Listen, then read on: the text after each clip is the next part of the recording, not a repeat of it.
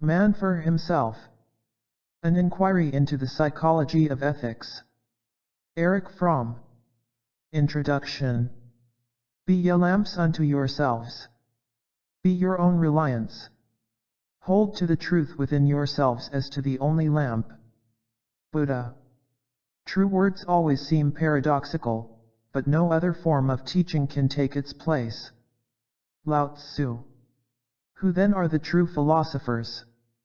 Those who are lovers of the vision of truth. Plato.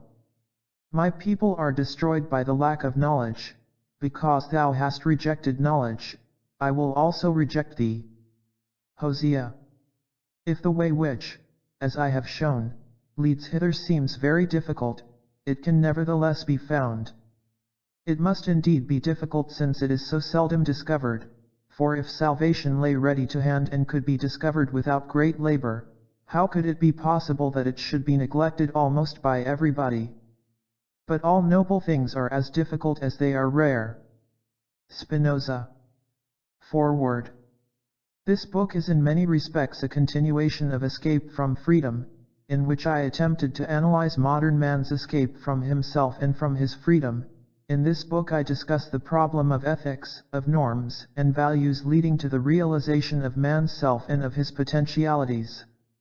It is unavoidable that certain ideas expressed in Escape from Freedom are repeated in this book, and although I have tried as much as possible to shorten discussions which are overlapping, I could not omit them entirely.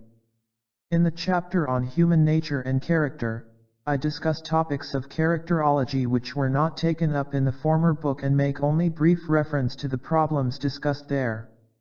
The reader who wishes to have a complete picture of my characterology must read both books, although this is not necessary for the understanding of the present volume. It may be surprising to many readers to find a psychoanalyst dealing with problems of ethics and, particularly, taking the position that psychology must not only debunk false ethical judgments but can, beyond that, be the basis for building objective and valid norms of conduct. This position is in contrast to the trend prevailing in modern psychology, which emphasizes adjustment rather than goodness and is on the side of ethical relativism. My experience as a practicing psychoanalyst has confirmed my conviction that problems of ethics cannot be omitted from the study of personality, either theoretically or therapeutically. The value judgments we make determine our actions, and upon their validity rests our mental health and happiness. To consider evaluations only as so many rationalizations of unconscious, irrational desires, although they can be that too, narrows down and distorts our picture of the total personality. Neurosis itself is, in the last analysis, a symptom of moral failure, although adjustment is by no means a symptom of moral achievement. In many instances a neurotic symptom is the specific expression of moral conflict, and the success of the therapeutic effort depends on the understanding and solution of the person's moral problem. The divorcement of psychology from ethics is of a comparatively recent date. The great humanistic ethical thinkers of the past, on whose works this book is based, were philosophers and psychologists. They believed that the understanding of man's nature and the understanding of values and norms for his life were interdependent. Freud and his school, on the other hand, though making an invaluable contribution to the progress of ethical thought by the debunking of irrational value judgments, took a relativistic position with regard to values, a position which had a negative effect not only upon the development of ethical theory but also upon the progress of psychology itself. The most notable exception to this trend in psychoanalysis is C.G. Jung. He recognized that psychology and psychotherapy are bound up with the philosophical and moral problems of man. But while this recognition is exceedingly important in itself, Jung's philosophical orientation led only to a reaction against Freud and not to a philosophically oriented psychology going beyond Freud. To Jung, the unconscious and the myth have become new sources of revelation, supposed to be superior to rational thought just because of their non-rational origin. It was the strength of the monotheistic religions of the West as well as of the great religions of India and China to be concerned with the truth and to claim that theirs was the true faith. While this conviction often caused fanatical intolerance against other religions, at the same time it implanted into adherents and opponents alike the respect for truth. In his eclectic admiration for any religion, Jung has relinquished this search for the truth in his theory. Any system, if it is only non-rational, any myth or symbol, to him is of equal value. He is a relativist with regard to religion, the negative and not the opposite of rational relativism which he so ardently combats. This irrationalism, whether veiled in psychological, philosophical, racial, or political terms, is not progress but reaction. The failure of 18th and 19th century rationalism was not due to its belief in reason but to the narrowness of its concepts. Not less but more reason and an unabating search for the truth can correct errors of a one-sided rationalism, not a pseudo-religious obscurantism. Psychology cannot be divorced from philosophy and ethic nor from sociology and economics. The fact that I have emphasized in this book the philosophical problems of psychology does not mean that I have come to believe that the socio-economic factors are less important. This one-sided emphasis is due entirely to considerations of presentation, and I hope to publish another volume on social psychology centered around the interaction of psychic and socio-economic factors. It might seem that the psychoanalyst, who is in the position of observing the tenacity and stubbornness of irrational strivings, would take a pessimistic view with regard to man's ability to govern himself and to free himself from the bondage of irrational passions. I must confess that during my analytic work I have become increasingly impressed by the opposite phenomenon, by the strength of the strivings for happiness and health, which are part of the natural equipment of man. Curing means removing the obstacles which prevent them from becoming effective. Indeed, there is less reason to be puzzled by the fact that there are so many neurotic people, than by the phenomenon that most people are relatively healthy in spite of the many adverse influences they are exposed to. One word of warning seems to be indicated. Many people today expect that books on psychology will give them prescriptions on how to attain happiness or peace of mind. This book does not contain any such advice. It is a theoretical attempt to clarify the problem of ethics and psychology. Its aim is to make the reader question himself rather than to pacify him. Chapter 1. The Problem. Surely, I said, knowledge is the food of the soul, and we must take care, my friend, that the sophist does not deceive us when he praises what he sells, like the dealers wholesale or retail who sell the food of the body, for they praise indiscriminately all their goods, without knowing what are really beneficial or hurtful, neither do their customers know, with the exception of any trainer or physician who may happen to buy of them.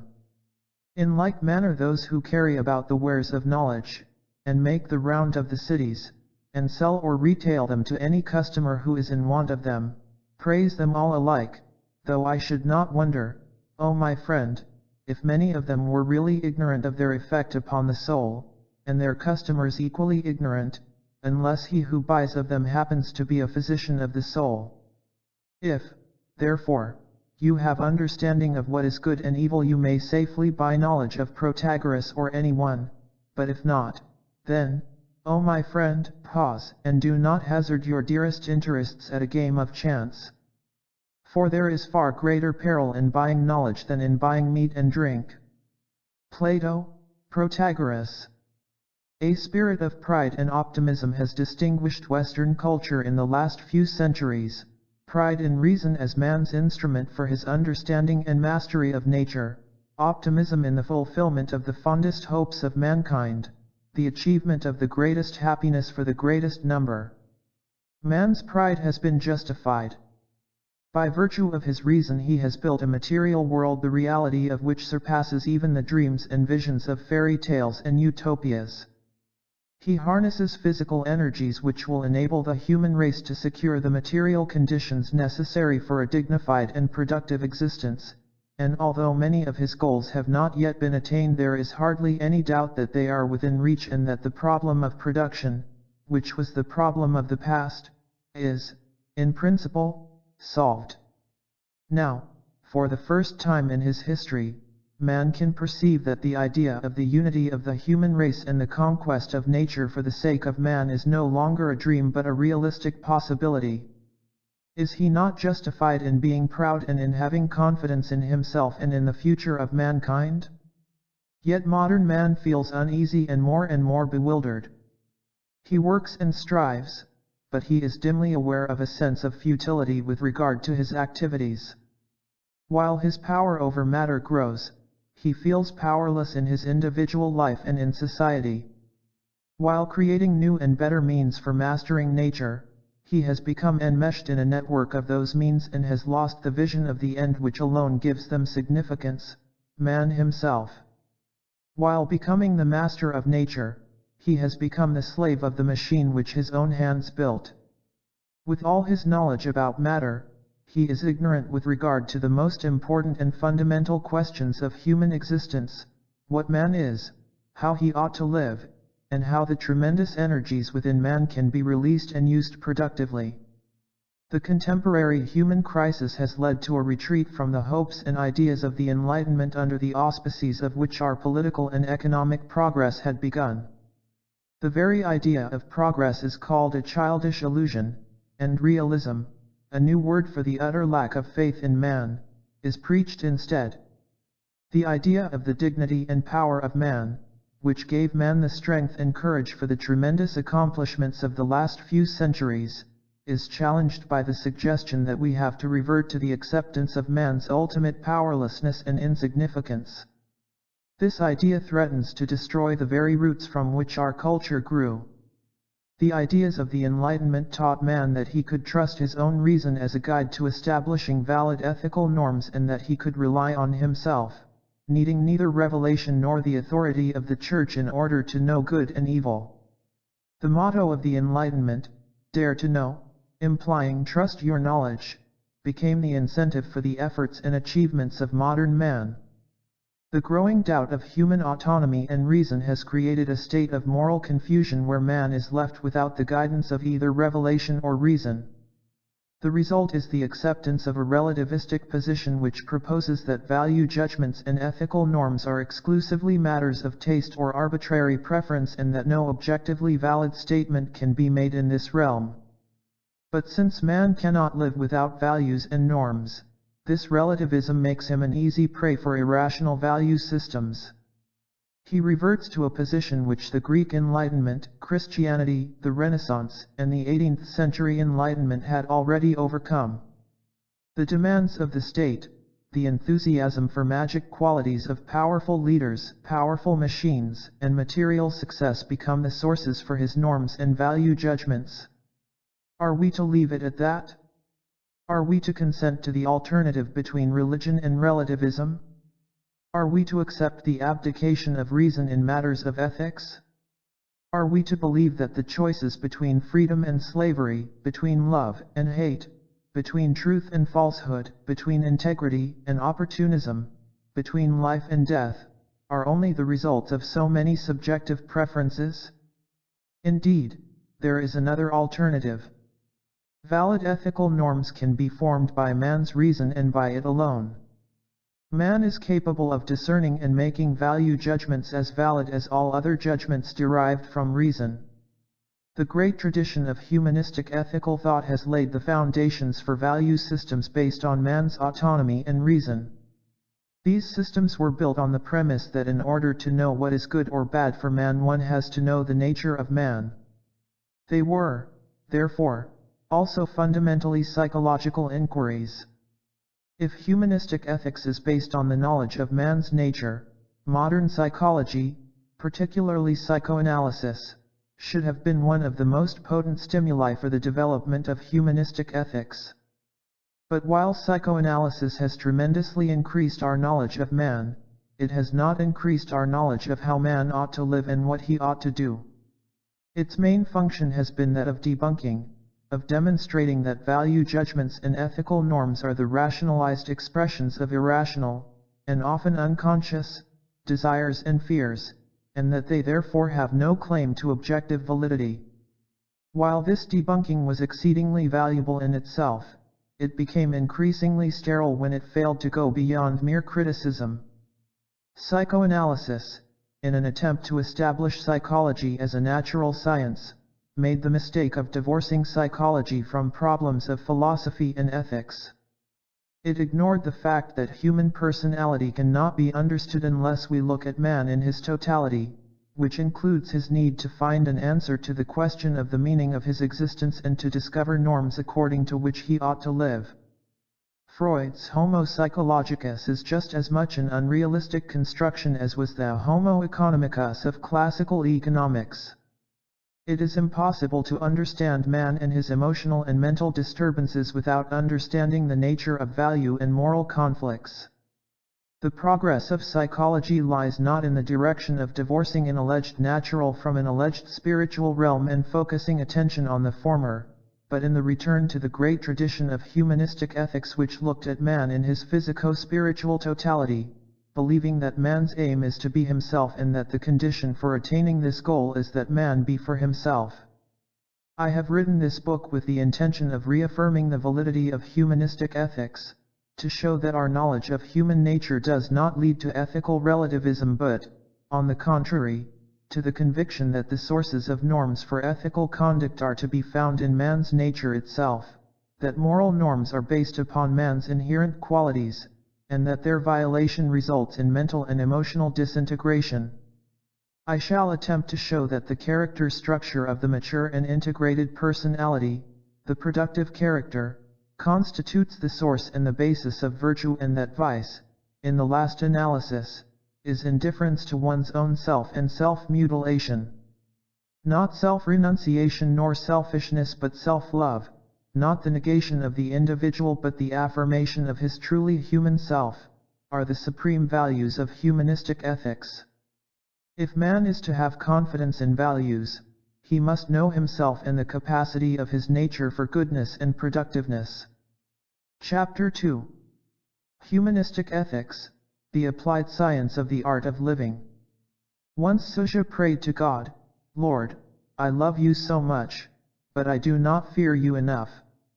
Lord, I love you so much, but I do not fear you enough. Let me stand in awe of you as one of your angels, who are penetrated by your awe-filled name." And God heard his prayer, and his name penetrated the hidden heart of Suja, as it comes to pass with the angels. But at that Suja crawled under the bed like a little dog, and animal fear shook him until he howled, "Lord, let me love you like Suja again." And God heard him this time also. 1. Humanistic versus authoritarian ethics. If we do not abandon, as ethical relativism does, the search for objectively valid norms of conduct, what criteria for such norms can we find? The kind of criteria depends on the type of ethical system the norms of which we study. By necessity, the criteria in authoritarian ethics are fundamentally different from those in humanistic ethics. In authoritarian ethics, an authority states what is good for man and lays down the laws and norms of conduct. In humanistic ethics, man himself is both the non-giver and the subject of the norms, their formal source or regulative agency and their subject matter. The use of the term authoritarian makes it necessary to clarify the concept of authority. So much confusion exists with regard to this concept because it is widely believed that we are confronted with the alternative of having dictatorial, irrational authority or of having no authority at all. This alternative, however, is fallacious. The real problem is what kind of authority we are to have. When we speak of authority, do we mean rational or irrational authority? Rational authority has its source in competence. The person whose authority is respected functions competently in the task with which he is entrusted by those who conferred it upon him. He need not intimidate them nor arouse their admiration by magic qualities, as long as and to the extent to which he is competently helping, instead of exploiting, his authority is based on rational grounds and does not call for irrational awe.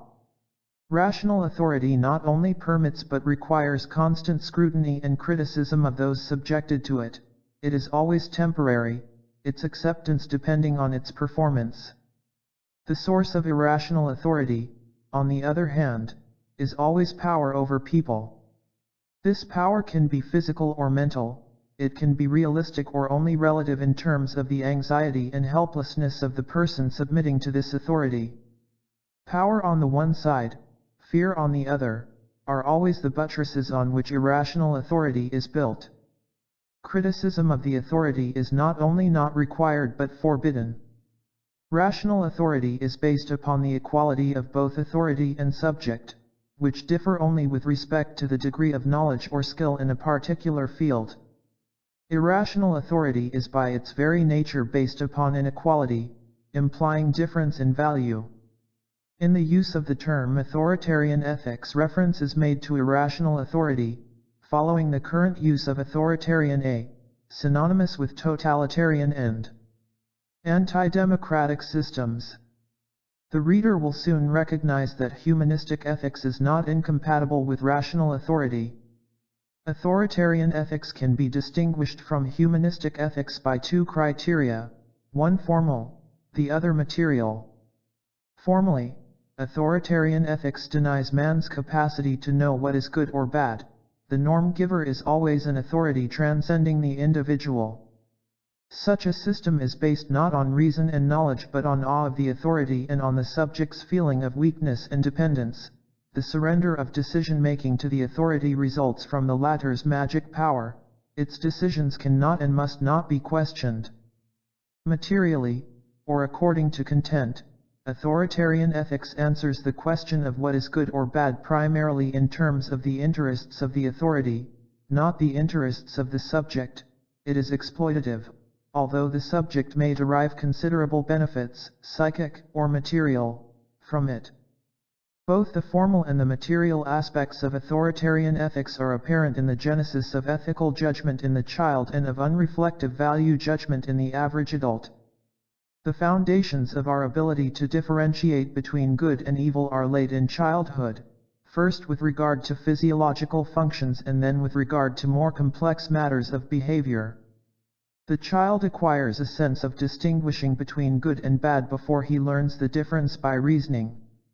His value judgments are formed as a result of the friendly or unfriendly reaction of the significant people in his life.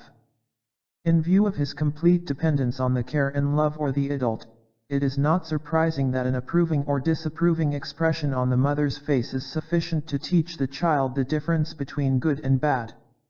In school and in society similar factors operate. Good is that for which one is praised, bad, that for which one is frowned upon or punished by social authorities or by the majority of one's fellow men. Indeed, the fear of disapproval and the need for approval seem to be the most powerful and almost exclusive motivation for ethical judgment. This intense emotional pressure prevents the child, and later the adult, from asking critically whether good in a judgment means good for him or for the authority. The alternatives in this respect become obvious if we consider value judgments with reference to things. If I say that one car is better than another, it is self-evident that one car is called better because it serves me better than another car. Good or bad refers to the usefulness the thing has for me. If the owner of a dog considers the dog to be good, he refers to certain qualities of the dog which to him are useful, as, for instance, that he fulfills the owner's need for a watchdog, a hunting dog, or an affectionate pet. A thing is called good if it is good for the person who uses it. With reference to man, the same criterion of value can be used. The employer considers an employee to be good if he is of advantage to him. The teacher may call a pupil good if he is obedient, does not cause trouble, and is a credit to him. In much the same way a child may be called good if he is docile and obedient. The good child may be frightened, and insecure, wanting only to please his parents by submitting to their will, while the bad child may have a will of his own and genuine interests but ones which do not please the parents. Obviously, the formal and material aspects of authoritarian ethics are inseparable. Unless the authority wanted to exploit the subject, it would not need to rule by virtue of awe and emotional submissiveness. It could encourage rational judgment and criticism, thus taking the risk of being found incompetent. But because its own interests are at stake, the authority ordains obedience to be the main virtue and disobedience to be the main sin. The unforgivable sin in authoritarian ethics is rebellion, the questioning of the authority's right to establish norms and of its axiom that the norms established by the authority are in the best interest of the subjects. Even if a person sins, his acceptance of punishment and his feeling of guilt restore him to goodness, because he thus expresses his acceptance of the authority's superiority. The Old Testament, in its account of the beginnings of man's history, gives an illustration of authoritarian ethics. The sin of Adam and Eve is not explained in terms of the act itself. Eating from the tree of knowledge of good and evil was not bad per se. In fact, both the Jewish and the Christian religions agree that the ability to differentiate between good and evil is a basic virtue. The sin was disobedience, the challenge to the authority of God, who was afraid that man, having already become as one of us, to know good and evil, could put forth his hand and take also of the tree of life and live forever. Humanistic ethics, in contrast to authoritarian ethics, may likewise be distinguished by formal and material criteria. Formally, it is based on the principle that only man himself can determine the criterion for virtue and sin and not an authority transcending him. Materially, it is based on the principle that good is what is good for man and evil what is detrimental to man, the sole criterion of ethical value being man's welfare. The difference between humanistic and authoritarian ethics is illustrated in the different meanings attached to the word virtue. Aristotle uses virtue to mean excellence, excellence of the activity by which the potentialities peculiar to man are realized. Virtue is used, e.g., by Paracelsus as synonymous with the individual characteristics of each thing, that is, its peculiarity. A stone or a rower each has its virtue, its combination of specific qualities. Man's virtue, likewise, is that precise set of qualities which is characteristic of the human species, while each person's virtue is his unique individuality. He is virtuous if he unfolds his virtue. In contrast, virtue in the modern sense is a concept of authoritarian ethics. To be virtuous signifies self-denial and obedience, suppression of individuality rather than its fullest realization. Humanistic ethics is anthropocentric, not, of course, in the sense that man is the center of the universe, but in the sense that his value judgments, like all other judgments and even perceptions, are rooted in the peculiarities of his existence and are meaningful only with reference to it. Man, indeed, is the measure of all things. The humanistic position is that there is nothing higher and nothing more dignified than human existence. Against this position it has been argued that it is in the very nature of ethical behavior to be related to something transcending man, and hence that a system which recognizes man and his interest alone cannot be truly moral, that its object would be merely the isolated, egotistical individual. This argument, usually offered in order to disprove man's ability and right to postulate and to judge the norms valid for his life, is based on a fallacy, for the principle that good is what is good for man does not imply that man's nature is such that egotism or isolation are good for him. It does not mean that man's purpose can be fulfilled in a state of unrelatedness to the world outside him. In fact, as many advocates of humanistic ethics have suggested, it is one of the characteristics of human nature that man finds his fulfillment and happiness only in relatedness to and solidarity with his fellow men. However, to love one's neighbor is not a phenomenon transcending man, it is something inherent in and radiating from him. Love is not a higher power which descends upon man nor a duty which is imposed upon him, it is his own power by which he relates himself to the world and makes it truly his. 2. Subjectivistic versus objectivistic ethics. If we accept the principle of humanistic ethics, what are we to answer those who deny man's capacity to arrive at normative principles which are objectively valid? Indeed, one school of humanistic ethics accepts this challenge and agrees that value judgments have no objective validity and are nothing but arbitrary preferences or dislikes of an individual. From this point of view, the statement, for instance, that freedom is better than slavery describes nothing but a difference in taste but is of no objective validity. Value in this sense is defined as any desired good, and desire is the test of value, not value the test of desire. Such radical subjectivism is by its very nature incompatible with the idea that ethical norms should be universal and applicable to all men. If this subjectivism were the only kind of humanistic ethics, then, indeed, we would be left with the choice between ethical authoritarianism and the abandonment of all claims for generally valid norms. Ethical hedonism is the first concession made to the principle of objectivity. In assuming that pleasure is good for man and that pain is bad, it provides a principle according to which desires are rated. Only those desires whose fulfillment causes pleasure are valuable, others are not. However, despite Herbert Spencer's argument that pleasure has an objective function in the process of biological evolution, pleasure cannot be a criterion of value. For there are people who enjoy submission and not freedom, who derive pleasure from hate and not from love, from exploitation and not from productive work. This phenomenon of pleasure derived from what is objectively harmful is typical of the neurotic character and has been studied extensively by psychoanalysis. We shall come back to this problem in our discussion of character structure and in the chapter dealing with happiness and pleasure. An important step in the direction of a more objective criterion of value was the modification of the hedonistic principle introduced by Epicurus, who attempted to solve the difficulty by differentiating between higher and lower orders of pleasure. But while the intrinsic difficulty of hedonism was thus recognized, the attempted solution remained abstract and dogmatic. Nevertheless, hedonism has one great merit. By making man's own experience of pleasure and happiness the sole criterion of value, it shuts the door to all attempts to have an authority determine what is best for man without so much as giving man a chance to consider what he feels about that which is said to be best for him. It is not surprising, therefore, to find that hedonistic ethics in Greece, in Rome, and in modern European and American culture has been advocated by progressive thinkers who were genuinely and ardently concerned with the happiness of man.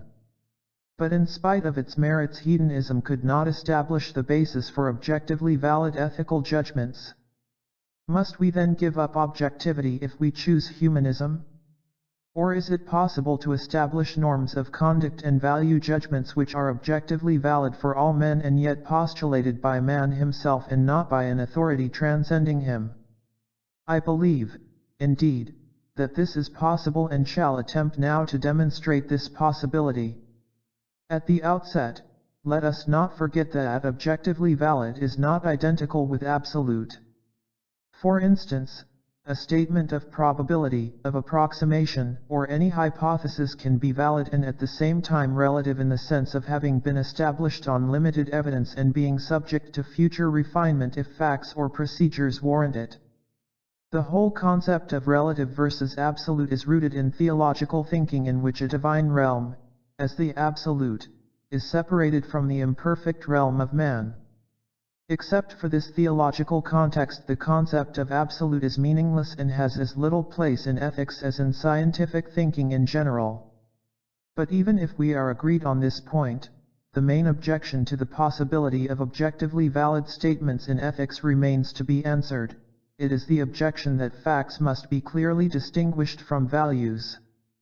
Since Kant, it has been widely maintained that objectively valid statements can be made only about facts and not about values, and that one test of being scientific is the exclusion of value statements.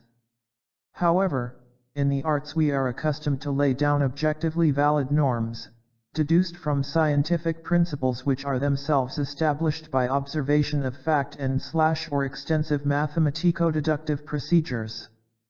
The pure or theoretical sciences concern themselves with the discovery of facts and principles, although even in the physical and biological sciences a normative element enters which does not vitiate their objectivity. The applied sciences concern themselves primarily with practical norms according to which things ought to be done, where ought is determined by scientific knowledge of facts and principles. Arts are activities calling for specific knowledge and skill. While some of them demand only common sense knowledge, others, such as the art of engineering or medicine, require an extensive body of theoretical knowledge. If I want to build a railroad track, for instance, I must build it according to certain principles of physics. In all arts, a system of objectively valid norms constitutes the theory of practice, applied science, based on the theoretical science.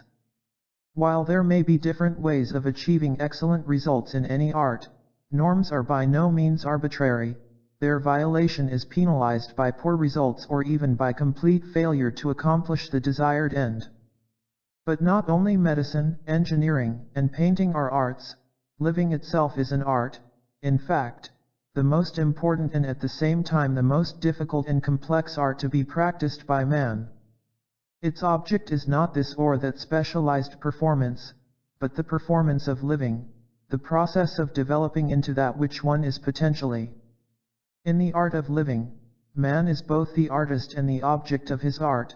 He is the sculptor and the marble, the physician and the patient. Humanistic ethics, for which good is synonymous with good for man and bad with bad for man, proposes that in order to know what is good for man we have to know his nature. Humanistic ethics is the applied science of the art of living based upon the theoretical science of man. Here as in other arts, the excellence of one's achievement, virtues, is proportional to the knowledge one has of the science of man and to one's skill and practice. But one can deduce norms from theories only on the premise that a certain activity is chosen and a certain aim is desired. The premise for medical science is that it is desirable to cure disease and to prolong life. If this were not the case, all the rules of medical science would be irrelevant. Every applied science is based on an axiom which results from an act of choice, namely, that the end of the activity is desirable. There is, however, a difference between the axiom underlying ethics and that of other arts. We can imagine a hypothetical culture where people do not want paintings or bridges, but not one in which people do not want to live. The drive to live is inherent in every organism, and man cannot help wanting to live regardless of what he would like to think about it. The choice between life and death is more apparent than real. Man's real choice is that between a good life and a bad life. It is interesting at this point to ask why our time has lost the concept of life as an art. Modern man seems to believe that reading and writing are arts to be learned, that to become an architect, an engineer, or a skilled worker warrants considerable study, but that living is something so simple that no particular effort is required to learn how to do it. Just because everyone lives in some fashion, life is considered a matter in which everyone qualifies as an expert. But it is not because of the fact that man has mastered the art of living to such a degree that he has lost the sense of its difficulty. The prevailing lack of genuine joy and happiness in the process of living obviously excludes such an explanation. Modern society, in spite of all the emphasis it puts upon happiness, individuality, and self-interest, has taught man to feel that not his happiness, or if we were to use a theological term, his salvation, is the aim of life, but the fulfillment of his duty to work, or his success. Money, prestige, and power have become his incentives and ends. He acts under the illusion that his actions benefit his self-interest, though he actually serves everything else but the interests of his real self. Everything is important to him except his life and the art of living. He is for everything except for himself.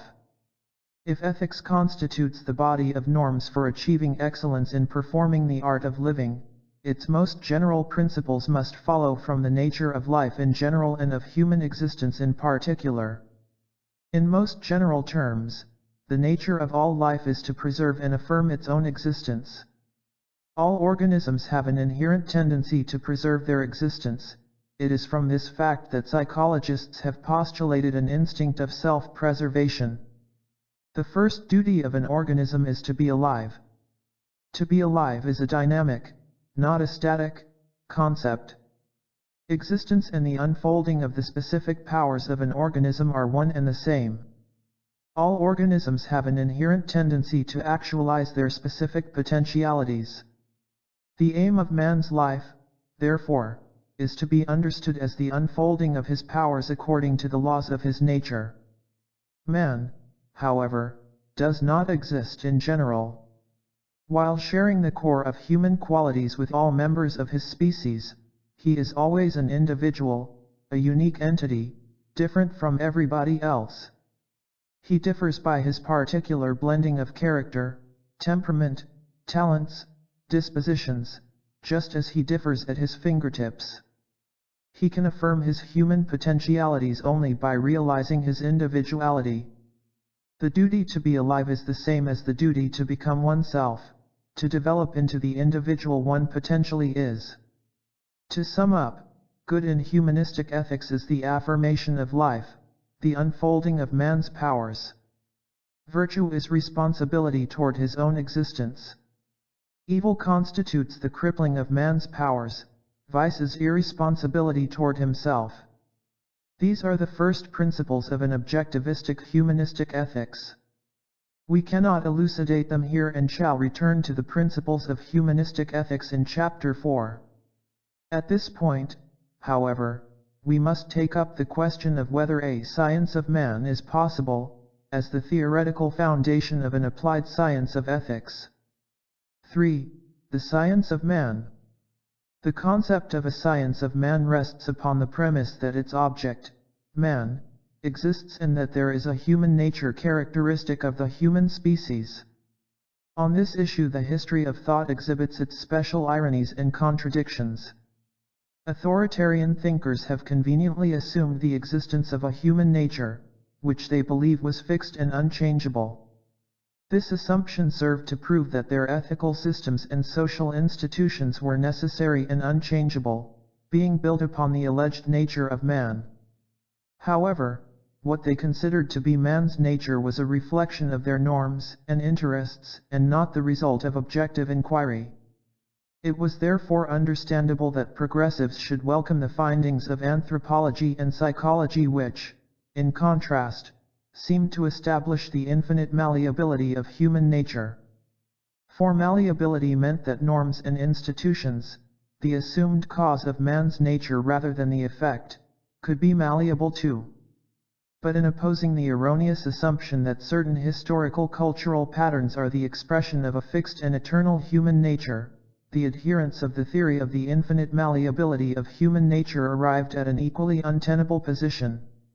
First of all, the concept of the infinite malleability of human nature easily leads to conclusions which are as unsatisfactory as the concept of a fixed and unchangeable human nature.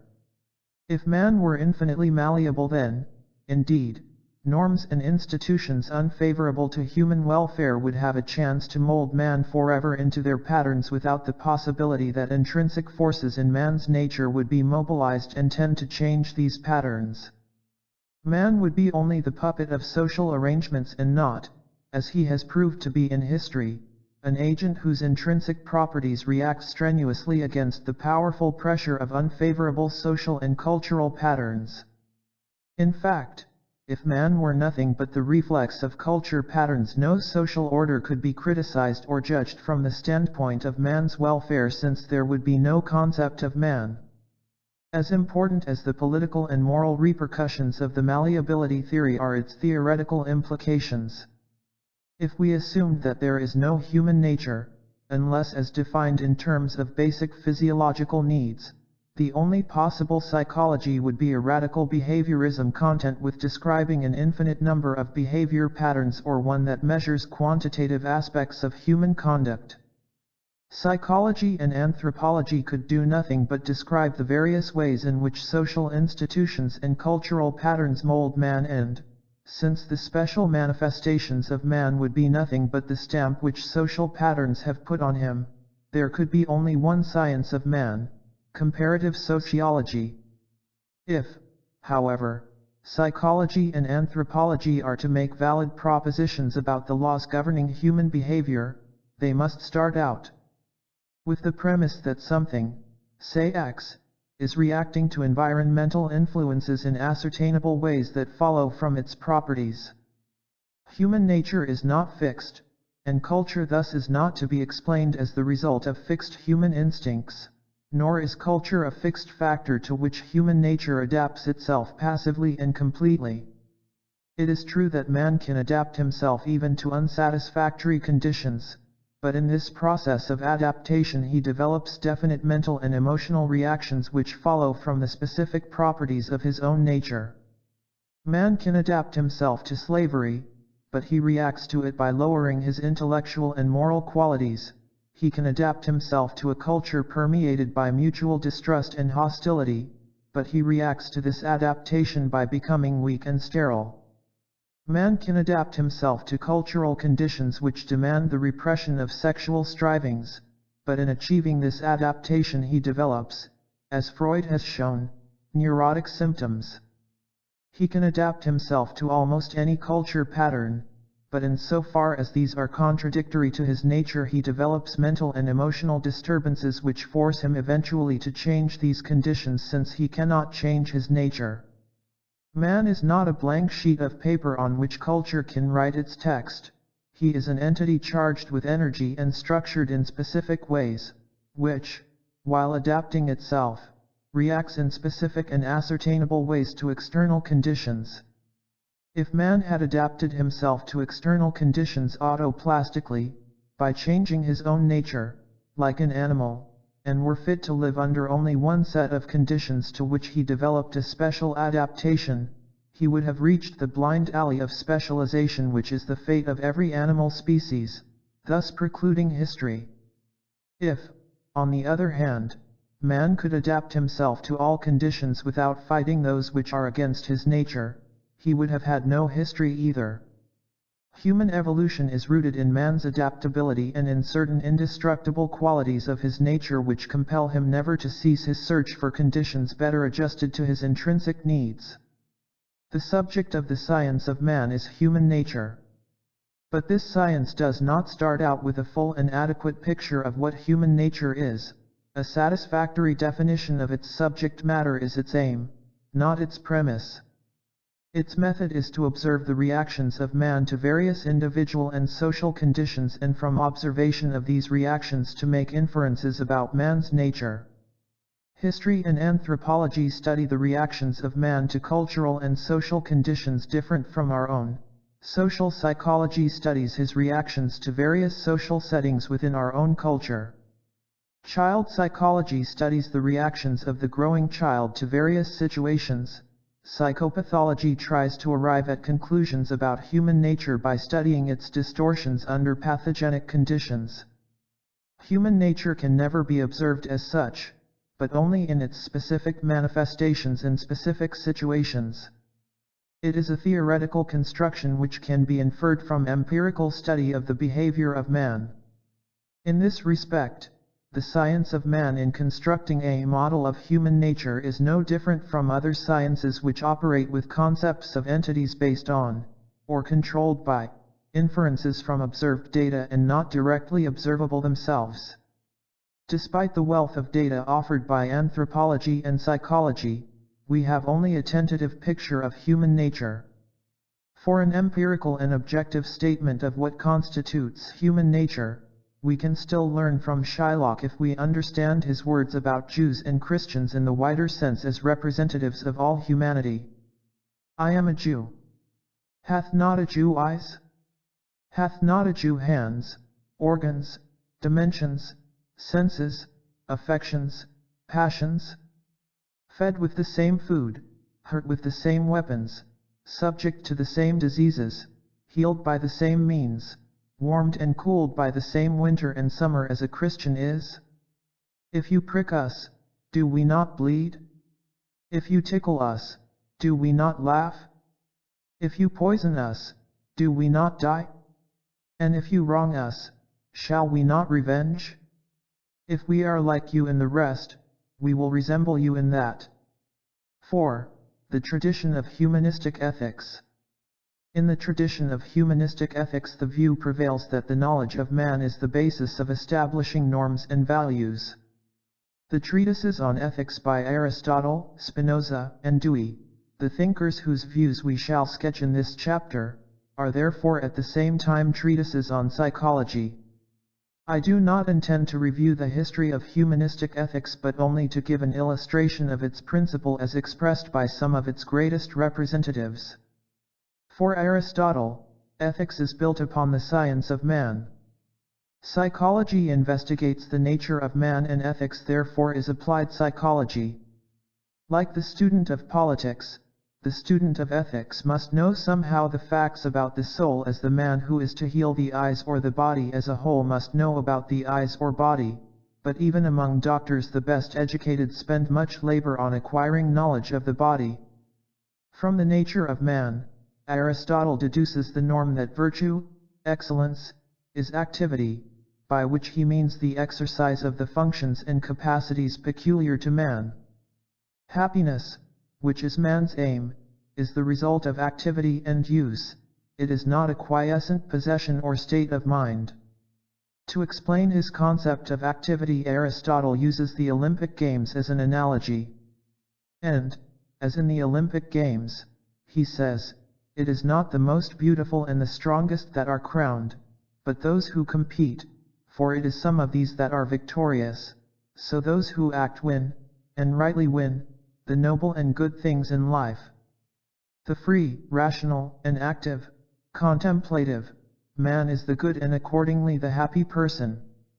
Here we have, then, objective value propositions which are man-centered or humanistic, and which are at the same time derived from the understanding of the nature and function of man. Spinoza, like Aristotle, inquires into the distinctive function of man.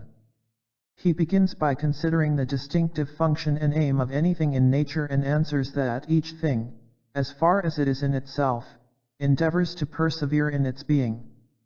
Man, his function and aim can be nothing else than that of any other thing, to preserve himself and to persevere in his existence. Spinoza arrives at a concept of virtue which is only the application of the general norm to the existence of man. To act absolutely in conformity with virtue is, in us, nothing but acting, living, and preserving our being. These three things have the same meaning, as reason directs, from the ground of seeking our own profit. Preserving one's being means to Spinoza to become that which one potentially is. This holds true for all things. A horse, Spinoza says, would be as much destroyed if it were changed into a man as if it were changed into an insect, and we might add that, according to Spinoza, a man would be as much destroyed if he became an angel as if he became a horse. Virtue is the unfolding of the specific potentialities of every organism. For man it is the state in which he is most human. By good, consequently, Spinoza understands everything which we are certain is a means by which we may approach nearer and nearer to the model of human nature he set before us. By evil he understands everything which we are certain hinders us from reaching that model. Virtue is thus identical with the realization of man's nature. The science of man is consequently the theoretical science on which ethics is based. While reason shows man what he ought to do in order to be truly himself and thus teaches him what is good, the way to achieve virtue is through the active use man makes of his powers. Potency thus is the same as virtue, impotence, the same as vice. Happiness is not an end in itself but is what accompanies the experience of increase in potency. While impotence is accompanied by depression, potency and impotence refer to all powers characteristic of man. Value judgments are applicable to man and his interests only.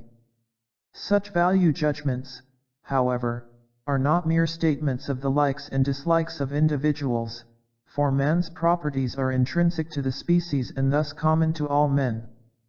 The objective character of Spinoza's ethics is founded on the objective character of the model of human nature which, though allowing for many individual variations, is in its core the same for all men.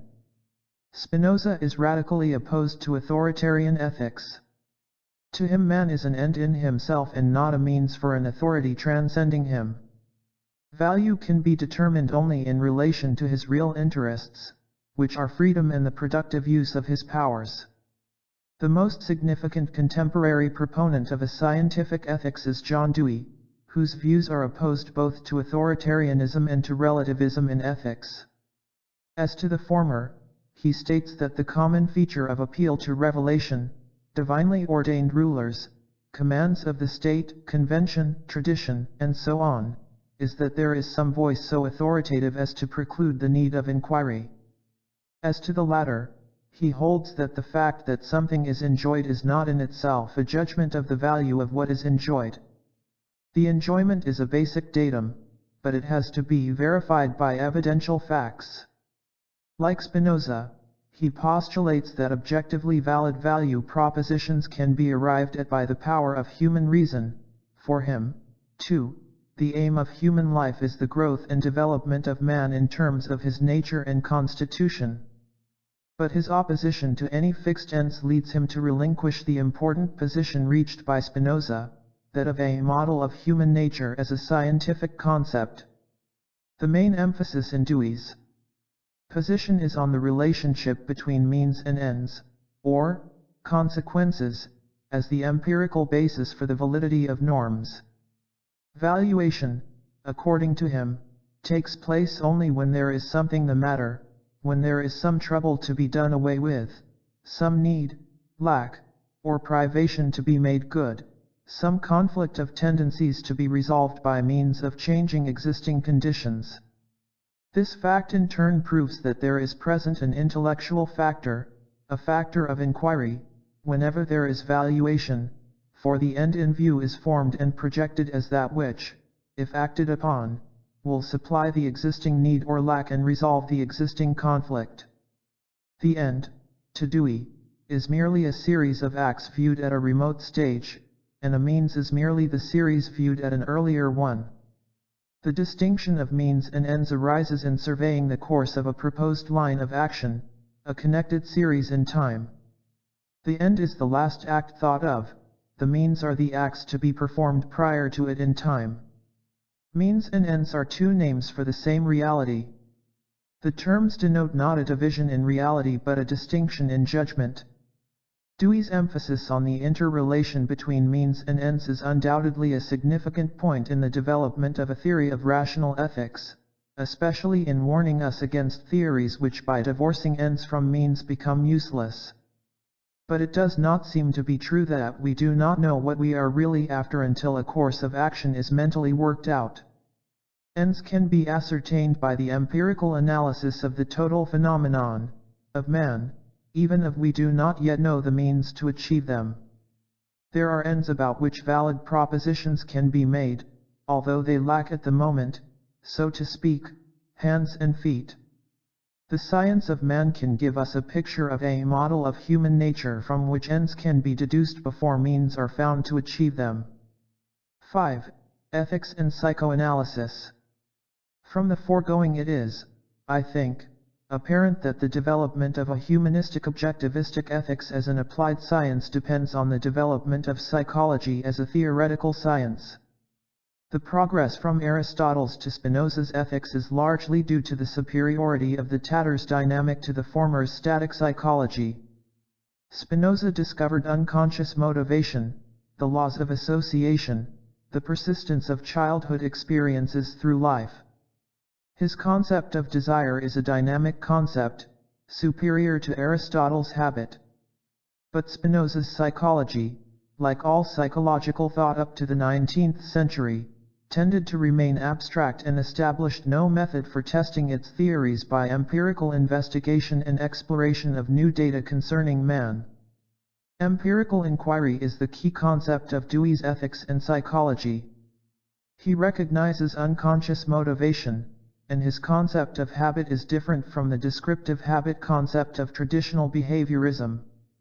His statement that modern clinical psychology exhibits a sense for reality in its insistence upon the profound importance of unconscious forces in determining not only overt conduct but desire, judgment, belief, idealization shows the importance he attributes to unconscious factors even though he did not exhaust all possibilities of this new method in his theory of ethics.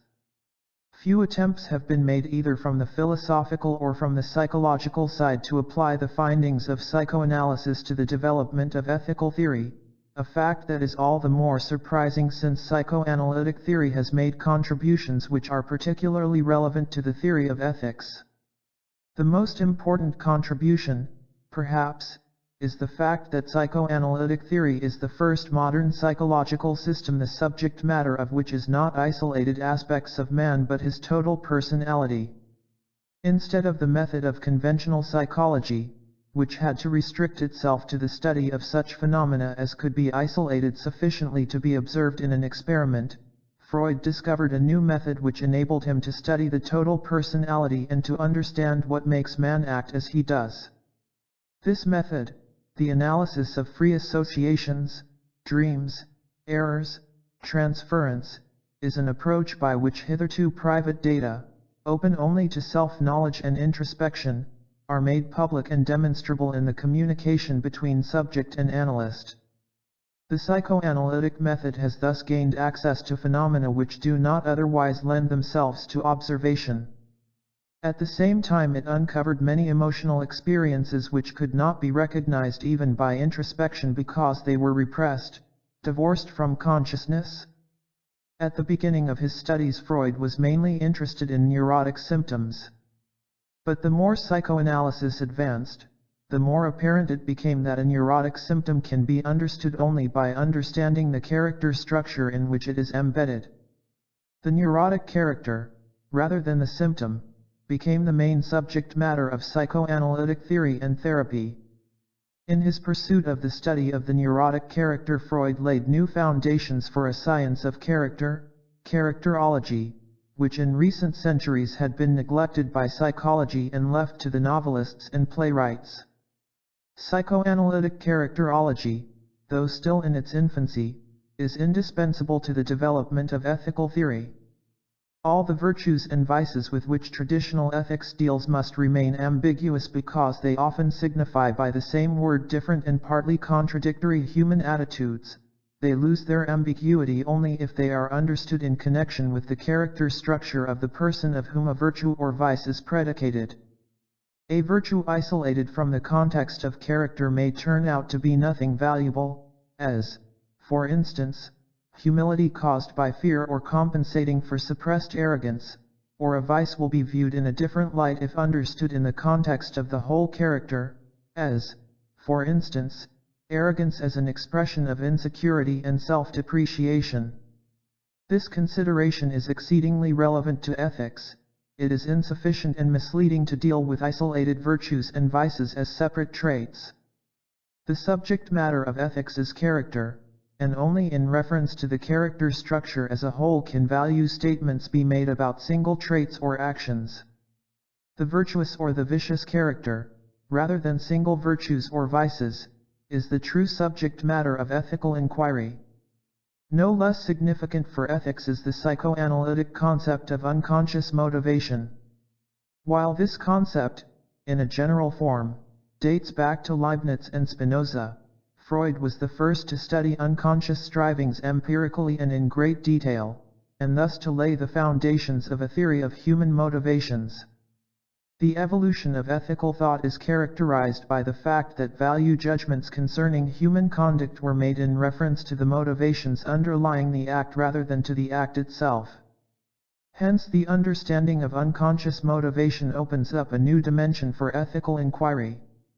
Not only what is lowest, as Freud remarked, but also what is highest in the ego can be unconscious and be the strongest motive for action which ethical inquiry cannot afford to ignore. In spite of the great possibilities which psychoanalysis provides for the scientific study of values, Freud and his school have not made the most productive use of their method for the inquiry into ethical problems. In fact, they did a great deal to confuse ethical issues. The confusion springs from Freud's relativistic position, which assumes that psychology can help us to understand the motivation of value judgments but cannot help in establishing the validity of the value judgments themselves. Freud's relativism is indicated most distinctly in his theory of the superego, conscience. According to this theory, anything can become the content of conscience if only it happens to be part of the system of commands and prohibitions embodied in the father's superego and the cultural tradition. Conscience in this view is nothing but internalized authority. Freud's analysis of the superego is the analysis of the authoritarian conscience only. A good illustration of this relativistic view is the article by T. Schroeder entitled Attitude of One Amoral Psychologist. The author comes to the conclusion that every moral valuation is the product of emotional morbidity, intense conflicting impulses, derived from past emotional experiences, and that the amoral psychiatrist will replace moral standards, values, and judgments by the psychiatric and psychoevolutionary classification of the moralist impulses and intellectual methods. The author then proceeds to confuse the issue by stating that the amoral evolutionary psychologists have no absolute or eternal rules of right or wrong about anything, thus making it appear as if science did make absolute and eternal statements. Slightly different from Freud's superego theory is his view that morality is essentially a reaction formation against the evil inherent in man. He proposes that the child's sexual strivings are directed toward the parent of the opposite sex, that in consequence he hates the parental rival of the same sex, and that hostility, fear, guilt thus necessarily spring from this early situation, Oedipus complex. This theory is the secularized version of the concept of original sin. Since these incestuous and murderous impulses are integral parts of man's nature, Freud reasoned, man had to develop ethical norms in order to make social life possible. Primitively, in a system of taboos, and later on, in less primitive systems of ethics, man established norms of social behavior in order to protect the individual and the group from the dangers of these impulses. However, Freud's position is by no means consistently relativistic. He displays a passionate faith in truth as the aim toward which man must strive, and he believes in man's capacity thus to strive since he is by nature endowed with reason. This anti-relativistic attitude is clearly expressed in his discussions of a philosophy of life. He opposes the theory that truth is only the product of our own needs and desires, as they are formulated under varying external conditions. In his opinion, such an anarchistic theory breaks down the moment it comes in contact with practical life. His belief in the power of reason and its capacity to unify mankind and to free man from the shackles of superstition has the pathos characteristic of the Enlightenment philosophy. This faith in truth underlies his concept of psychoanalytic cure. Psychoanalysis is the attempt to uncover the truth about oneself. In this respect, Freud continues the tradition of thought which, since Buddha and Socrates, believes in truth as the power that makes man virtuous and free, or, in Freud's terminology, healthy. The aim of analytic cure is to replace the irrational, the id, by reason, the ego. The analytic situation may be defined from this standpoint as one where two people, the analyst and the patient, devote themselves to the search for truth. The aim of the cure is the restoring of health, and the remedies are truth and reason. To have postulated a situation based upon radical honesty within a culture in which such frankness is rare is perhaps the greatest expression of Freud's genius. In his characterology, too, Freud presents a non-relativistic position, although only by implication. He assumes that the libido development continues from the oral through the anal and to the genital stage, and that in the healthy person the genital orientation becomes predominant. Although Freud did not refer to ethical values explicitly, there is an implicit connection. The pregenital orientations, characteristic of the dependent, greedy, and stingy attitudes, are ethically inferior to the genital, that is, productive, mature character. Freud's characterology thus implies that virtue is the natural aim of man's development. This development can be blocked by specific and mostly extraneous circumstances, and it can thus result in the formation of the neurotic character. Normal growth, however, will produce the mature, independent, productive character, capable of loving and of working. In the last analysis, then, to Freud health and virtue are the same. But this connection between character and ethics is not made explicit. It had to remain confused, partly because of the contradiction between Freud's relativism and the implicit recognition of humanistic ethical values, and partly because, while concerned mainly with the neurotic character, Freud devoted little attention to the analysis and description of the genital and mature character. The following chapter, after reviewing the human situation and its significance for character development, leads up to a detailed analysis of the equivalent of the genital character, the productive orientation. Chapter 3. Human Nature and Character. That I am a man, this I share with other men. That I see and hear and that I eat and drink is what all animals do likewise. But that I am I is only mine and belongs to me and to nobody else, to no other man, not to an angel, not to God, except inasmuch as I am one with him. Master Eckhart, Fragments. 1. The human situation. One individual represents the human race. He is one specific example of the human species. He is he and he is all. He is an individual with his peculiarities and in this sense unique, and at the same time he is representative of all characteristics of the human race. His individual personality is determined by the peculiarities of human existence common to all men. Hence the discussion of the human situation must precede that of personality. A. Man's biological weakness. The first element which differentiates human from animal existence is a negative one, the relative absence in man of instinctive regulation in the process of adaptation to the surrounding world. The mode of adaptation of the animal to its world remains the same throughout. If its instinctual equipment is no longer fit to cope successfully with a changing environment, the species will die out. The animal can adapt itself to changing conditions by changing itself, autoplastically, not by changing its environment, alloplastically. In this fashion it lives harmoniously, not in the sense of absence of struggle but in the sense that its inherited equipment makes it a fixed and unchanging part of its world. It either fits in or dies out. The less complete and fixed the instinctual equipment of animals, the more developed is the brain and therefore the ability to learn. The emergence of man can be defined as occurring at the point in the process of evolution where instinctive adaptation has reached its minimum. But he emerges with new qualities which differentiate him from the animal: his awareness of himself as a separate entity, his ability to remember the past, to visualize the future, and to denote objects and acts by symbols, his reason to conceive and understand the world, and his imagination through which he reaches far beyond the range of his senses. Man is the most helpless of all animals, but this very biological weakness is the basis for his strength, the prime cause for the development of his specifically human qualities.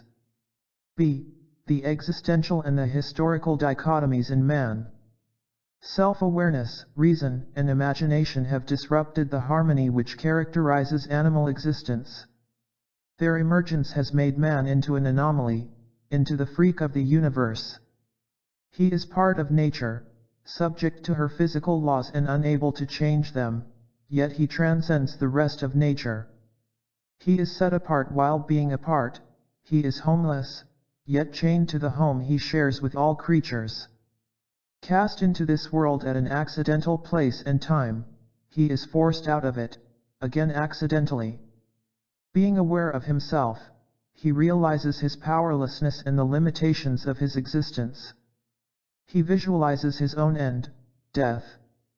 Never is he free from the dichotomy of his existence. He cannot rid himself of his mind, even if he should want to. He cannot rid himself of his body as long as he is alive, and his body makes him want to be alive. Reason, man's blessing, is also his curse. It forces him to cope everlastingly with the task of solving an insoluble dichotomy. Human existence is different in this respect from that of all other organisms. It is in a state of constant and unavoidable disequilibrium. Man's life cannot be lived by repeating the pattern of his species. He must live. Man is the only animal that can be bored, that can be discontented, that can feel evicted from paradise.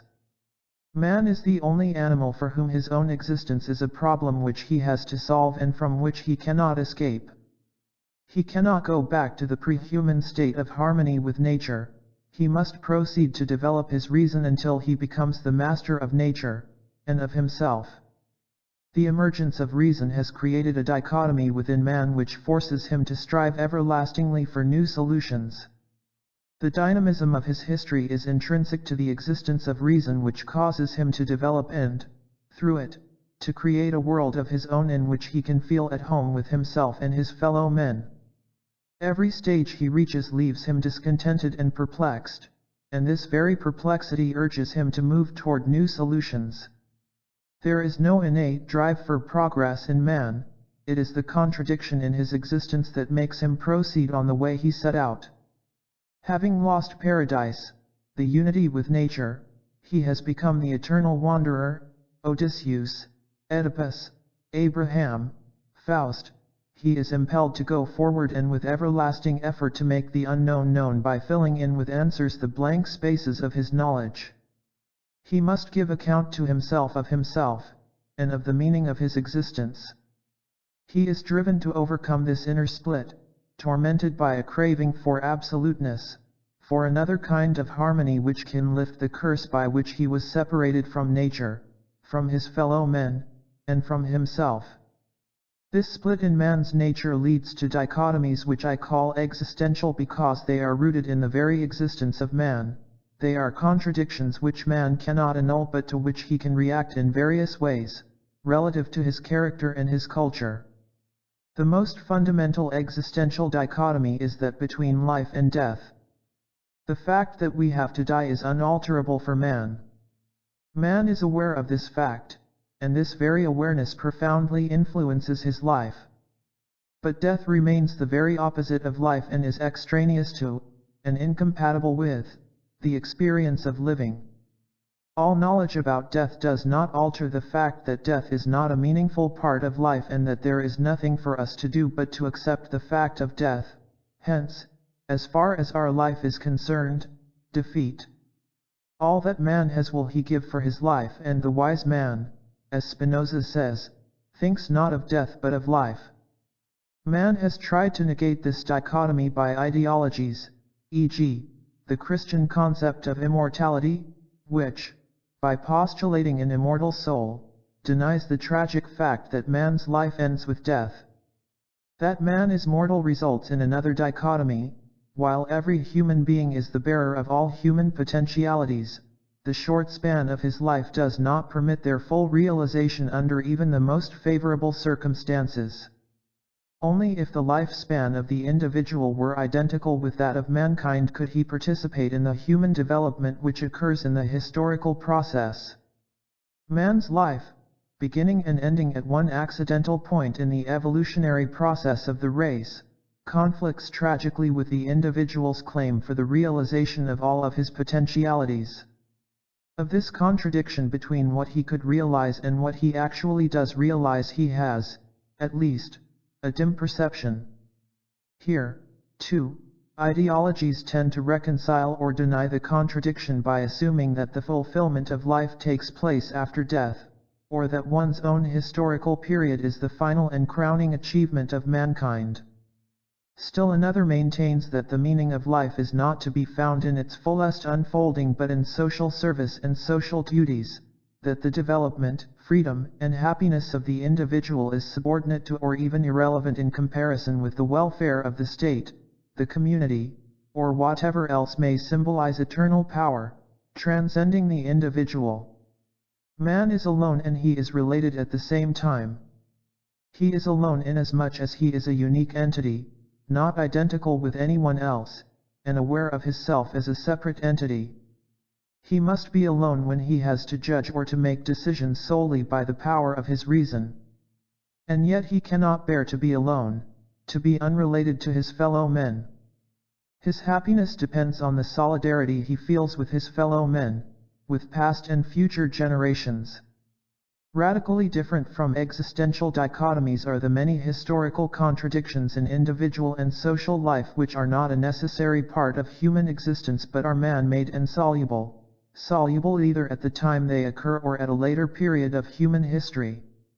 The contemporary contradiction between an abundance of technical means for material satisfaction and the incapacity to use them exclusively for peace and the welfare of the people is soluble. It is not a necessary contradiction but one due to man's lack of courage and wisdom. The institution of slavery in ancient Greece may be an example of a relatively insoluble contradiction, the solution of which could be achieved only at a later period of history when the material basis for the equality of man was established. The distinction between existential and historical dichotomies is significant because their confusion has far-reaching implications. Those who were interested in upholding the historical contradictions were eager to prove that they were existential dichotomies and thus unalterable. They tried to convince man that what must not be cannot be and that he had to resign himself to the acceptance of his tragic fate. But this attempt to confuse these two types of contradictions was not sufficient to keep man from trying to solve them. It is one of the peculiar qualities of the human mind that, when confronted with a contradiction, it cannot remain passive. It is set in motion with the aim of resolving the contradiction. All human progress is due to this fact. If man is to be prevented from reacting to his awareness of contradictions by action, the very existence of these contradictions must be denied. To harmonize, and thus negate contradictions is the function of rationalizations in individual life and of ideologies, socially patterned rationalizations, in social life. However, if man's mind could be satisfied only by rational answers, by the truth, these ideologies would remain ineffective. But it is also one of his peculiarities to accept as truth the thoughts shared by most of the members of his culture or postulated by powerful authorities. If the harmonizing ideologies are supported by consensus or authority, man's mind is appeased although he himself is not entirely set at rest. Man can react to historical contradictions by annulling them through his own action, but he cannot annul existential dichotomies, although he can react to them in different ways. He can appease his mind by soothing and harmonizing ideologies.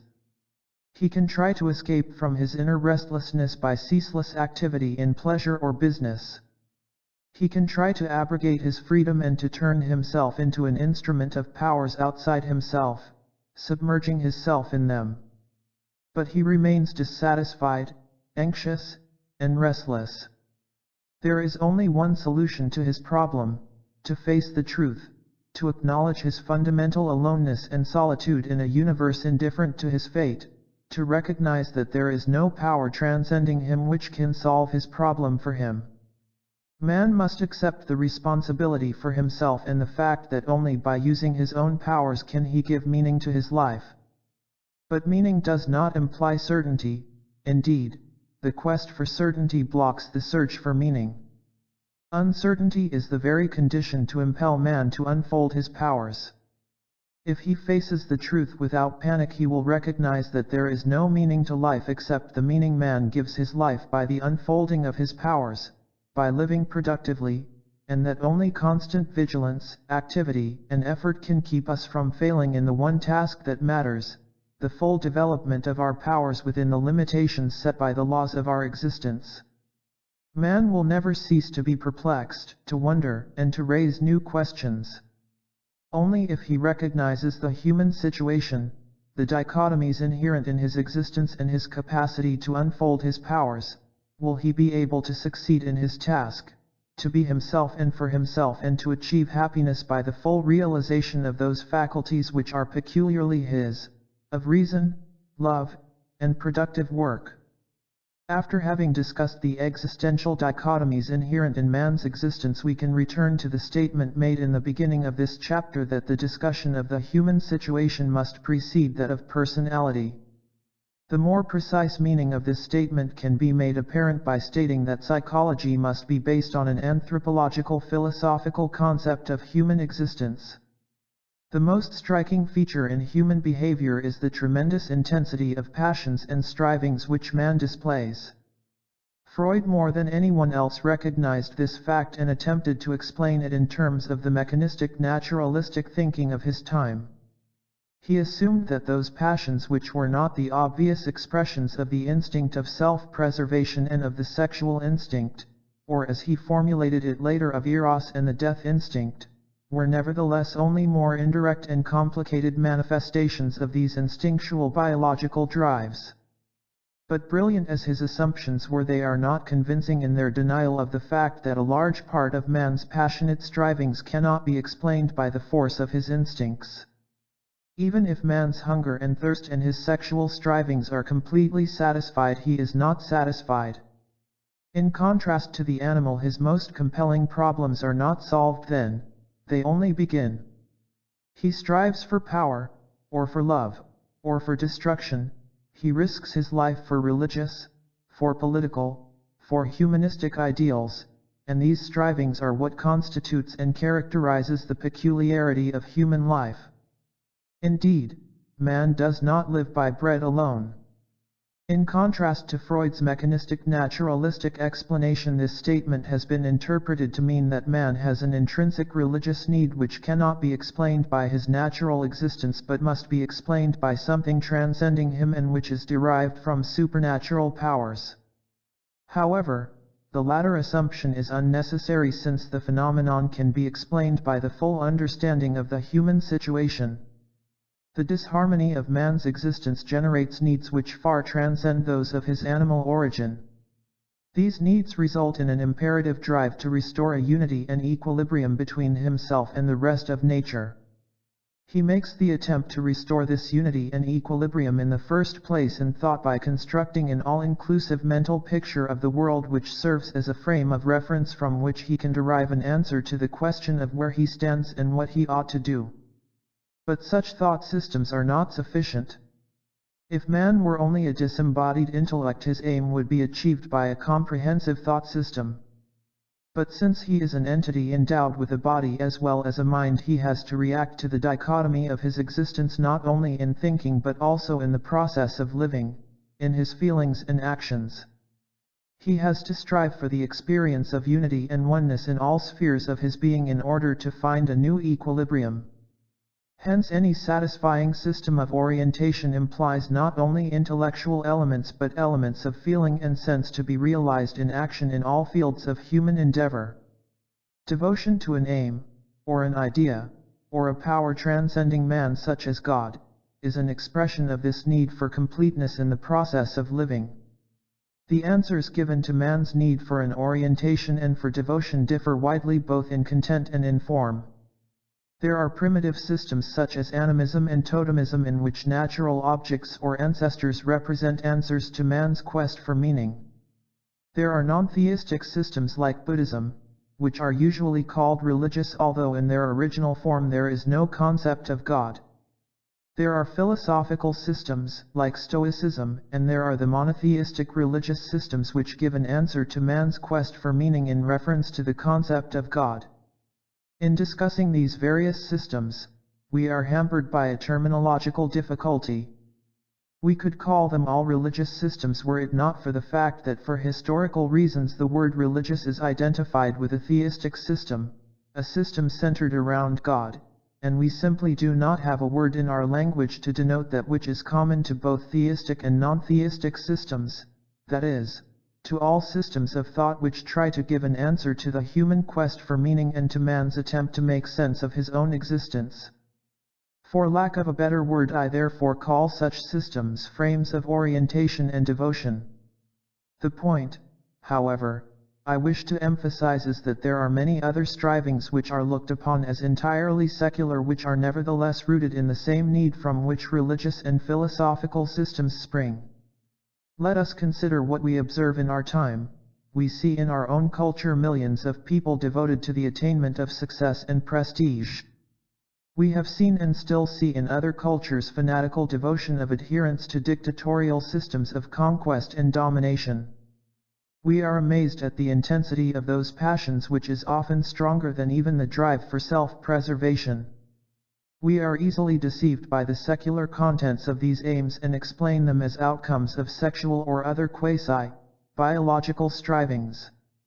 But is it not apparent that the intensity and fanaticism with which these secular aims are pursued is the same as we find in religions, that all these secular systems of orientation and devotion differ in content but not in the basic need to which they attempt to offer answers? In our culture the picture is so particularly deceptive because most people believe in monotheism while their actual devotion belongs to systems which are, indeed, much closer to totemism and worship of idols than to any form of Christianity. But we must go one step further. The understanding of the religious nature of these culturally patterned secular strivings is the key to the understanding of neuroses and irrational strivings. We have to consider the latter as answers, individual answers, to man's quest for orientation and devotion. A person whose experience is determined by his fixation to his family, who is incapable of acting independently, is in fact a worshipper of a primitive ancestor cult, and the only difference between him and millions of ancestor worshippers is that his system is private and not culturally patterned. Freud recognized the connection between religion and neurosis and explained religion as a form of neurosis, while we arrive at the conclusion that a neurosis is to be explained as a particular form of religion differing mainly by its individual, non-patterned characteristics. The conclusion to which we are led with regard to the general problem of human motivation is that while the need for a system of orientation and devotion is common to all men, the particular contents of the systems which satisfy this need differ. These differences are differences in value. The mature, productive, rational person will choose a system which permits him to be mature, productive and rational. The person who has been blocked in his development must revert to primitive and irrational systems which in turn prolong and increase his dependence and irrationality. He will remain on the level which mankind in its best representatives has already overcome thousands of years ago. Because the need for a system of orientation and devotion is an intrinsic part of human existence, we can understand the intensity of this need. Indeed, there is no other more powerful source of energy in man. Man is not free to choose between having or not having ideals, but he is free to choose between different kinds of ideals, between being devoted to the worship of power and destruction and being devoted to reason and love.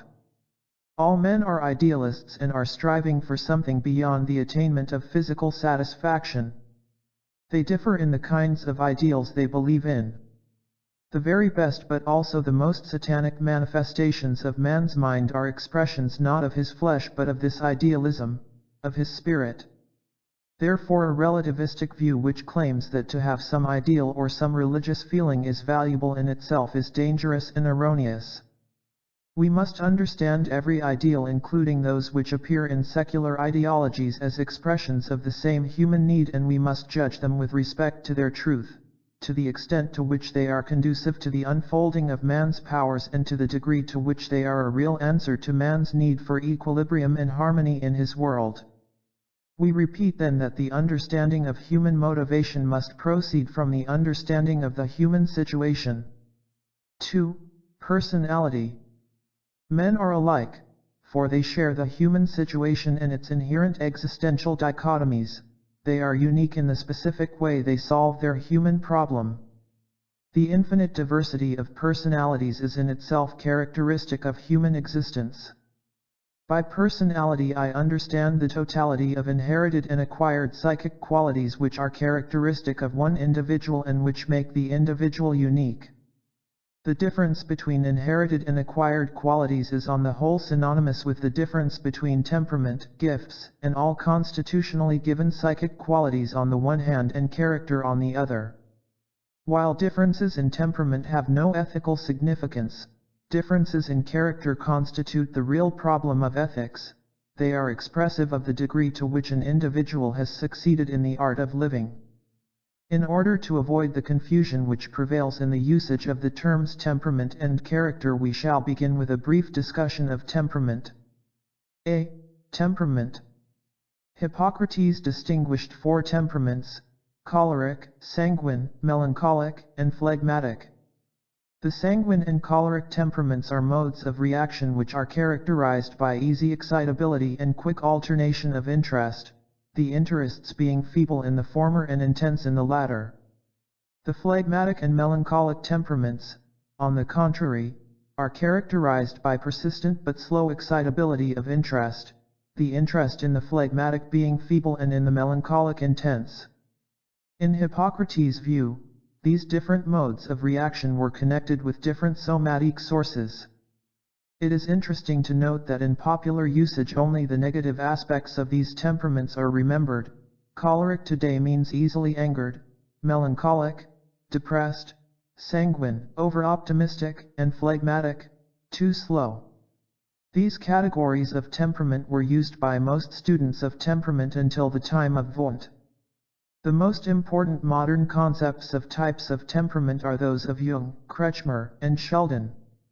Of the importance of further research in this field, particularly with regard to the correlation of temperament and somatic processes, there can be no doubt.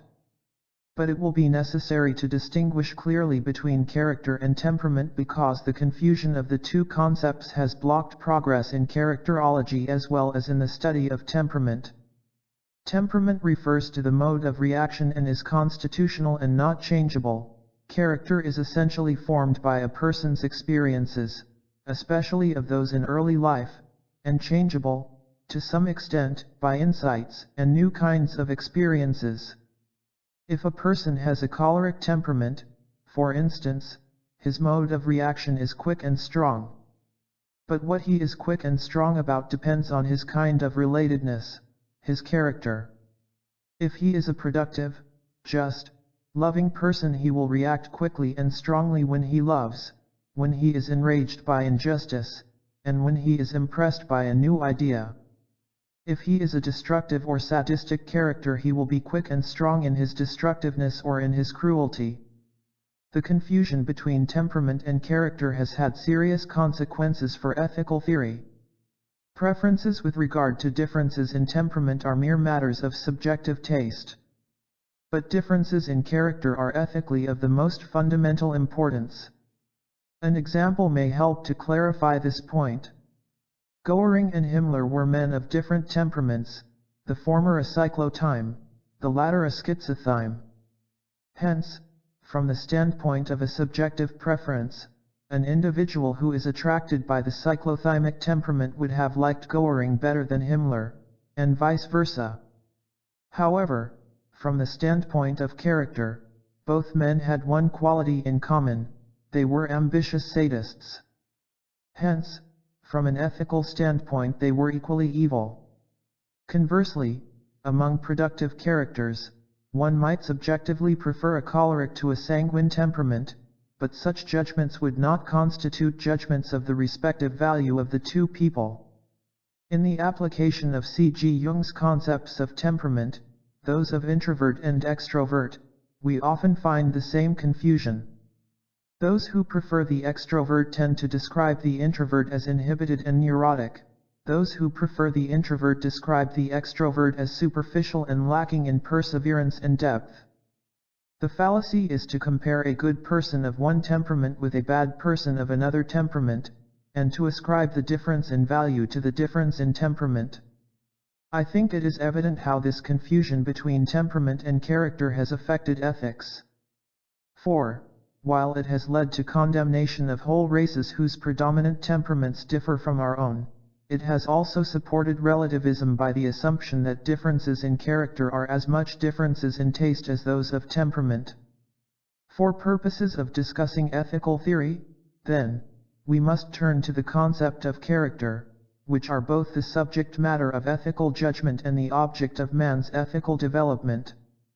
And here, too, we must first clear the ground of traditional confusions which, in this case, center around the differences between the dynamic and the behavioristic concept of character. B. Character. 1. The dynamic concept of character. Character traits were and are considered by behavioristically orientated psychologists to be synonymous with behavior traits. From this standpoint, character is defined as the pattern of behavior characteristic for a given individual, while other authors like William McDougall, R. G. Gordon, and Kretschmer have emphasized the conative and dynamic element of character traits. Freud developed not only the first but also the most consistent and penetrating theory of character as a system of strivings which underlie, but are not identical with, behavior. In order to appreciate Freud's dynamic concept of character, a comparison between behavior traits and character traits will be helpful. Behavior traits are described in terms of actions which are observable by a third person. Thus, for instance, the behavior trait being courageous would be defined as behavior which is directed toward reaching a certain goal without being deterred by risks to one's comfort, freedom, or life. Or parsimony as a behavior trait would be defined as behavior which aims at saving money or other material things. However, if we inquire into the motivation and particularly into the unconscious motivation of such behavior traits, we find that the behavior trait covers numerous and entirely different character traits. Courageous behavior may be motivated by ambition so that a person will risk his life in certain situations in order to satisfy his craving for being admired. It may be motivated by suicidal impulses which drive a person to seek danger because, consciously or unconsciously, he does not value his life and wants to destroy himself. It may be motivated by sheer lack of imagination so that a person acts courageously because he is not aware of the danger awaiting him. Finally, it may be determined by genuine devotion to the idea or aim for which a person acts, a motivation which is conventionally assumed to be the basis of courage. Superficially, the behavior in all these instances is the same in spite of the different motivations. I say superficially because if one can observe such behavior minutely, one finds that the difference in motivation results also in subtle differences in behavior. An officer in battle, for instance, will behave quite differently in different situations if his courage is motivated by devotion to an idea rather than by ambition. In the first case, he would not attack in certain situations if the risks are in no proportion to the tactical ends to be gained. If, on the other hand, he is driven by vanity, this passion may make him blind to the dangers threatening him and his soldiers. His behavior trait courage in the latter case is obviously a very ambiguous asset. Another illustration is parsimony. A person may be economical because his economic circumstances make it necessary, or he may be parsimonious because he has a stingy character, which makes saving an aim for its own sake regardless of the realistic necessity. Here, too, the motivation would make some difference with regard to behavior itself. In the first case, the person would be very well able to discern a situation where it is wise to save from one in which it is wiser to spend money. In the latter case, he will save regardless of the objective need for it. Another factor which is determined by the difference in motivation refers to the prediction of behavior. In the case of a courageous soldier motivated by ambition, we may predict that he will behave courageously only if his courage can be rewarded. In the case of the soldier who is courageous because of devotion to his cause, we can predict that the question of whether or not his courage will find recognition will have little influence on his behavior. Closely related to Freud's concept of unconscious motivation is his theory of the conative nature of character traits. He recognized something that the great novelists and dramatists had always known, that, as Balzac put it, the study of character deals with the forces by which man is motivated, that the way a person acts, feels, and thinks is to a large extent determined by the specificity of his character and is not merely the result of rational responses to realistic situations, that man's fate is his character. Freud recognized the dynamic quality of character traits and that the character structure of a person represents a particular form in which energy is canalized in the process of living. Freud tried to account for this dynamic nature of character traits by combining his characterology with his libido theory. In accordance with the type of materialistic thinking prevalent in the natural sciences of the late 19th century, which assumed the energy in natural and psychical phenomena to be a substantial, not a relational entity, Freud believed that the sexual drive was the source of energy of the character. By a number of complicated and brilliant assumptions he explained different character traits as sublimations of, or reaction formations against, the various forms of the sexual drive. He interpreted the dynamic nature of character traits as an expression of their libidinous source. The progress of psychoanalytic theory led, in line with the progress of the natural and social sciences, to a new concept which was based, not on the idea of a primarily isolated individual, but on the relationship of man to others, to nature, and to himself. It was assumed that this very relationship governs and regulates the energy manifest in the passionate strivings of man. H. S. Sullivan, one of the pioneers of this new view, has accordingly defined psychoanalysis as a study of interpersonal relations. The theory presented in the following pages follows Freud's characterology in essential points, in the assumption that character traits underlie behavior and must be inferred from it, that they constitute forces which, though powerful, the person may be entirely unconscious of.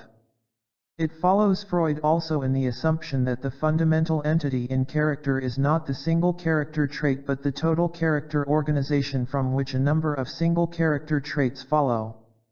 These character traits are to be understood as a syndrome which results from a particular organization or, as I shall call it, orientation of character. I shall deal only with a very limited number of character traits which follow immediately from the underlying orientation. A number of other character traits could be dealt with similarly, and it could be shown that they are also direct outcomes of basic orientations or mixtures of such primary traits of character with those of temperament. However, a great number of others conventionally listed as character traits would be found to be not character traits in our sense but pure temperament or mere behavior traits. The main difference in the theory of character proposed here from that of Freud is that the fundamental basis of character is not seen in various types of libido organization but in specific kinds of a person's relatedness to the world in the process of living. Man relates himself to the world, 1. By acquiring and assimilating things, and 2. By relating himself to people, and himself. The former I shall call the process of assimilation, the latter, that of socialization. Both forms of relatedness are open and not, as with the animal, instinctively determined. Man can acquire things by receiving or taking them from an outside source or by producing them through his own effort. But he must acquire and assimilate them in some fashion in order to satisfy his needs. Also, man cannot live alone and unrelated to others. He has to associate with others for defense, for work, for sexual satisfaction, for play, for the upbringing of the young, for the transmission of knowledge and material possessions. But beyond that, it is necessary for him to be related to others, one with them, part of a group. Complete isolation is unbearable and incompatible with sanity. Again, man can relate himself to others in various ways. He can love or hate, he can compete or cooperate, he can build a social system based on equality or authority, liberty or oppression, but he must be related in some fashion and the particular form of relatedness is expressive of his character. These orientations, by which the individual relates himself to the world, constitute the core of his character. Character can be defined as the relatively permanent form in which human energy is canalized in the process of assimilation and socialization. This canalization of psychic energy has a very significant biological function. Since man's actions are not determined by innate instinctual patterns, life would be precarious, indeed, if he had to make a deliberate decision each time he acted, each time he took a step. On the contrary, many actions must be performed far more quickly than conscious deliberation allows. Furthermore, if all behavior followed from deliberate decision, many more inconsistencies in action would occur than are compatible with proper functioning. According to behavioristic thinking, man learns to react in a semi-automatic fashion by developing habits of action and thought which can be understood in terms of conditioned reflexes. While this view is correct to a certain extent, it ignores the fact that the most deeply rooted habits and opinions which are characteristic of a person and resistant to change grow from his character structure. They are expressive of the particular form in which energy has been canalized in the character structure. The character system can be considered the human substitute for the instinctive apparatus of the animal. Once energy is canalized in a certain way, action takes place true to character. A particular character may be undesirable ethically, but at least it permits a person to act fairly consistently and to be relieved of the burden of having to make a new and deliberate decision every time. He can arrange his life in a way which is geared to his character and thus create a certain degree of compatibility between the inner and the outer situation. Moreover, character has also a selective function with regard to a person's ideas and values. Since to most people ideas seem to be independent of their emotions and wishes and the result of logical deduction, they feel that their attitude toward the world is confirmed by their ideas and judgments when actually these are as much a result of their character as their actions are. This confirmation in turn tends to stabilize their character structure since it makes the latter appear right and sensible. Not only has character the function of permitting the individual to act consistently and reasonably, it is also the basis for his adjustment to society. The character of the child is molded by the character of its parents in response to whom it develops. The parents and their methods of child training in turn are determined by the social structure of their culture. The average family is the psychic agency of society, and by adjusting himself to his family the child acquires the character which later makes him adjusted to the tasks he has to perform in social life.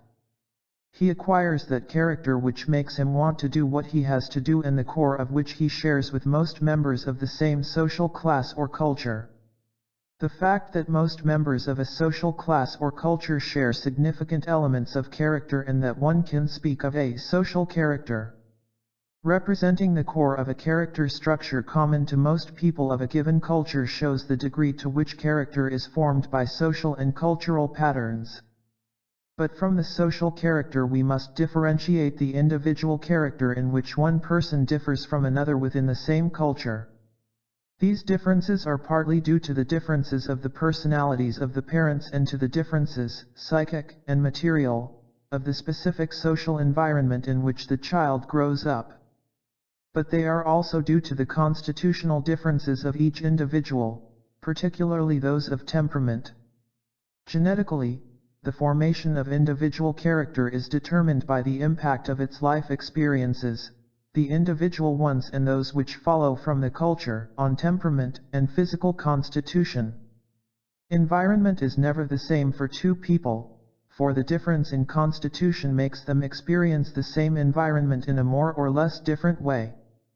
Mere habits of action and thought which develop as the result of an individual's conforming with the cultural pattern and which are not rooted in the character of a person are easily changed under the influence of new social patterns.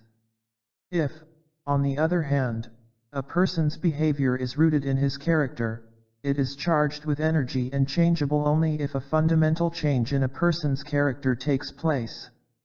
In the following analysis, non-productive orientations are differentiated from the productive orientation.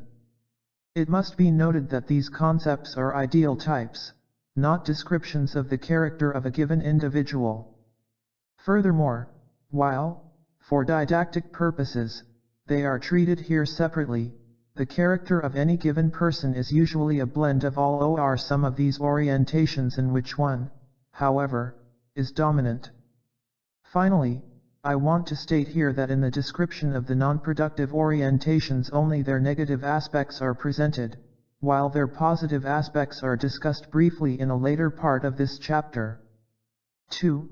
Types of character, the non-productive orientations. A. The receptive orientation. In the receptive orientation a person feels the source of all good to be outside, and he believes that the only way to get what he wants, be it something material, be it affection, love, knowledge, pleasure, is to receive it from that outside source. In this orientation the problem of love is almost exclusively that of being loved and not that of loving.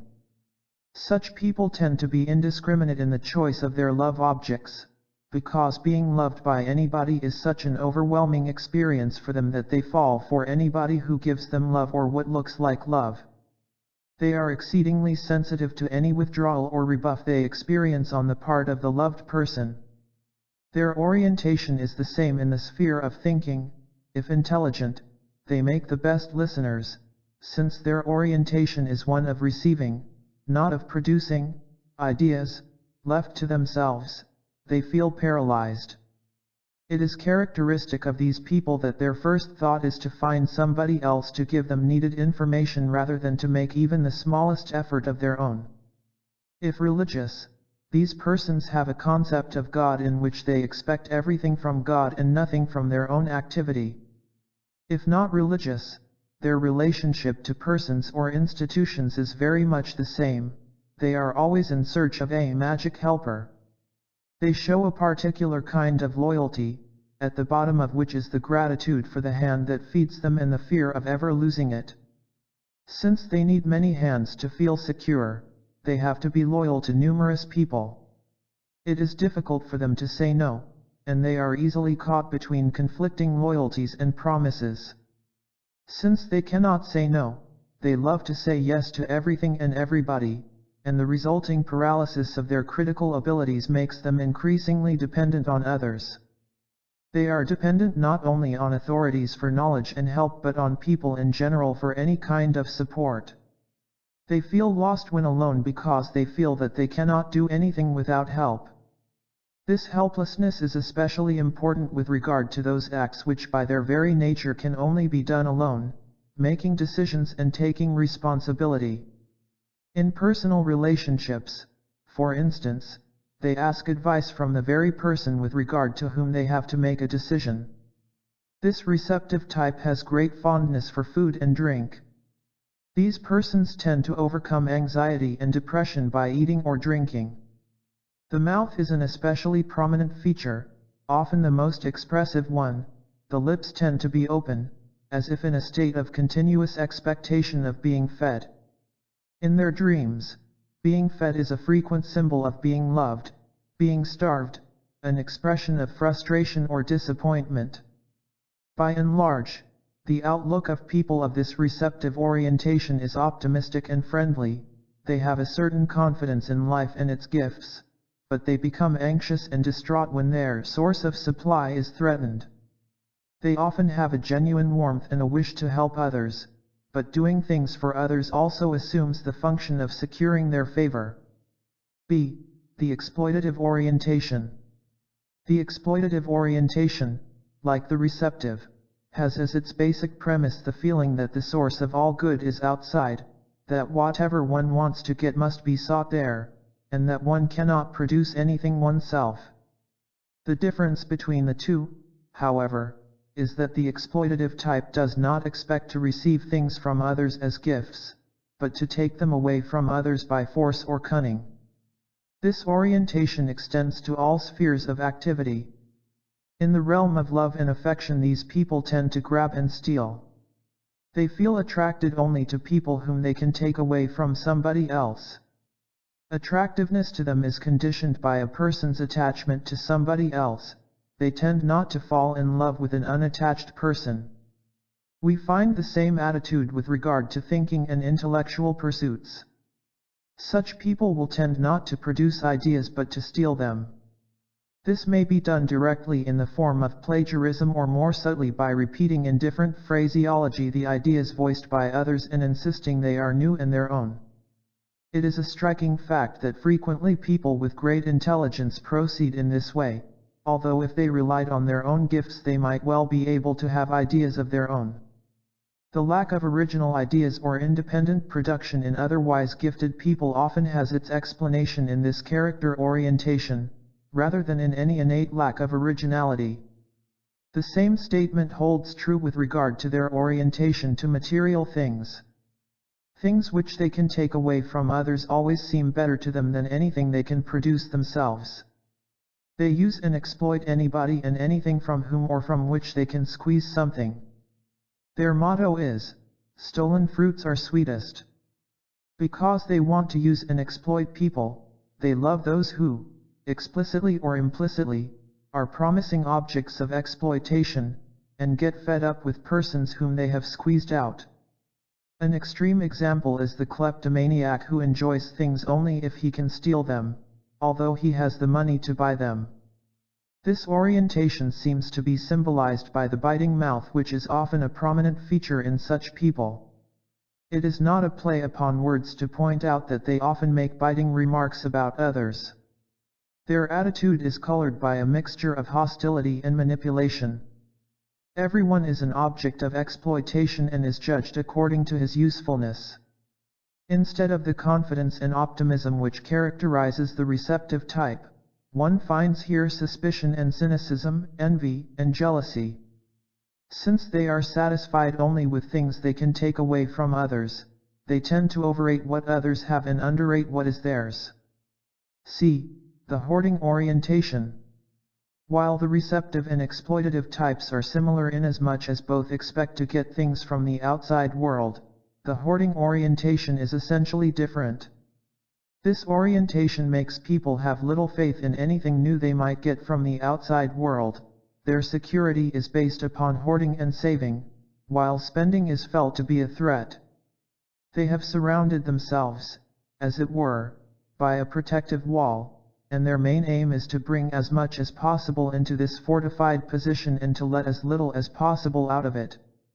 Their miserliness refers to money and material things as well as to feelings and thoughts.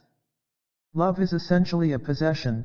They do not give love but try to get it by possessing the beloved. The hoarding person often shows a particular kind of faithfulness toward people and even toward memories. Their sentimentality makes the past appear as golden. They hold on to it and indulge in the memories of bygone feelings and experiences. They know everything but are sterile and incapable of productive thinking. One can recognize these people too by facial expressions and gestures. Theirs is the tight-lipped mouth. Their gestures are characteristic of their withdrawn attitude. While those of the receptive type are inviting and round, as it were, and the gestures of the exploitative type are aggressive and pointed, those of the hoarding type are angular, as if they wanted to emphasize the frontiers between themselves and the outside world. Another characteristic element in this attitude is pedantic orderliness. The hoarder will be orderly with things, thoughts, or feelings, but again, as with memory, his orderliness is sterile and rigid. He cannot endure things out of place and will automatically rearrange them. To him the outside world threatens to break into his fortified position. Orderliness signifies mastering the world outside by putting it, and keeping it, in its proper place in order to avoid the danger of intrusion. His compulsive cleanliness is another expression of his need to undo contact with the outside world. Things beyond his own frontiers are felt to be dangerous and unclean. He annuls the menacing contact by compulsive washing, similar to a religious washing ritual prescribed after contact with unclean things or people. Things have to be put not only in their proper place but also into their proper time. Obsessive punctuality is characteristic of the hoarding type. It is another form of mastering the outside world. If the outside world is experienced as a threat to one's fortified position, obstinacy is a logical reaction.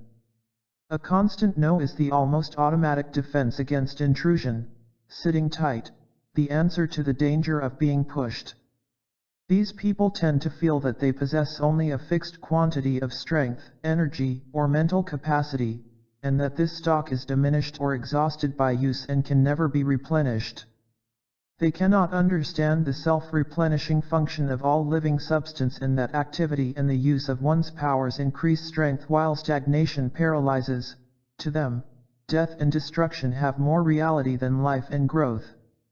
The act of creation is a miracle of which they hear but in which they do not believe. Their highest values are order and security. Their motto, "There is nothing new under the Sunday." In their relationship to others, intimacy is a threat. Either remoteness or possession of a person means security.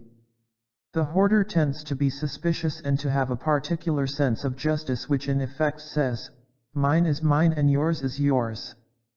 D. The marketing orientation. The marketing orientation developed as a dominant one only in the modern era. In order to understand its nature, one must consider the economic function of the market in modern society as being not only analogous to this character orientation but as the basis and the main condition for its development in modern man.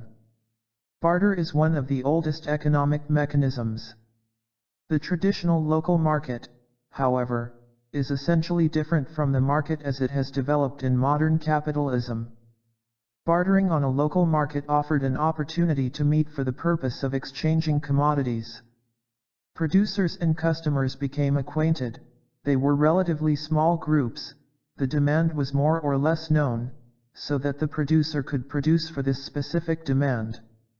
The modern market is no longer a meeting place but a mechanism characterized by abstract and impersonal demand. One produces for this market, not for a known circle of customers. Its verdict is based on laws of supply and demand, and it determines whether the commodity can be sold and at what price. No matter what the use value of a pair of shoes may be, for instance, if the supply is greater than the demand, some shoes will be sentenced to economic death. They might as well not have been produced at all. The market day is the day of judgment as far as the exchange value of commodities is concerned. The reader may object that this description of the market is oversimplified. The producer does try to judge the demand in advance, and under monopoly conditions even obtains a certain degree of control over it. Nevertheless, the regulatory function of the market has been, and still is, predominant enough to have a profound influence on the character formation of the urban middle class and, through the latter's social and cultural influence, on the whole population. The market concept of value, the emphasis on exchange value rather than on use value, has led to a similar concept of value with regard to people and particularly to oneself. The character orientation which is rooted in the experience of oneself as a commodity and of one's value as exchange value I call the marketing orientation. In our time the marketing orientation has been growing rapidly, together with the development of a new market that is a phenomenon of the last decades, the personality market. Clerks and salesmen, business executives and doctors, lawyers and artists all appear on this market. It is true that their legal status and economic positions are different. Some are independent, charging for their services, others are employed, receiving salaries. But all are dependent for their material success on a personal acceptance by those who need their services or who employ them. The principle of evaluation is the same on both the personality and the commodity market. On the one, personalities are offered for sale, on the other, commodities. Value in both cases is their exchange value, for which use value is a necessary but not a sufficient condition. It is true, our economic system could not function if people were not skilled in the particular work they have to perform and were gifted only with a pleasant personality. Even the best bedside manner and the most beautifully equipped office on Park Avenue would not make a New York doctor successful if he did not have a minimum of medical knowledge and skill. Even the most winning personality would not prevent a secretary from losing her job unless she could type reasonably fast. However, if we ask what the respective weight of skill and personality as a condition for success is, we find that only in exceptional cases is success predominantly the result of skill and of certain other human qualities like honesty, decency, and integrity.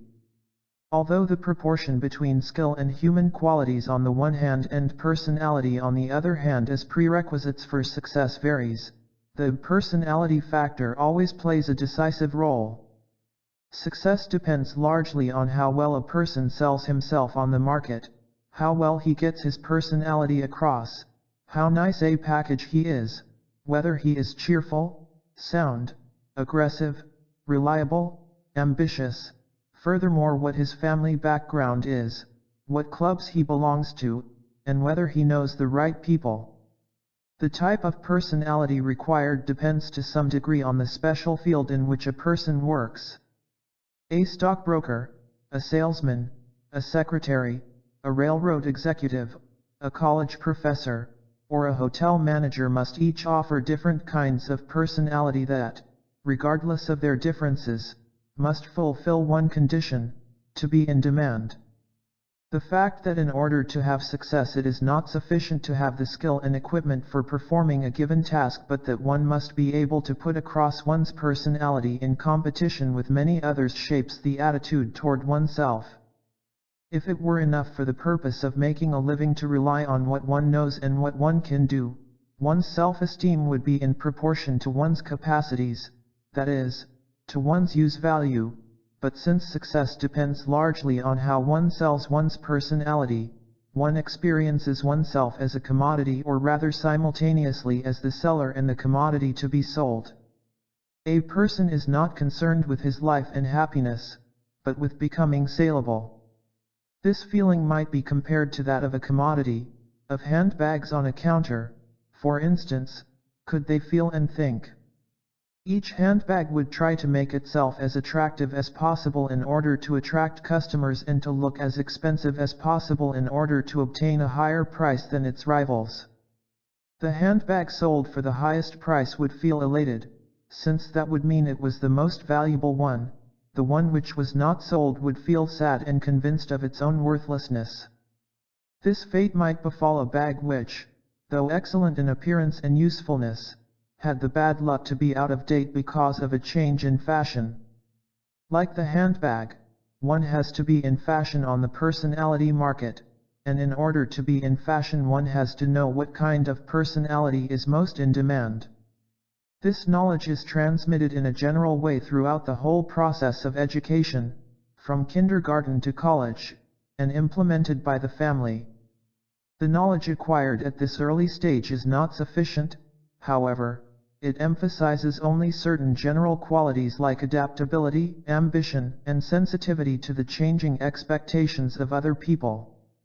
The more specific picture of the models for success one gets elsewhere. The pictorial magazines, newspapers, and newsreels show the pictures and life stories of the successful in many variations. Pictorial advertising has a similar function. The successful executive who is pictured in a tailor's advertisement is the image of how one should look and be, if one is to draw down the big money on the contemporary personality market. The most important means of transmitting the desired personality pattern to the average man is the motion picture. The young girl tries to emulate the facial expression, coiffure, gestures of a high-priced star as the most promising way to success. The young man tries to look and be like the model he sees on the screen. While the average citizen has little contact with the life of the most successful people, his relationship with the motion picture stars is different. It is true that he has no real contact with them either, but he can see them on the screen again and again, can write them and receive their autographed pictures. In contrast to the time when the actor was socially despised but was nevertheless the transmitter of the works of great poets to his audience, our motion picture stars have no great works or ideas to transmit, but their function is to serve as the link an average person has with the world of the great. Even if he cannot hope to become as successful as they are, he can try to emulate them. They are his saints, and because of their success they embody the norms for living. Since modern man experiences himself both as the seller and as the commodity to be sold on the market, his self-esteem depends on conditions beyond his control. If he is successful, he is valuable; if he is not, he is worthless. The degree of insecurity which results from this orientation can hardly be overestimated. If one feels that one's own value is not constituted primarily by the human qualities one possesses, but by one's success on a competitive market with ever-changing conditions, one's self-esteem is bound to be shaky and in constant need of confirmation by others. Hence one is driven to strive relentlessly for success, and any setback is a severe threat to one's self-esteem. Helplessness, insecurity, and inferiority feelings are the result. If the vicissitudes of the market are the judges of one's value, the sense of dignity and pride is destroyed. But the problem is not only that of self-evaluation and self-esteem, but of one's experience of oneself as an independent entity, of one's identity with oneself. As we shall see later, the mature and productive individual derives his feeling of identity from the experience of himself as the agent who is one with his powers. This feeling of self can be briefly expressed as meaning I am what I do. In the marketing orientation, man encounters his own powers as commodities alienated from him. He is not one with them, but they are masked from him, because what matters is not his self-realization in the process of using them, but his success in the process of selling them. Both his powers and what they create become estranged, something different from himself, something for others to judge and to use. Thus his feeling of identity becomes as shaky as his self-esteem. It is constituted by the sum total of roles one can play. I am as you desire me. Ibsen has expressed this state of selfhood in Peer Gynt. Peer Gynt tries to discover his self, and he finds that he is like an onion. One layer after the other can be peeled off and there is no core to be found. Since man cannot live doubting his identity, he must, in the marketing orientation, find the conviction of identity not in reference to himself and his powers, but in the opinion of others about him. His prestige, status, success, the fact that he is known to others as being a certain person, are a substitute for the genuine feeling of identity. This situation makes him utterly dependent on the way others look at him and forces him to keep up the role in which he once had become successful. If I and my powers are separated from each other, then, indeed, is myself constituted by the price I fetch. The way one experiences others is not different from the way one experiences oneself. Others are experienced as commodities like oneself. They too do not present themselves but their saleable part. The difference between people is reduced to a merely quantitative difference of being more or less successful, attractive, hence valuable. This process is not different from what happens to commodities on the market. A painting and a pair of shoes can both be expressed in, and reduced to, their exchange value, their price. So many pairs of shoes are equal to one painting. In the same way, the difference between people is reduced to a common element, their price on the market. Their individuality, that which is peculiar and unique in them, is valueless and, in fact, a ballast. The meaning which the word peculiar has assumed is quite expressive of this attitude. Instead of denoting the greatest achievement of man, that of having developed his individuality, it has become almost synonymous with queer. The word equality has also changed its meaning. The idea that all men are created equal implied that all men have the same fundamental right to be considered as ends in themselves and not as means. Today, equality has become equivalent to interchangeability, and is the very negation of individuality. Equality, instead of being the condition for the development of each man's peculiarity, means the extinction of individuality, the selflessness characteristic of the marketing orientation. Equality was conjunctive with difference, but it has become synonymous with indifference and, indeed, indifference is what characterizes modern man's relationship to himself and to others. These conditions necessarily color all human relationships. When the individual self is neglected, the relationships between people must of necessity become superficial, because not they themselves but interchangeable commodities are related. People are not able and cannot afford to be concerned with that which is unique and peculiar in each other. However, the market creates a kind of comradeship of its own. Everybody is involved in the same battle of competition, shares the same striving for success, all meet under the same conditions of the market, or at least believe they do. Everyone knows how the others feel because each is in the same boat, alone, afraid to fail, eager to please. No quarter is given or expected in this battle. The superficial character of human relationships leads many to hope that they can find depth and intensity of feeling in individual love. But love for one person and love for one's neighbor are indivisible. In any given culture, love relationships are only a more intense expression of the relatedness to man prevalent in that culture. Hence it is an illusion to expect that the loneliness of man rooted in the marketing orientation can be cured by individual love. Thinking as well as feeling is determined by the marketing orientation. Thinking assumes the function of grasping things quickly so as to be able to manipulate them successfully. Furthered by widespread and efficient education, this leads to a high degree of intelligence, but not of reason. For manipulative purposes, all that is necessary to know is the surface features of things, the superficial. The truth, to be uncovered by penetrating to the essence of phenomena, becomes an obsolete concept, truth not only in the pre-scientific sense of absolute truth, dogmatically maintained without reference to empirical data, but also in the sense of truth attained by man's reason applied to his observations and open to revisions. Most intelligence tests are attuned to this kind of thinking. They measure not so much the capacity for reason and understanding as the capacity for quick mental adaptation to a given situation. Mental adjustment tests would be the adequate name for them.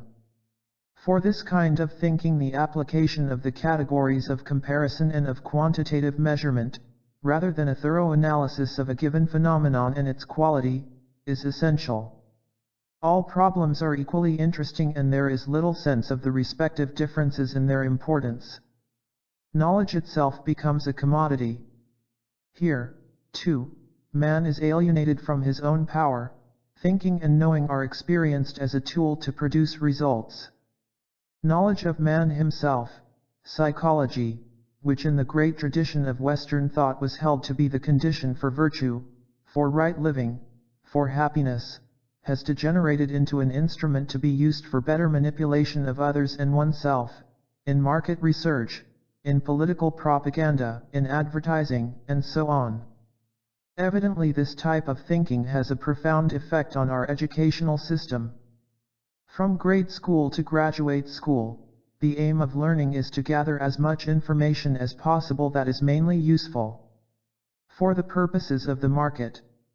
Students are supposed to learn so many things that they have hardly time and energy left to think. Not the interest in the subjects taught or in knowledge and insight as such, but the enhanced exchange value knowledge gives is the main incentive for wanting more and better education.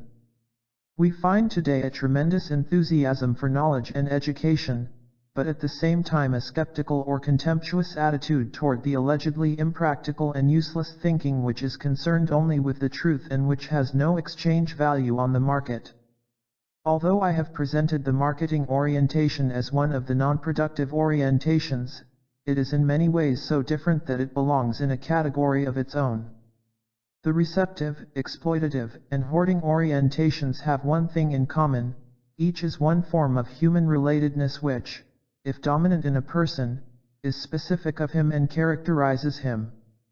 Later on it will be shown that these four orientations do not necessarily have the negative qualities which have been described so far. The marketing orientation, however, does not develop something which is potentially in the person, unless we make the absurd assertion that nothing is also part of the human equipment. Its very nature is that no specific and permanent kind of relatedness is developed, but that the very changeability of attitudes is the only permanent quality of such orientation.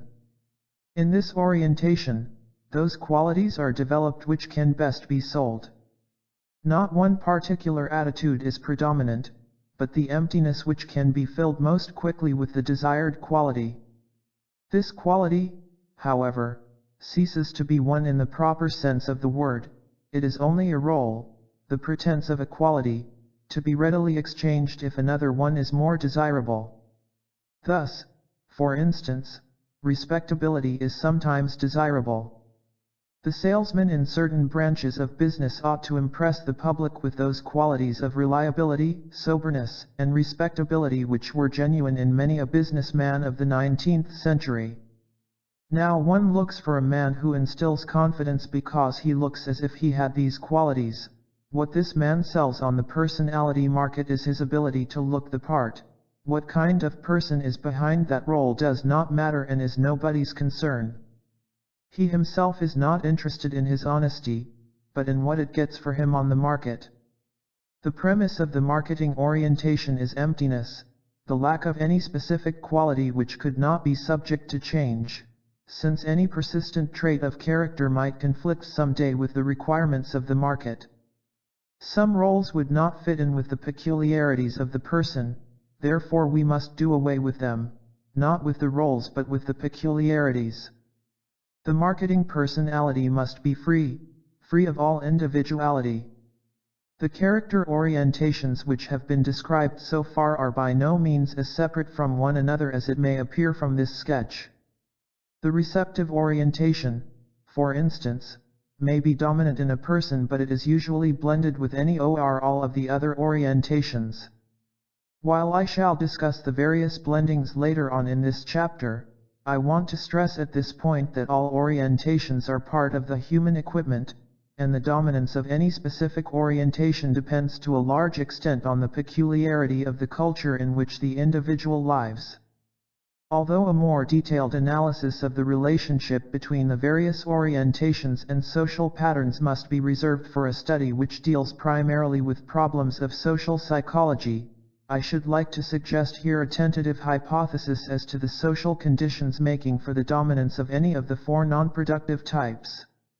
It should be noted that the significance of the study of the correlation between character orientation and social structure lies not only in the fact that it helps us understand some of the most significant causes for the formation of character, but also in the fact that specific orientations, inasmuch as they are common to most members of a culture or social class, represent powerful emotional forces the operation of which we must know in order to understand the functioning of society.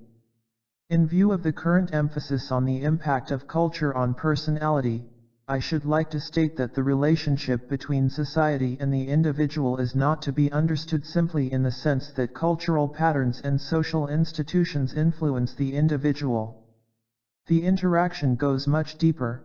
The whole personality of the average individual is molded by the way people relate to each other, and it is determined by the socio-economic and political structure of society to such an extent that, in principle, one can infer from the analysis of one individual the totality of the social structure in which he lives.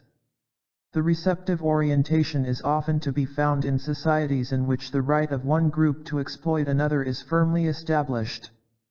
Since the exploited group has no power to change, or any idea of changing, its situation, it will tend to look up to its masters as to its providers, as to those from whom one receives everything life can give. No matter how little the slave receives, he feels that by his own effort he could have acquired even less, since the structure of his society impresses him with the fact that he is unable to organize it and to rely on his own activity and reason. As far as contemporary American culture is concerned, it seems at first glance that the receptive attitude is entirely absent. Our whole culture, its ideas, and its practice discourage the receptive orientation and emphasize that each one has to look out, and be responsible for himself, and that he has to use his own initiative if he wants to get anywhere. However, while the receptive orientation is discouraged, it is by no means absent. The need to conform and to please, which has been discussed in the foregoing pages, leads to the feeling of helplessness, which is the root of subtle receptiveness in modern man. It appears particularly in the attitude toward the expert and public opinion.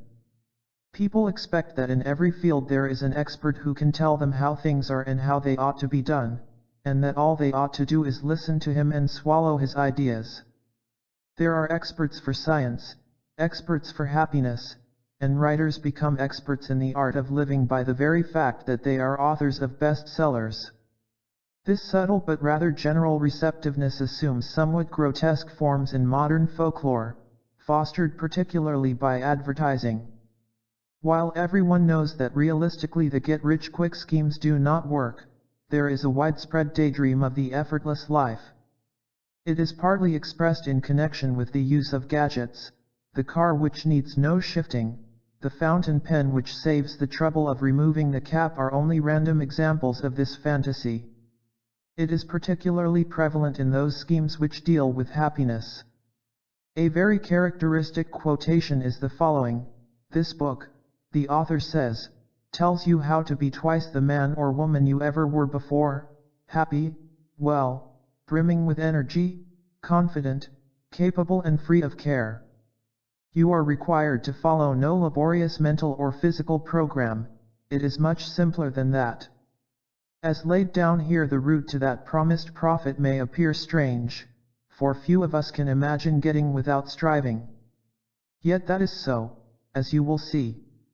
The exploitative character, with its motto "I take what I need," goes back to piratical and feudal ancestors and goes forward from there to the robber barons of the 19th century who exploited the natural resources of the continent.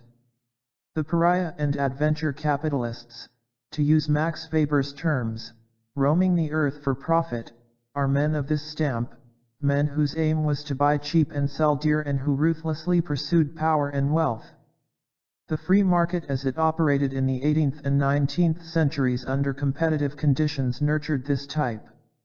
Our own age has seen a revival of naked exploitativeness in the authoritarian systems which attempted to exploit the natural and human resources, not so much of their own country but of any other country they were powerful enough to invade. They proclaimed the right of might and rationalized it by pointing to the law of nature which makes the stronger survive. Love and decency were signs of weakness. Thinking was the occupation of cowards and degenerates. The hoarding orientation existed side by side with the exploitative orientation in the 18th and 19th centuries. The hoarding type was conservative, less interested in ruthless acquisition than in methodical economic pursuits, based on sound principles and on the preservation of what had been acquired. To him property was a symbol of his self and its protection a supreme value. This orientation gave him a great deal of security. His possession of property and family, protected as they were by the relatively stable conditions of the 19th century, constituted a safe and manageable world. Puritan ethics, with the emphasis on work and success as evidence of goodness, supported the feeling of security and tended to give life meaning and a religious sense of fulfillment. This combination of a stable world, stable possessions, and a stable ethic gave the members of the middle class a feeling of belonging, self-confidence, and pride. The marketing orientation does not come out of the 18th or 19th centuries, it is definitely a modern product. It is only recently that the package, the label, the brand name have become important, in people as well as in commodities. The gospel of working loses weight and the gospel of selling becomes paramount. In feudal times, social mobility was exceedingly limited and one could not use one's personality to get ahead. In the days of the competitive market, social mobility was relatively great, especially in the United States. If one delivered the goods, one could get ahead. Today, the opportunities for the lone individual who can make a fortune all by himself are, in comparison with the previous period, greatly diminished. He who wants to get ahead has to fit into large organizations, and his ability to play the expected role is one of his main assets. The depersonalization, the emptiness, the meaninglessness of life, the automatization of the individual result in a growing dissatisfaction and in a need to search for a more adequate way of living and for norms which could guide man to this end. The productive orientation which I am going to discuss now points to the type of character in whom growth and the development of all his potentialities is the aim to which all other activities are subordinated. 3. The productive orientation. A. General characteristics. From the time of classic and medieval literature up to the end of the 19th century, a great deal of effort was expended in describing the vision of what the good man and the good society ought to be. Such ideas were expressed partly in the form of philosophical or theological treatises, partly in the form of utopias. The 20th century is conspicuous for the absence of such visions. The emphasis is on critical analysis of man and society, in which positive visions of what man ought to be are only implied. While there is no doubt that this criticism is of utmost significance and a condition for any improvement of society, the absence of visions projecting a better man and a better society has had the effect of paralyzing man's faith in himself and his future, and is at the same time the result of such a paralysis. Contemporary psychology and particularly psychoanalysis are no exception in this respect. Freud and his followers have given a splendid analysis of the neurotic character. Their clinical description of the non-productive character, in Freud's terms, the pregenital character, is exhaustive and accurate, quite regardless of the fact that the theoretical concepts they used are in need of revision. But the character of the normal, mature, healthy personality has found scarcely any consideration. This character, called the genital character by Freud, has remained a rather vague and abstract concept. It is defined by him as the character structure of a person in whom the oral and anal libido has lost its dominant position and functions under the supremacy of genital sexuality, the aim of which is sexual union with a member of the opposite sex. The description of the genital character does not go far beyond the statement that it is the character structure of an individual who is capable of functioning well sexually and socially. In discussing the productive character, I venture beyond critical analysis and inquire into the nature of the fully developed character that is the aim of human development and simultaneously the ideal of humanistic ethics. It may serve as a preliminary approach to the concept of productive orientation to state its connection with Freud's genital character. Indeed, if we do not use Freud's term literally in the context of his libido theory but symbolically, it denotes quite accurately the meaning of productiveness. For the stage of sexual maturity is that in which man has the capacity of natural production. By the union of the sperm and the egg, new life is produced. While this type of production is common to man and to animals, the capacity for material production is specific for man. Man is not only a rational and social animal. He can also be defined as a producing animal, capable of transforming the materials which he finds at hand, using his reason and imagination. Not only can he produce, he must produce in order to live. Material production, however, is but the most frequent symbol for productiveness as an aspect of character. The productive orientation of personality refers to a fundamental attitude, a mode of relatedness in all realms of human experience. It covers mental, emotional, and sensory responses to others, to oneself, and to things. Productiveness is man's ability to use his powers and to realize the potentialities inherent in him. If we say he must use his powers, we imply that he must be free and not dependent on someone who controls his powers. We imply, furthermore, that he is guided by reason, since he can make use of his powers only if he knows what they are, how to use them, and what to use them for. Productiveness means that he experiences himself as the embodiment of his powers and as the actor, that he feels himself one with his powers and at the same time that they are not masked and alienated from him. In order to avoid the misunderstandings to which the term productiveness lends itself, it seems appropriate to discuss briefly what is not meant by productiveness. Generally, the word productiveness is associated with creativeness, particularly artistic creativeness. The real artist, indeed, is the most convincing representative of productiveness. But not all artists are productive. A conventional painting, e.g., may exhibit nothing more than the technical skill to reproduce the likeness of a person in photographic fashion on a canvas. But a person can experience, see, feel, and think productively without having the gift to create something visible or communicable.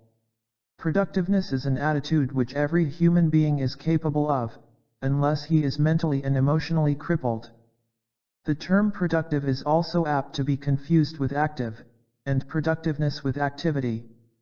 While the two terms can be synonymous, for instance, in Aristotle's concept of activity, activity in modern usage frequently indicates the very opposite of productiveness. Activity is usually defined as behavior which brings about a change in an existing situation by an expenditure of energy. In contrast, a person is described as passive if he is unable to change or overtly influence an existing situation and is influenced or moved by forces outside himself. This current concept of activity takes into account only the actual expenditure of energy and the change brought about by it. It does not distinguish between the underlying psychic conditions governing the activities. An example, though an extreme one, of non-productive activity is the activity of a person under hypnosis. The person in a deep hypnotic trance may have his eyes open, may walk, talk, and do things, he acts. The general definition of activity would apply to him, since energy is spent and some change brought about. But if we consider the particular character and quality of this activity, we find that it is not really the hypnotized person who is the actor, but the hypnotist who, by means of his suggestions, acts through him. While the hypnotic trance is an artificial state, it is an extreme but characteristic example of a situation in which a person can be active and yet not be the true actor, his activity resulting from compelling forces over which he has no control. A common type of non-productive activity is the reaction to anxiety, whether acute or chronic, conscious or unconscious, which is frequently at the root of the frantic preoccupations of men today. Different from anxiety-motivated activity, though often blended with it, is the type of activity based on submission to or dependence on an authority. The authority may be feared, admired, or loved, usually all three are mixed, but the cause of the activity is the command of the authority, both in a formal way and with regard to its contents. The person is active because the authority wants him to be, and he does what the authority wants him to do. This kind of activity is found in the authoritarian character. To him, activity means to act in the name of something higher than his own self. He can act in the name of God, the past, or duty, but not in the name of himself.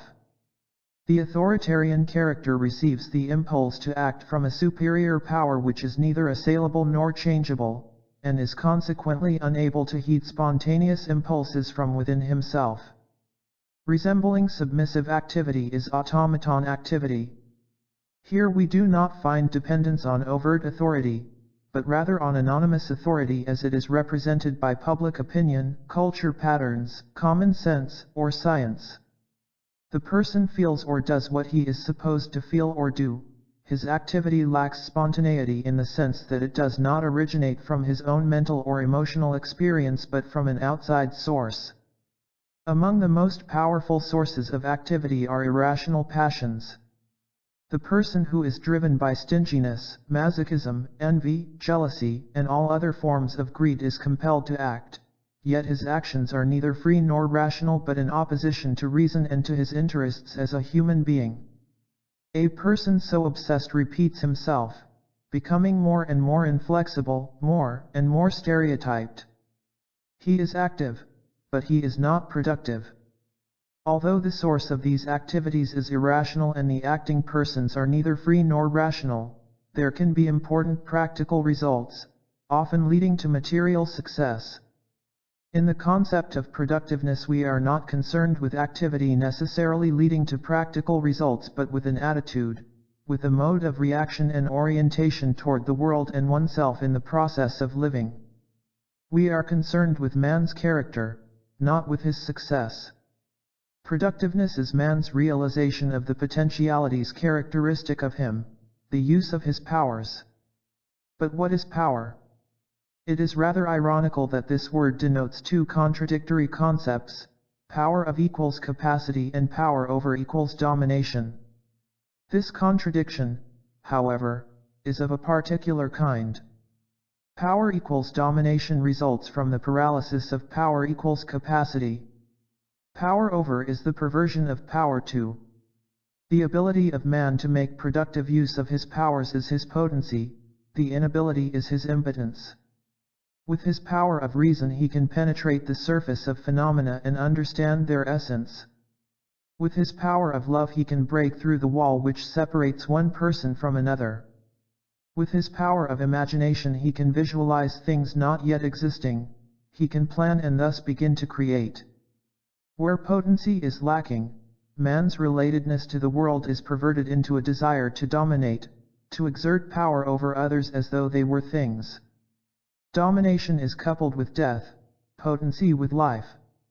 Domination springs from impotence and in turn reinforces it, for if an individual can force somebody else to serve him, his own need to be productive is increasingly paralyzed. How is man related to the world when he uses his powers productively? The world outside oneself can be experienced in two ways: reproductively by perceiving actuality in the same fashion as a film makes a literal record of things photographed, although even mere reproductive perception requires the active participation of the mind, and generatively by conceiving it, by enlivening and recreating this new material through the spontaneous activity of one's own mental and emotional powers. While to a certain extent everyone does react in both ways, the respective weight of each kind of experience differs widely. Sometimes either one of the two is atrophied, and the study of these extreme cases in which the reproductive or the generative mode is almost absent offers the best approach to the understanding of each of these phenomena. The relative atrophy of the generative capacity is very frequent in our culture. A person may be able to recognize things as they are, or as his culture maintains them to be, but he is unable to enliven his perception from within. Such a person is the perfect realist, who sees all there is to be seen of the surface features of phenomena but who is quite incapable of penetrating below the surface to the essential, and of visualizing what is not yet apparent. He sees the details but not the whole, the trees but not the forest. Reality to him is only the sum total of what has already materialized. This person is not lacking in imagination, but his is a calculating imagination, combining factors all of which are known and in existence, and inferring their future operation. On the other hand, the person who has lost the capacity to perceive actuality is insane. The psychotic person builds up an inner world of reality in which he seems to have full confidence. He lives in his own world, and the common factors of reality as perceived by all men are unreal to him. When a person sees objects which do not exist in reality but are entirely the product of his imagination, he has hallucinations. He interprets events in terms of his own feelings, without reference to, or at least without proper acknowledgement of, what goes on in reality. A paranoid person may believe that he is being persecuted, and a chance remark may indicate a plan to humiliate and ruin him. He is convinced that the lack of any more obvious and explicit manifestation of such intention does not prove anything, that, although the remark may appear harmless on the surface, its real meaning becomes clear if one looks deeper. For the psychotic person, actual reality is wiped out and an inner reality has taken its place. The realist sees only the surface features of things. He sees the manifest world. He can reproduce it photographically in his mind, and he can act by manipulating things and people as they appear in this picture. The insane person is incapable of seeing reality as it is. He perceives reality only as a symbol and a reflection of his inner world. Both are sick. The sickness of the psychotic who has lost contact with reality is such that he cannot function socially.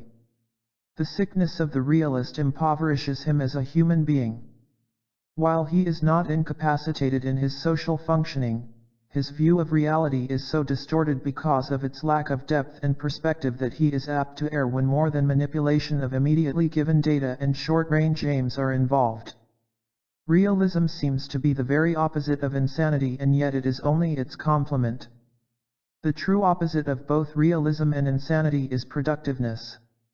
The normal human being is capable of relating himself to the world simultaneously by perceiving it as it is and by conceiving it enlivened and enriched by his own powers. If one of the two capacities is atrophied, man is sick, but the normal person has both capacities even though their respective weights differ. The presence of both reproductive and generative capacities is a precondition for productiveness. They are opposite poles whose interaction is the dynamic source of productiveness. With the last statement I want to emphasize that productiveness is not the sum or combination of both capacities, but that it is something new which springs from this interaction. We have described productiveness as a particular mode of relatedness to the world. The question arises whether there is anything which the productive person produces, and if so, what? While it is true that man's productiveness can create material things, works of art, and systems of thought, by far the most important object of productiveness is man himself. Birth is only one particular step in a continuum which begins with conception and ends with death. All that is between these two poles is a process of giving birth to one's potentialities, of bringing to life all that is potentially given in the two cells. But while physical growth proceeds by itself, if only the proper conditions are given, the process of birth on the mental plane, in contrast, does not occur automatically. It requires productive activity to give life to the emotional and intellectual potentialities of man, to give birth to his self. It is part of the tragedy of the human situation that the development of the self is never completed. Even under the best conditions, only part of man's potentialities is realized. Man always dies before he is fully born. Although I do not intend to present a history of the concept of productiveness, I want to give some outstanding illustrations which may help to clarify the concept further. Productiveness is one of the key concepts in Aristotle's system of ethics. One can determine virtue, he says, by ascertaining the function of man. Just as in the case of a flute player, a sculptor, or any artist, the good is thought to reside in the specific function which distinguishes these men from others and makes them what they are. The good of man also resides in the specific function which distinguishes him from other species and makes him what he is. Such a function is an activity of the soul which follows or implies a rational principle. But it makes perhaps no small difference, he says, whether we place the chief good in possession or in use, in state of mind or activity. For the state of mind may exist without producing any good result, as in a man who is asleep or in some other way quite inactive, but the activity cannot, for one who has the activity will of necessity be acting, and acting well. The good man for Aristotle is the man who by his activity, under the guidance of his reason, brings to life the potentialities specific of man. By virtue and power, Spinoza says, I understand the same thing. Freedom and blessedness consist in man's understanding of himself and in his effort to become that which he potentially is, to approach nearer and nearer to the model of human nature. Virtue to Spinoza is identical with the use of man's powers, and vice is his failure to use his power. The essence of evil for Spinoza is impotence. In a poetic form, the concept of productive activity has been expressed beautifully by Goethe and by Ibsen. Faust is a symbol of man's eternal search for the meaning of life. Neither science, pleasure, nor might, not even beauty, answer Faust's question. Goethe proposes that the only answer to man's quest is productive activity, which is identical with the good. In the prologue in Heaven, the Lord says it is not error which thwarts man but non-activity. Man's active nature, flagging, seeks too soon to level. Unqualified repose he learns to crave. Whence, willingly, the comrade him I gave. Who works, excites, and must create, as devil. But yet, God's sons in love and duty. Enjoy the rich, the ever-living beauty. Creative power, that works eternal schemes. Clasp you in bonds of love, relaxing never. And what unwavering apparition gleams. Fix in its place with thoughts that stand forever. At the end of the second part, Faust has won his bet with Mephistopheles. He has erred and sinned, but he has not committed the crucial sin, that of unproductiveness. The last words of Faust express this idea very clearly, symbolized by the act of claiming tillable land from the sea. To many millions let me furnish soil. Though not secure, yet free to active toil. Green, fertile fields, where men and herds go forth.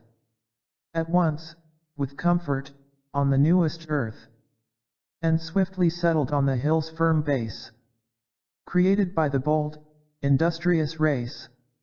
A land like paradise here, round about. Up to the brink the tide may roar without. And though it gnaw, to burst with force the limit, by common impulse all unite to hem it. Yes. To this thought I hold with firm persistence. The last result of wisdom stamps it true. He only earns his freedom and existence who daily conquers them anew. Thus here, by dangers girt, shall glide away of childhood, manhood, age, the vigorous day. And such a throng I fain would see stand on free soil among a people free. Then dared I hail the moment fleeing. Ah, still delay, thou art so fair.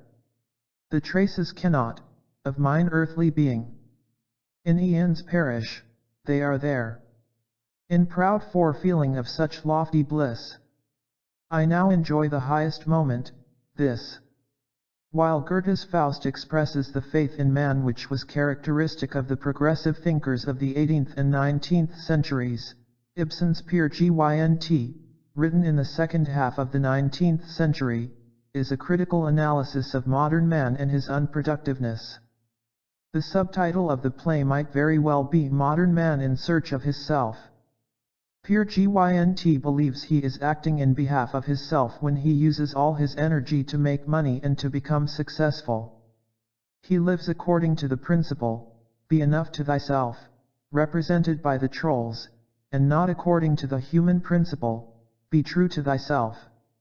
He discovers at the end of his life that his exploitativeness and egotism have prevented him from becoming himself, that the realization of the self is only possible if one is productive, if one can give birth to one's own potentialities. Peer Gynt's unrealized potentialities come to accuse him of his sin and point to the real cause of his human failure, his lack of productiveness.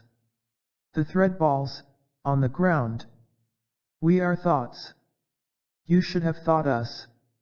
Little feet, to life. You should have brought us. We should have risen. With glorious sound. But here like thread balls. We are earthbound. Withered leaves. We are a watchword. You should have used us. Life, by your sloth, has been refused us. By worms we're eaten. All up and down. No fruit will have us. For spreading crown. A sighing in the air. We are songs. You should have sung us. In the depths of your heart. Despair has wrung us. We lay and waited. You called us not. May your throat and voice, with poison rot. Dewdrops. We are tears, which were never shed. The cutting ice, which all hearts dread. We could have melted. But now its dart is frozen into a stubborn heart. The wound is closed. Our power is lost. Broken straws.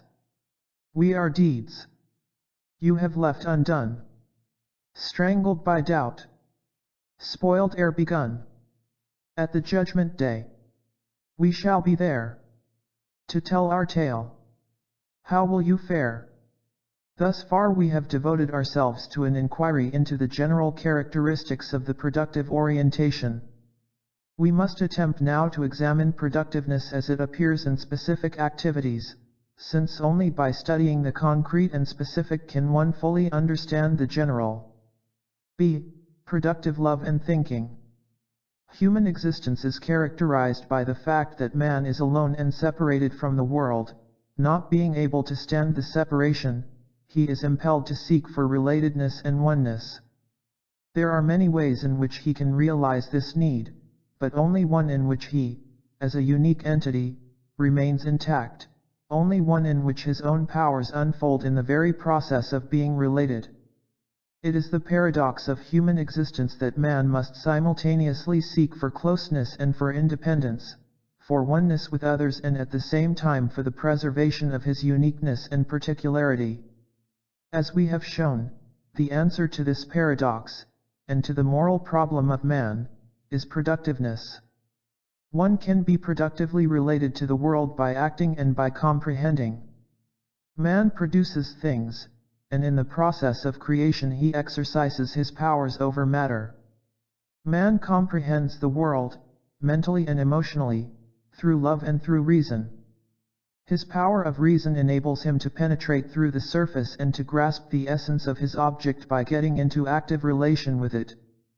His power of love enables him to break through the wall which separates him from another person and to comprehend him. Although love and reason are only two different forms of comprehending the world, and although neither is possible without the other, they are expressions of different powers, that of emotion and that of thinking, and hence must be discussed separately. The concept of productive love is very different indeed from what is frequently called love. There is hardly any word which is more ambiguous and confusing than the word love. It is used to denote almost every feeling short of hate and disgust. It comprises everything from the love for ice cream to the love for a symphony, from mild sympathy to the most intense feeling of closeness. People feel they love if they have fallen for somebody. They call their dependence love, and their possessiveness too. They believe, in fact, that nothing is easier than to love, that the difficulty lies only in finding the right object, and that their failure to find happiness in love is due to their bad luck in not finding the right partner. But contrary to all this confused and wishful thinking, love is a very specific feeling, and while every human being has a capacity for love, its realization is one of the most difficult achievements. Genuine love is rooted in productiveness and may properly be called, therefore, productive love. Its essence is the same whether it is the mother's love for the child, our love for man, or the erotic love between two individuals. That it is also the same with regard to love for others and love for ourselves we shall discuss later. Although the objects of love differ and consequently the intensity and quality of love itself differ, certain basic elements may be said to be characteristic of all forms of productive love. These are care, responsibility, respect, and knowledge. Care and responsibility denote that love is an activity and not a passion by which one is overcome, nor an affect which one is affected by.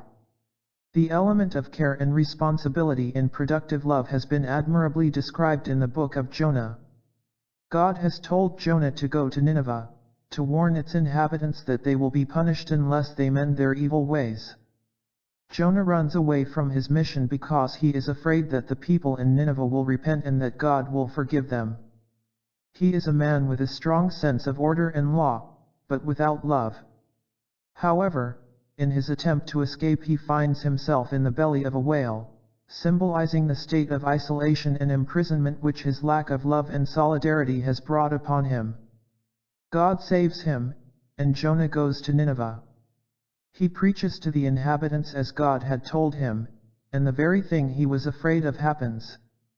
The men of Nineveh repent their sins, mend their ways, and God forgives them and decides not to destroy the city. Jonah is intensely angry and disappointed. He wanted justice to be done, not mercy. At last he finds some comfort by the shade of a tree which God had made to grow for him to protect him from the sun. But when God makes the tree wilt, Jonah is depressed and angrily complains to God. God answers, "Thou hast had pity on the gourd for the which thou hast not labored neither madest it grow, which came up in a night, and perished in a night. And should I not spare Nineveh, that great city, wherein are more than 60,000 people that cannot discern between their right hand and their left hand, and also much cattle?" God's answer to Jonah is to be understood symbolically. God explains to Jonah that the essence of love is to labor for something and to make something grow, that love and labor are inseparable.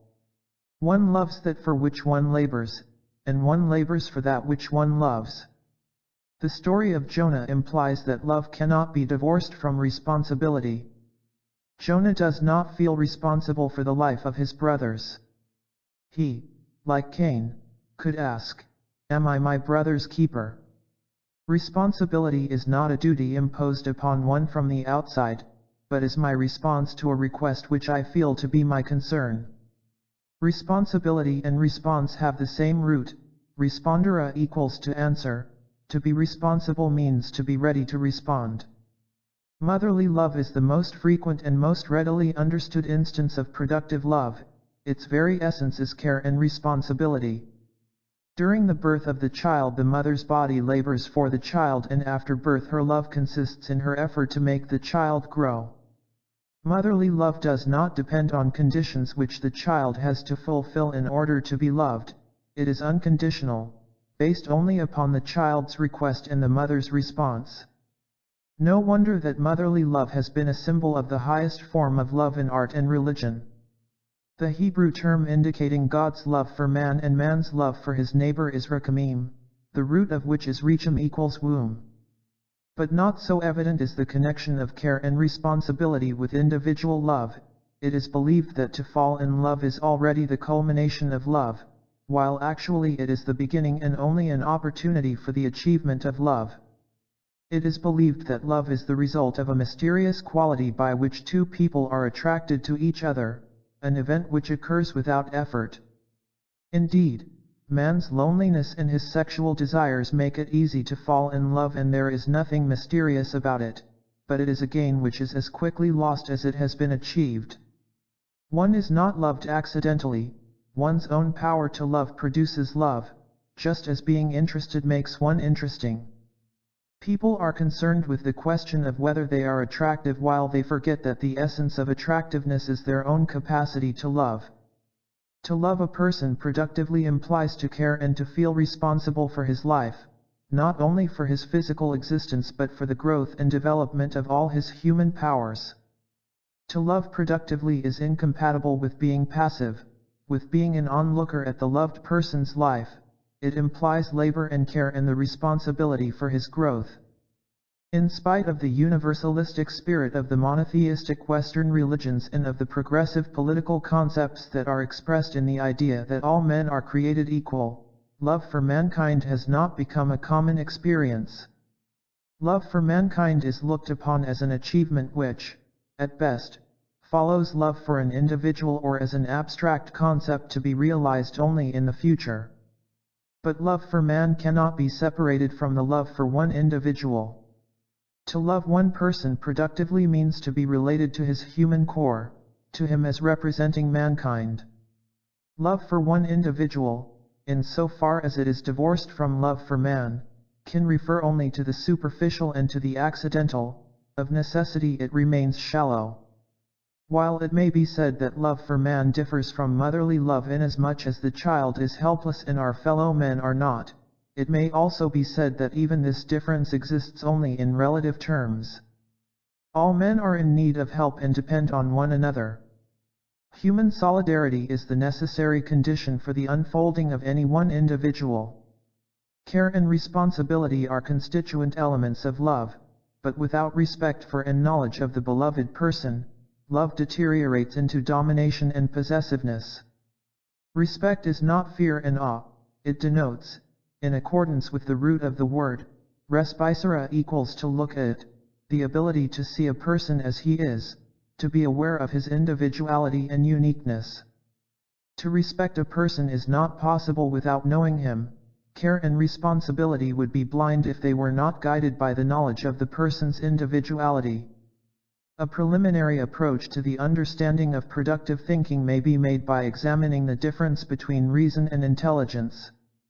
Intelligence is man's tool for attaining practical goals with the aim of discovering those aspects of things the knowledge of which is necessary for manipulating them.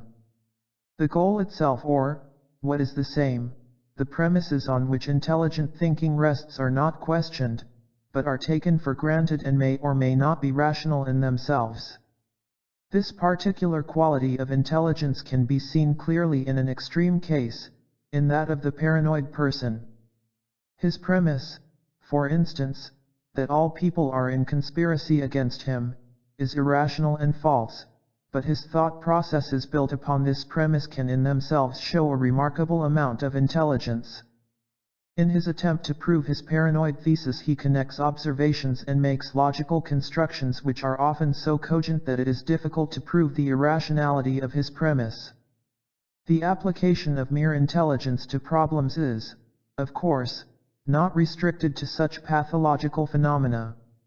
Most of our thinking is necessarily concerned with the achievement of practical results, with the quantitative and superficial aspects of phenomena without inquiring into the validity of implied ends and premises and without attempting to understand the nature and quality of phenomena.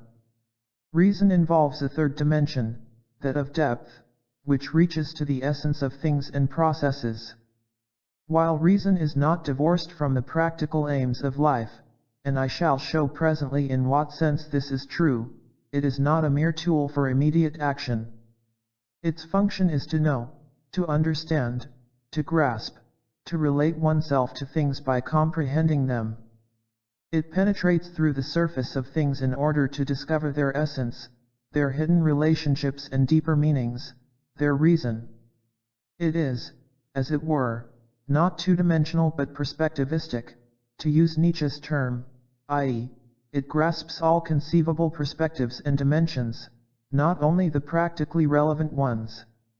Being concerned with the essence of things does not mean being concerned with something behind things, but with the essential, with the generic and the universal, with the most general and pervasive traits of phenomena, freed from their superficial and accidental, logically irrelevant, aspects. We can now proceed to examine some more specific characteristics of productive thinking.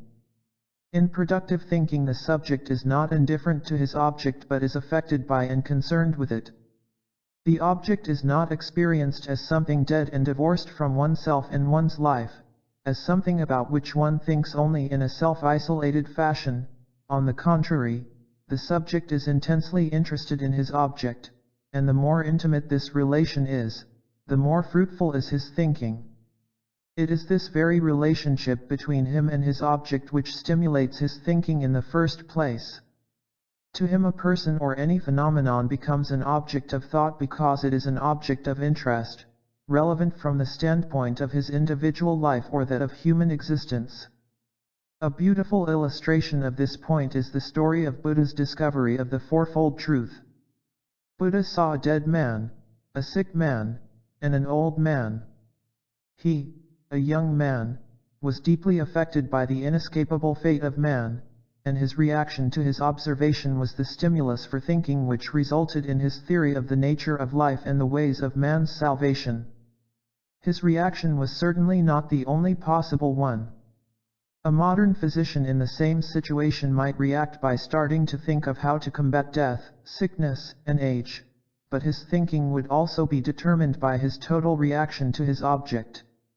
In the process of productive thinking, the thinker is motivated by his interest for the object, he is affected by it and reacts to it, he cares and responds.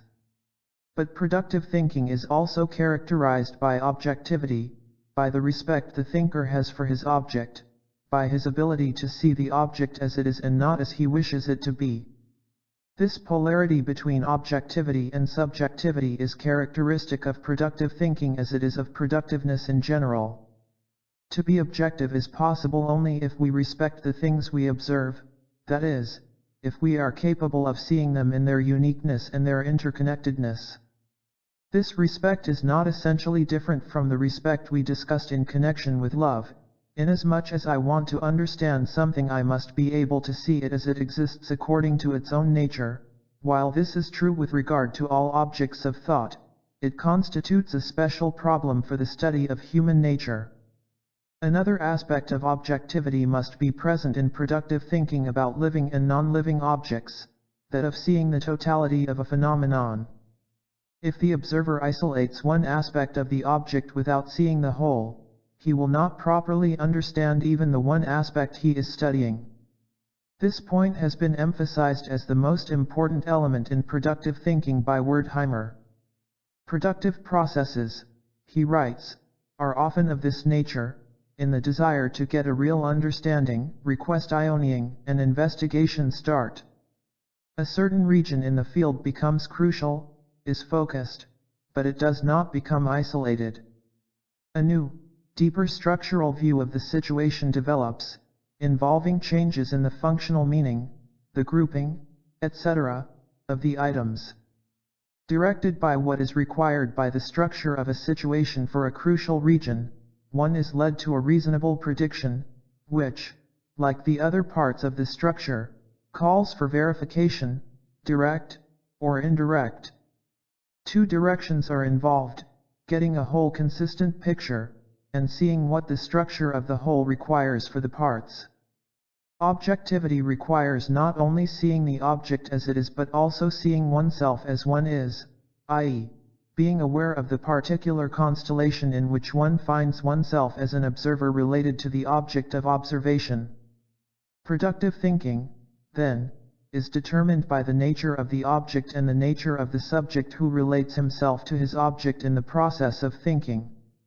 This twofold determination constitutes objectivity, in contrast to false subjectivity in which the thinking is not controlled by the object and thus degenerates into prejudice, wishful thinking, and fantasy. But objectivity is not, as it is often implied in a false idea of scientific objectivity, synonymous with detachment, with absence of interest and care. How can one penetrate the veiling surface of things to their causes and relationships if one does not have an interest that is vital and sufficiently impelling for so laborious a task? How could the aims of inquiry be formulated except by reference to the interests of man? Objectivity does not mean detachment, it means respect, that is, the ability not to distort and to falsify things, persons, and oneself. But does not the subjective factor in the observer, his interests, tend to distort his thinking for the sake of arriving at desired results? Is not the lack of personal interest the condition of scientific inquiry? The idea that lack of interest is a condition for recognizing the truth is fallacious. There hardly has been any significant discovery or insight which has not been prompted by an interest of the thinker. In fact, without interests, thinking becomes sterile and pointless. What matters is not whether or not there is an interest, but what kind of interest there is and what its relation to the truth will be. All productive thinking is stimulated by the interest of the observer. It is never an interest per se which distorts ideas, but only those interests which are incompatible with the truth, with the discovery of the nature of the object under observation. The statement that productiveness is an intrinsic human faculty contradicts the idea that man is lazy by nature and that he has to be forced to be active. This assumption is an old one. When Moses asked Pharaoh to let the Jewish people go so that they might serve God in the desert, his answer was, "You are lazy, nothing but lazy." To Pharaoh, slave labor meant doing things, worshipping God was laziness. The same idea was adopted by all those who wanted to profit from the activity of others and had no use for productiveness, which they could not exploit. Our own culture seems to offer evidence for the very opposite. For the last few centuries Western man has been obsessed by the idea of work, by the need for constant activity. He is almost incapable of being lazy for any length of time. This contrast, however, is only apparent. Laziness and compulsive activity are not opposites but are two symptoms of the disturbance of man's proper functioning. In the neurotic individual we often find the inability to work as his main symptom, in the so-called adjusted person, the inability to enjoy ease and repose. Compulsive activity is not the opposite of laziness but its complement, the opposite of both is productiveness. The crippling of productive activity results in either inactivity or overactivity. Hunger and force can never be conditions of productive activity. On the contrary, freedom, economic security, and an organization of society in which work can be the meaningful expression of man's faculties are the factors conducive to the expression of man's natural tendency to make productive use of his powers. Productive activity is characterized by the rhythmic change of activity and repose. Productive work, love, and thought are possible only if a person can be, when necessary, quiet and alone with himself. To be able to listen to oneself is a prerequisite for the ability to listen to others. To be at home with oneself is the necessary condition for relating oneself to others. 4. Orientations in the process of socialization. As pointed out in the beginning of this chapter, the process of living implies two kinds of relatedness to the outside world, that of assimilation and that of socialization. While the former has been discussed in detail in this chapter, the latter has been dealt with at length in Escape from Freedom, and therefore I will give here only a brief summary. We can differentiate between the following kinds of interpersonal relatedness: symbiotic relatedness, withdrawal destructiveness, love. In the symbiotic relatedness, the person is related to others but loses or never attains his independence. He avoids the danger of aloneness by becoming part of another person, either by being swallowed by that person or by swallowing him. The former is the root of what is clinically described as masochism. Masochism is the attempt to get rid of one's individual self, to escape from freedom, and to look for security by attaching oneself to another person. The forms which such dependency assume are manifold. It can be rationalized as sacrifice, duty, or love, especially when cultural patterns legitimatize this kind of rationalization. Sometimes masochistic strivings are blended with sexual impulses and pleasureful, the masochistic perversion. Often the masochistic strivings are so much in conflict with the parts of the personality striving for independence and freedom that they are experienced as painful and tormenting. The impulse to swallow others, the sadistic, active form of symbiotic relatedness, appears in all kinds of rationalizations, as love, overprotectiveness, justified domination, justified vengeance, etc. It also appears blended with sexual impulses as sexual sadism. All forms of the sadistic drive go back to the impulse to have complete mastery over another person, to swallow him, and to make him a helpless object of our will. Complete domination over a powerless person is the essence of active symbiotic relatedness. The dominated person is perceived and treated as a thing to be used and exploited, not as a human being who is an end in himself. The more this craving is blended with destructiveness, the more cruel it is, but the benevolent domination which often masquerades as love is an expression of sadism too. While the benevolent sadist wants his object to be rich, powerful, successful, there is one thing he tries to prevent with all his power: that his object become free and independent and thus cease to be his. Balzac in his Lost Illusions gives a striking example of benevolent sadism. He describes the relationship between young Lucien and the Bagneux prisoner who poses as an abbé. Shortly after he makes the acquaintance of the young man who has just tried to commit suicide, the abbé says, "I have picked you up, I have given life to you, and you belong to me as the creature belongs to the Creator, as, in the Orient's fairy tales, the Ifrit belongs to the spirit, as the body belongs to the soul. With powerful hands I will keep you straight on the road to power. I promise you, nevertheless, a life of pleasure, of honors, of everlasting feasts. You will never lack money, you will sparkle, you will be brilliant, whereas I, stooped down in the filth of promoting, shall secure the brilliant edifice of your success. I love power for the sake of power. I shall always enjoy your pleasures although I shall have to renounce them.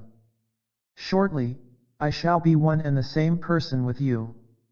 I will love my creature, I will mold him, will shape him to my services, in order to love him as a father loves his child.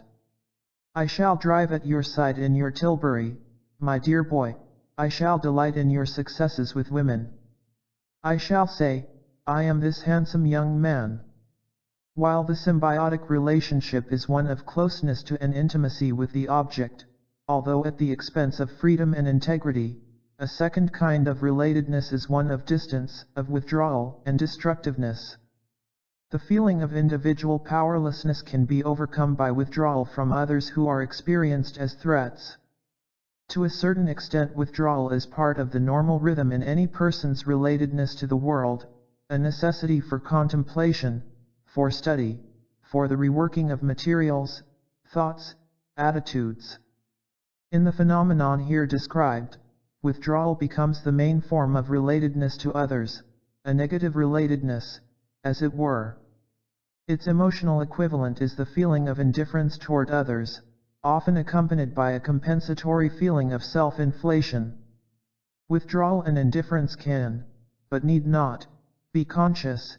As a matter of fact, in our culture they are mostly covered up by a superficial kind of interest and sociability.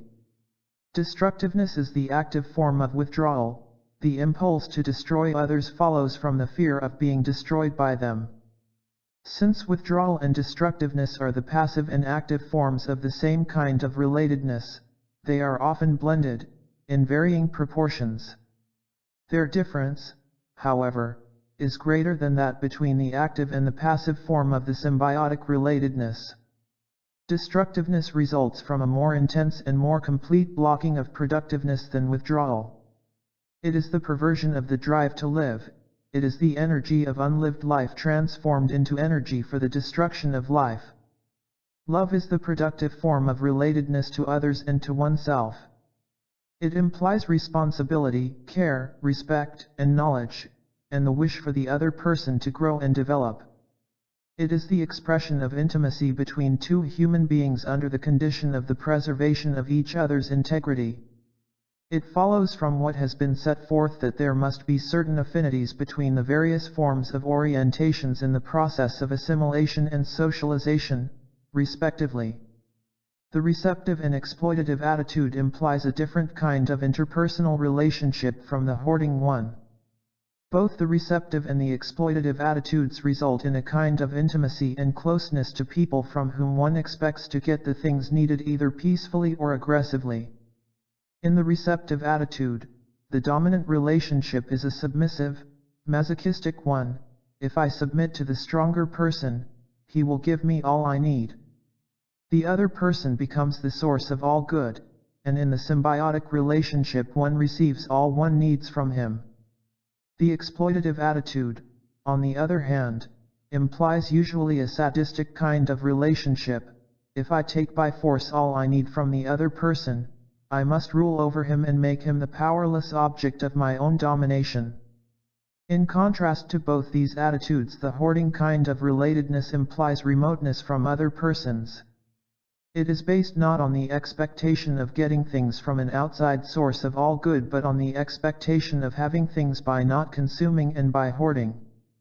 Any intimacy with the outside world is a threat to this kind of autarkic security system. The hoarding character will tend to solve the problem of his relationship to others by attempting to withdraw or, if the outside world is felt to be too great a menace, to destroy. The marketing orientation is also based on detachment from others, but in contrast to the hoarding orientation, the detachment has a friendly rather than a destructive connotation.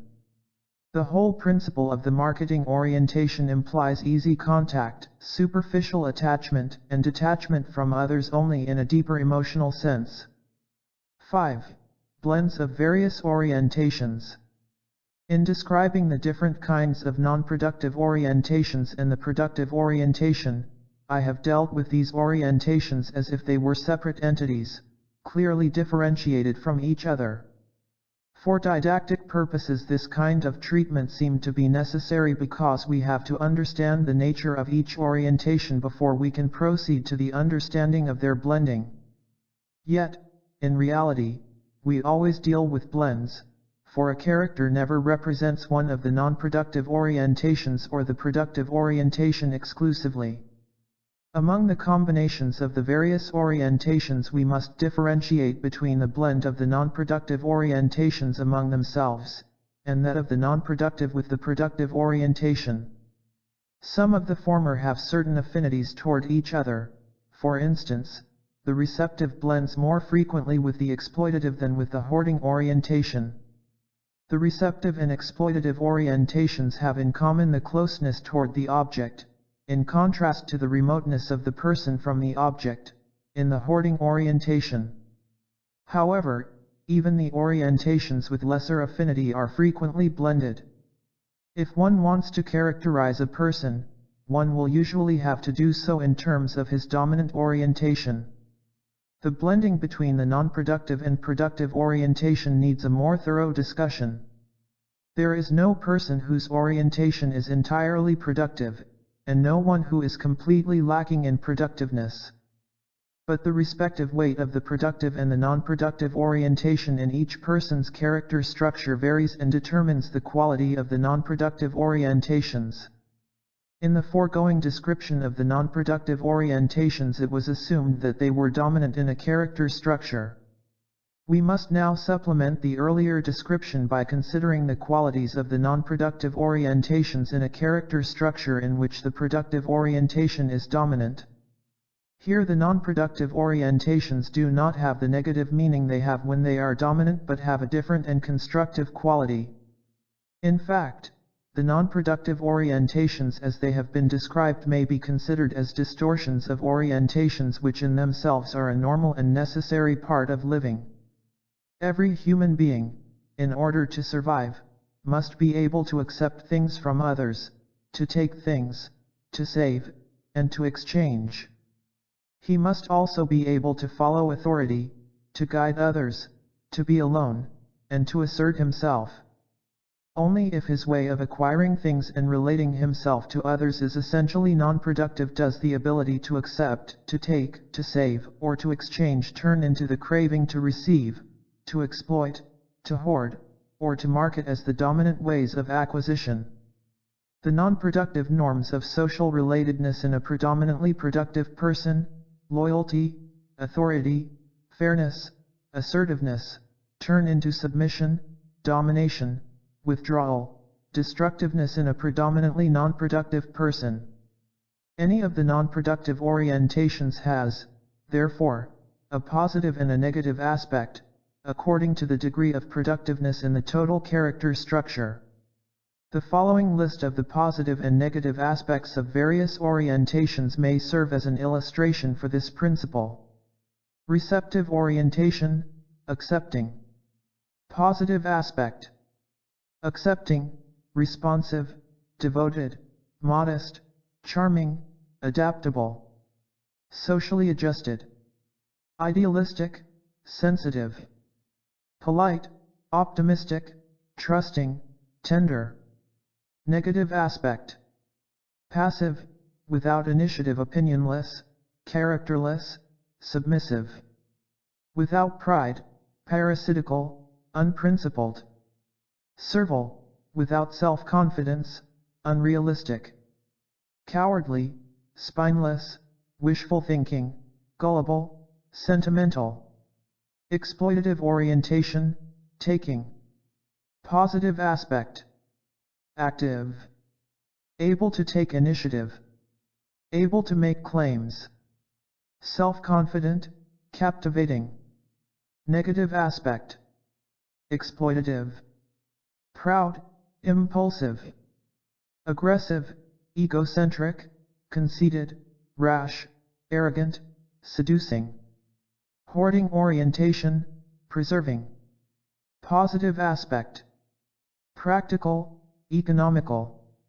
Careful, reserved, patient, cautious. Steadfast, tenacious, imperturbable, composed under stress, orderly, methodical, loyal. Negative aspect: unimaginative, stingy, suspicious. Cold, lethargic, anxious, stubborn, indolent, inert, pedantic, obsessional, possessive. Marketing orientation, exchanging. Positive aspect: purposeful, opportunistic, able to change. Youthful, forward-looking, open-minded. Social experimenting. Undogmatic, efficient, curious, intelligent, adaptable, tolerant, wit, generous. Negative aspect: inconsistent, childish. Without a future or a past. Without principle and values. Unable to be alone. Aimless, relativistic, overactive, tactless, intellectualistic, undiscriminating, indifferent, silly, wasteful. The positive and negative aspects are not two separate classes of syndromes. Each of these traits can be described as a point in a continuum which is determined by the degree of the productive orientation which prevails. Rational systematic orderliness, for instance, may be found when productiveness is high, while, with decreasing productiveness, it degenerates more and more into irrational, pedantic compulsive orderliness which actually defeats its own purpose. The same holds true of the change from youthfulness to childishness, or of the change from being proud to being conceited. In considering only the basic orientations, we see the staggering amount of variability in each person brought about by the fact that 1. The non-productive orientations are blended in different ways with regard to the respective weight of each of them. 2. Each changes in quality according to the amount of productiveness present. 3. The different orientations may operate in different strength in the material, emotional, or intellectual spheres of activity, respectively. If we add to the picture of personality the different temperaments and gifts, we can easily recognize that the configuration of these basic elements makes for an endless number of variations in personality. Chapter 4. Problems of Humanistic Ethics. The most obvious argument against the principle of humanistic ethics, that virtue is the same as the pursuit of man's obligations toward himself, and vice the same as self-mutilation, is that we make egotism or selfishness the norm of human conduct when actually the aim of ethics should be its defeat, and, further, that we overlook man's innate evilness which can be curbed only by his fear of sanctions and awe of authorities. Or, if man is not innately bad, the argument may run, is he not constantly seeking for pleasure, and is not pleasure itself against, or at least indifferent to, the principles of ethics? Is not conscience the only effective agent in man causing him to act virtuously, and has not conscience lost its place in humanistic ethics? There seems to be no place for faith either, yet is not faith a necessary basis of ethical behavior? These questions imply certain assumptions about human nature and become a challenge to any psychologist who is concerned with the achievement of man's happiness and growth, and consequently with moral norms conducive to this aim. In this chapter I shall attempt to deal with these problems in the light of the psychoanalytic data, the theoretical foundation for which was laid in the chapter entitled Human Nature and Character. 1. Selfishness, self-love, and self-interest. Thou shalt love thy neighbor as thyself. The Bible. Modern culture is pervaded by a taboo on selfishness. We are taught that to be selfish is sinful and that to love others is virtuous. To be sure, this doctrine is in flagrant contradiction to the practice of modern society, which holds the doctrine that the most powerful and legitimate drive in man is selfishness, and that by following this imperative drive the individual makes his best contribution to the common good. But the doctrine which declares selfishness to be the arch-evil and love for others to be the greatest virtue is still powerful. Selfishness is used here almost synonymously with self-love. The alternative is to love others, which is a virtue, or to love oneself, which is a sin.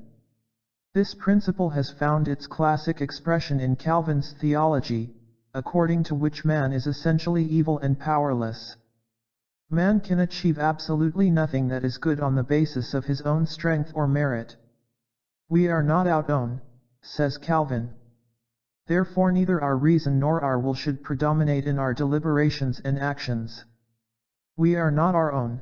Therefore let us not propose it as our end to seek what may be expedient for us according to the flesh. We are not our own, therefore, let us, as far as possible, forget ourselves in all things that are ours. On the contrary, we are God's, for Him, therefore, let us live and die. For, as it is the most devastating pestilence which ruins people if they obey themselves, it is the only haven of salvation not to know or to want anything by oneself but to be guided by God who walks before us. Man should have not only the conviction of his absolute nothingness, but he should do everything to humiliate himself. For I do not call it humility if you suppose that we have anything left. We cannot think of ourselves as we ought to think without utterly despising everything that may be supposed an excellence in us. This humility is unfeigned submission of a mind overwhelmed with a weighty sense of its own misery and poverty, for such is the uniform description of it in the Word of God. This emphasis on the nothingness and wickedness of the individual implies that there is nothing he should like and respect about himself. The doctrine is rooted in self-contempt and self-hatred. Calvin makes this point very clear. He speaks of self-love as a pest. If the individual finds something on the strength of which he finds pleasure in himself, he betrays this sinful self-love. This fondness for himself will make him sit in judgment over others and despise them. Therefore, to be fond of oneself or to like anything in oneself is one of the greatest sins. It is supposed to exclude love for others and to be identical with selfishness. The view of man held by Calvin and Luther has been of tremendous influence on the development of modern Western society. They laid the foundations for an attitude in which man's own happiness was not considered to be the aim of life, but where he became a means, an adjunct, to ends beyond him, of an all-powerful God, or of the not less powerful secularized authorities and norms, the state, business, success. Kant, who, with regard to the idea that man should be an end in himself and never a means only, was perhaps the most influential ethical thinker of the Enlightenment period, nevertheless had the same condemnation for self-love. According to him, it is a virtue to want happiness for others, but to want one's own happiness is ethically indifferent, since it is something for which the nature of man is striving, and since a natural striving cannot have a positive ethical value. Kant admits that one must not give up one's claims to happiness. Under certain circumstances it may even be a duty to be concerned with it, partly because health, wealth, and the like may be means necessary for the fulfillment of one's duty, partly because the lack of happiness, poverty, can prevent one from fulfilling his duty. But love for oneself, striving for one's own happiness, can never be a virtue. As an ethical principle, the striving for one's own happiness is the most objectionable one, not merely because it is false, but because the springs it provides for morality are such as rather to undermine it and destroy its sublimity. Kant differentiates egotism, self-love, philautia, a benevolence for oneself, and arrogance, the pleasure in oneself.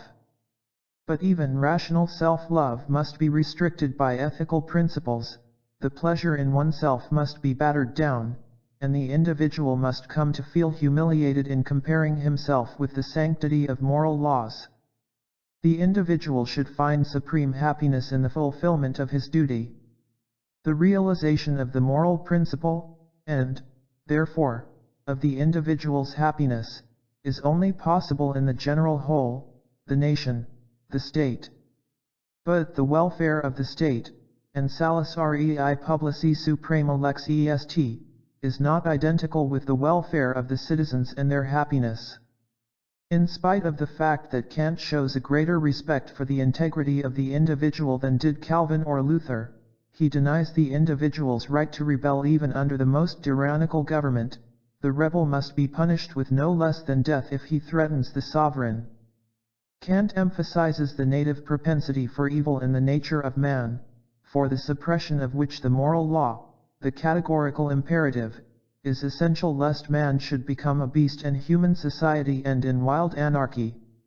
In the philosophy of the Enlightenment period, the individual's claims to happiness have been emphasized much more strongly by others than by Kant, for instance, by Helvetius. This trend in modern philosophy has found its most radical expression in Stirner and Nietzsche.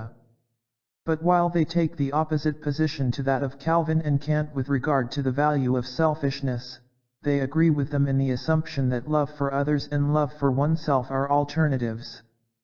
They denounce love for others as weakness and self-sacrifice and postulate egotism, selfishness, and self-love, they too confuse the issue by not clearly differentiating between these last, as virtue. Thus Stirner says, here, egoism, selfishness must decide, not the principle of love, not love motives like mercy, gentleness, good nature, or even justice and equity, for iasthesia too is a phenomenon of love, a product of love. Love knows only sacrifice and demands self-sacrifice. The kind of love denounced by Stirner is the masochistic dependence by which the individual makes himself a means for achieving the purposes of somebody or something outside himself. Opposing this concept of love, he did not avoid a formulation, which, highly polemical, overstates the point. The positive principle with which Stirner was concerned was opposed to an attitude which had been that of Christian theology for centuries, and which was vivid in the German idealism prevalent in his time, namely, to bend the individual so that he submits to, and finds his center in, a power and a principle outside himself. Stirner was not a philosopher of the stature of Kant or Hegel, but he had the courage to rebel radically against that side of idealistic philosophy which negated the concrete individual and thus helped the absolute state to retain its oppressive power over him. In spite of many differences between Nietzsche and Stirner, their ideas in this respect are very much the same. Nietzsche too denounces love and altruism as expressions of weakness and self-negation. For Nietzsche, the quest for love is typical of slaves unable to fight for what they want and who therefore try to get it through love. Altruism and love for mankind thus have become a sign of degeneration. For Nietzsche it is the essence of a good and healthy aristocracy that it is ready to sacrifice countless people for its interests without having a guilty conscience. Society should be a foundation and scaffolding by means of which a select class of beings may be able to elevate themselves to their higher duties, and in general to a higher existence. Many quotations could be added to document this spirit of contempt and egotism. These ideas have often been understood as the philosophy of Nietzsche. However, they do not represent the true core of his philosophy. There are various reasons why Nietzsche expressed himself in the sense noted above. First of all, as with Stirner, his philosophy is a reaction, a rebellion, against the philosophical tradition of subordinating the empirical individual to powers and principles outside himself. His tendency to overstatement shows this reactive quality. Second, there were, in Nietzsche's personality, feelings of insecurity and anxiety that made him emphasize the strong man as a reaction formation. Finally, Nietzsche was impressed by the theory of evolution and its emphasis on the survival of the fittest. This interpretation does not alter the fact that Nietzsche believed that there is a contradiction between love for others and love for oneself, yet his views contain the nucleus from which this false dichotomy can be overcome. The love which he attacks is rooted not in one's own strength, but in one's own weakness. Your neighbor love is your bad love of yourselves. Ye flee unto your neighbor from yourselves and would fain make a virtue thereof. But I fathom your unselfishness. He states explicitly, you cannot stand yourselves and you do not love yourselves sufficiently. For Nietzsche the individual has an enormously great significance. The strong individual is the one who has true kindness, nobility, greatness of soul, which does not give in order to take, which does not want to excel by being kind, waste as type of true kindness, wealth of the person as a premise. He expresses the same thought also in Thus Spake Zarathustra, the one goeth to his neighbor because he seeketh himself, and the other because he would fain lose himself. The essence of this view is this: love is a phenomenon of abundance, its premise is the strength of the individual who can give. Love is affirmation and productiveness, it seeks to create what is loved. To love another person is only a virtue if it springs from this inner strength, but it is a vice if it is the expression of the basic inability to be oneself. However, the fact remains that Nietzsche left the problem of the relationship between self-love and love for others as an unsolved antinomy. The doctrine that selfishness is the arch-evil and that to love oneself excludes loving others is by no means restricted to theology and philosophy, but it became one of the stock ideas promulgated in home, school, motion pictures, books, indeed in all instruments of social suggestion as well. "Don't be selfish" is a sentence which has been impressed upon millions of children, generation after generation. Its meaning is somewhat vague. Most people would say that it means not to be egotistical, inconsiderate, without any concern for others. Actually, it generally means more than that. Not to be selfish implies not to do what one wishes, to give up one's own wishes for the sake of those in authority. "Don't be selfish," in the last analysis, has the same ambiguity that it has in Calvinism. Aside from its obvious implication, it means, don't love yourself, don't be yourself, but submit yourself to something more important than yourself, to an outside power or its internalization, duty. "Don't be selfish" becomes one of the most powerful ideological tools in suppressing spontaneity and the free development of personality. Under the pressure of this slogan, one is asked for every sacrifice and for complete submission. Only those acts are unselfish which do not serve the individual but somebody or something outside himself. This picture, we must repeat, is in a certain sense one-sided.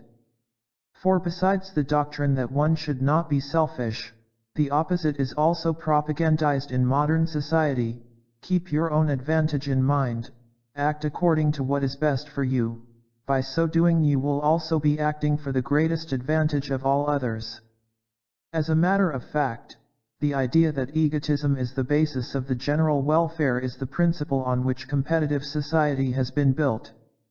It is puzzling that two such seemingly contradictory principles could be taught side by side in one culture. Of the fact, however, there is no doubt. One result of this contradiction is confusion in the individual. Torn between the two doctrines, he is seriously blocked in the process of integrating his personality. This confusion is one of the most significant sources of the bewilderment and helplessness of modern man. The doctrine that love for oneself is identical with selfishness and an alternative to love for others has pervaded theology, philosophy, and popular thought. The same doctrine has been rationalized in scientific language in Freud's theory of narcissism. Freud's concept presupposes a fixed amount of libido. In the infant, all of the libido has the child's own person as its objective, the stage of primary narcissism, as Freud calls it. During the individual's development, the libido is shifted from one's own person toward other objects. If a person is blocked in his object relationships, the libido is withdrawn from the objects and returned to his own person. This is called secondary narcissism. According to Freud, the more love I turn toward the outside world, the less love is left for myself, and vice versa.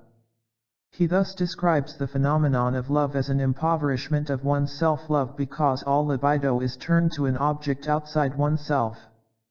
These questions arise: does psychological observation support the thesis that there is a basic contradiction and a state of alternation between love for oneself and love for others?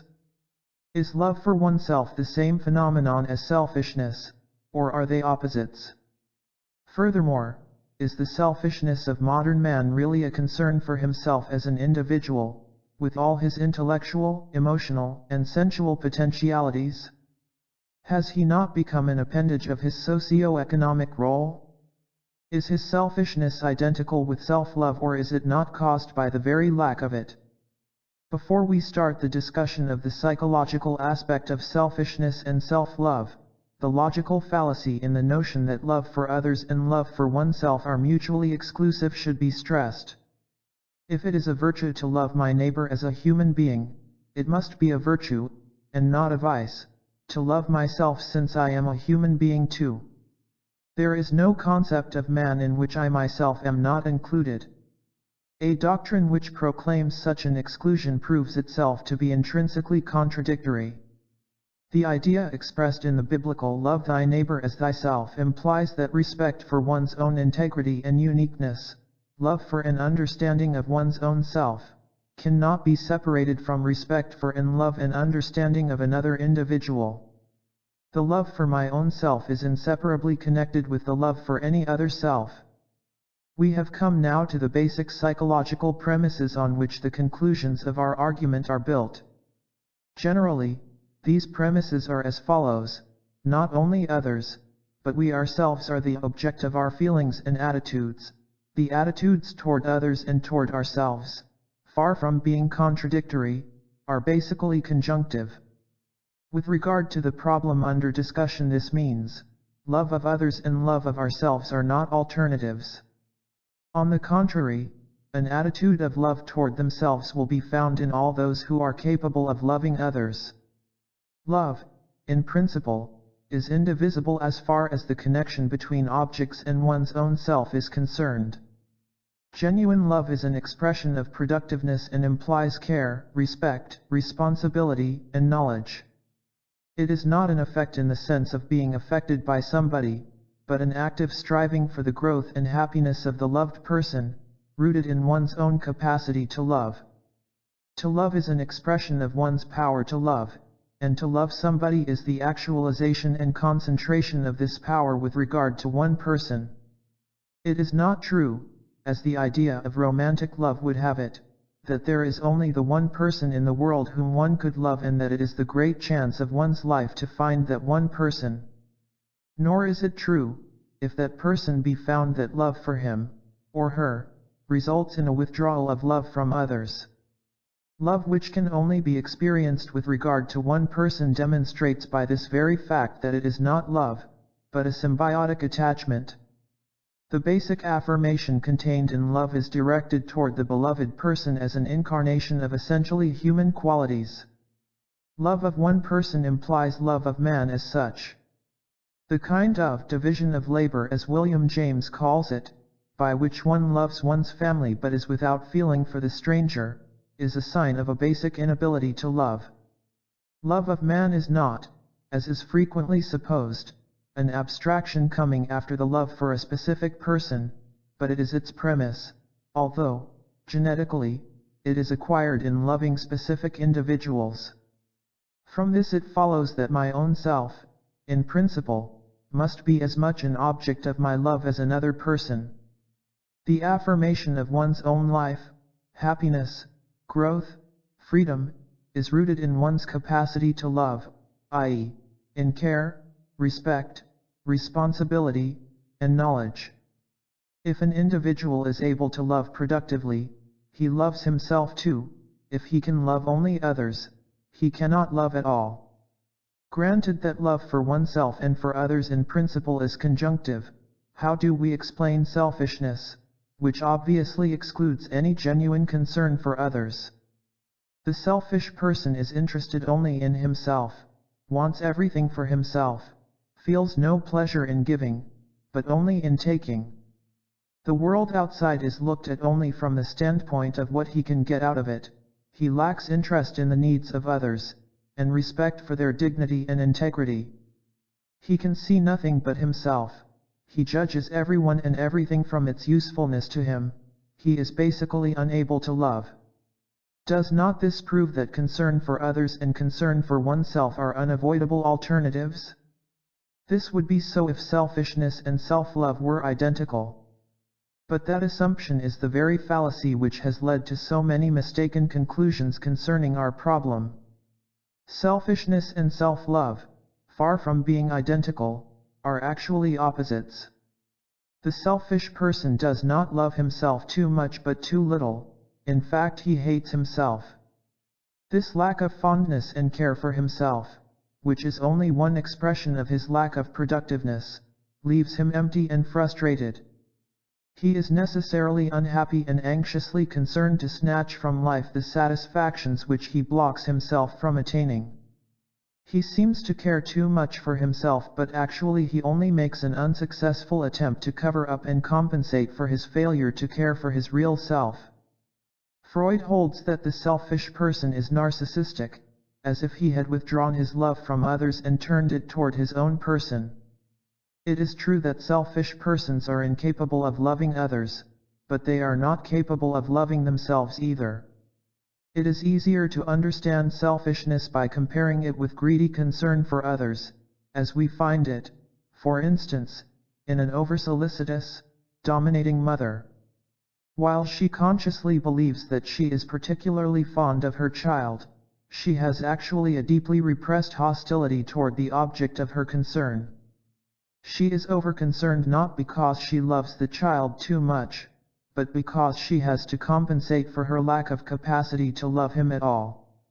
This theory of the nature of selfishness is borne out by psychoanalytic experience with neurotic unselfishness, a symptom of neurosis observed in not a few people who usually are troubled not by this symptom but by others connected with it, like depression, tiredness, inability to work, failure in love relationships, and so on. Not only is unselfishness not felt as a symptom, it is often the one redeeming character trait on which such people pride themselves. The unselfish person does not want anything for himself, he lives only for others, is proud that he does not consider himself important. He is puzzled to find that in spite of his unselfishness he is unhappy, and that his relationships to those closest to him are unsatisfactory. He wants to have what he considers are his symptoms removed, but not his unselfishness. Analytic work shows that his unselfishness is not something apart from his other symptoms but one of them, in fact often the most important one, that he is paralyzed in his capacity to love or to enjoy anything, that he is pervaded by hostility against life, and that behind the facade of unselfishness a subtle but not less intense self-centeredness is hidden. This person can be cured only if his unselfishness too is interpreted as a symptom along with the others, so that his lack of productiveness, which is at the root of both his unselfishness and his other troubles, can be corrected. The nature of unselfishness becomes particularly apparent in its effect on others, and most frequently, in our culture, in the effect the unselfish mother has on her children. She believes that by her unselfishness her children will experience what it means to be loved and to learn, in turn, what it means to love. The effect of her unselfishness, however, does not at all correspond to her expectations. The children do not show the happiness of persons who are convinced that they are loved. They are anxious, tense, afraid of the mother's disapproval and anxious to live up to her expectations. Usually, they are affected by their mother's hidden hostility against life, which they sense rather than recognize, and eventually become imbued with it themselves. Altogether, the effect of the unselfish mother is not too different from that of the selfish one. Indeed, it is often worse because the mother's unselfishness prevents the children from criticizing her. They are put under the obligation not to disappoint her. They are taught, under the mask of virtue, dislike for life. If one has a chance to study the effect of a mother with genuine self-love, one can see that there is nothing more conducive to giving a child the experience of what love, joy, and happiness are than being loved by a mother who loves herself. Having analyzed selfishness and self-love, we can now proceed to discuss the concept of self-interest, which has become one of the key symbols in modern society. It is even more ambiguous than selfishness or self-love, and this ambiguity can be fully understood only by taking into account the historical development of the concept of self-interest. The problem is what is considered to constitute self-interest and how it can be determined. There are two fundamentally different approaches to this problem. One is the objectivistic approach most clearly formulated by Spinoza. To him, self-interest, or the interest to seek one's profit, is identical with virtue.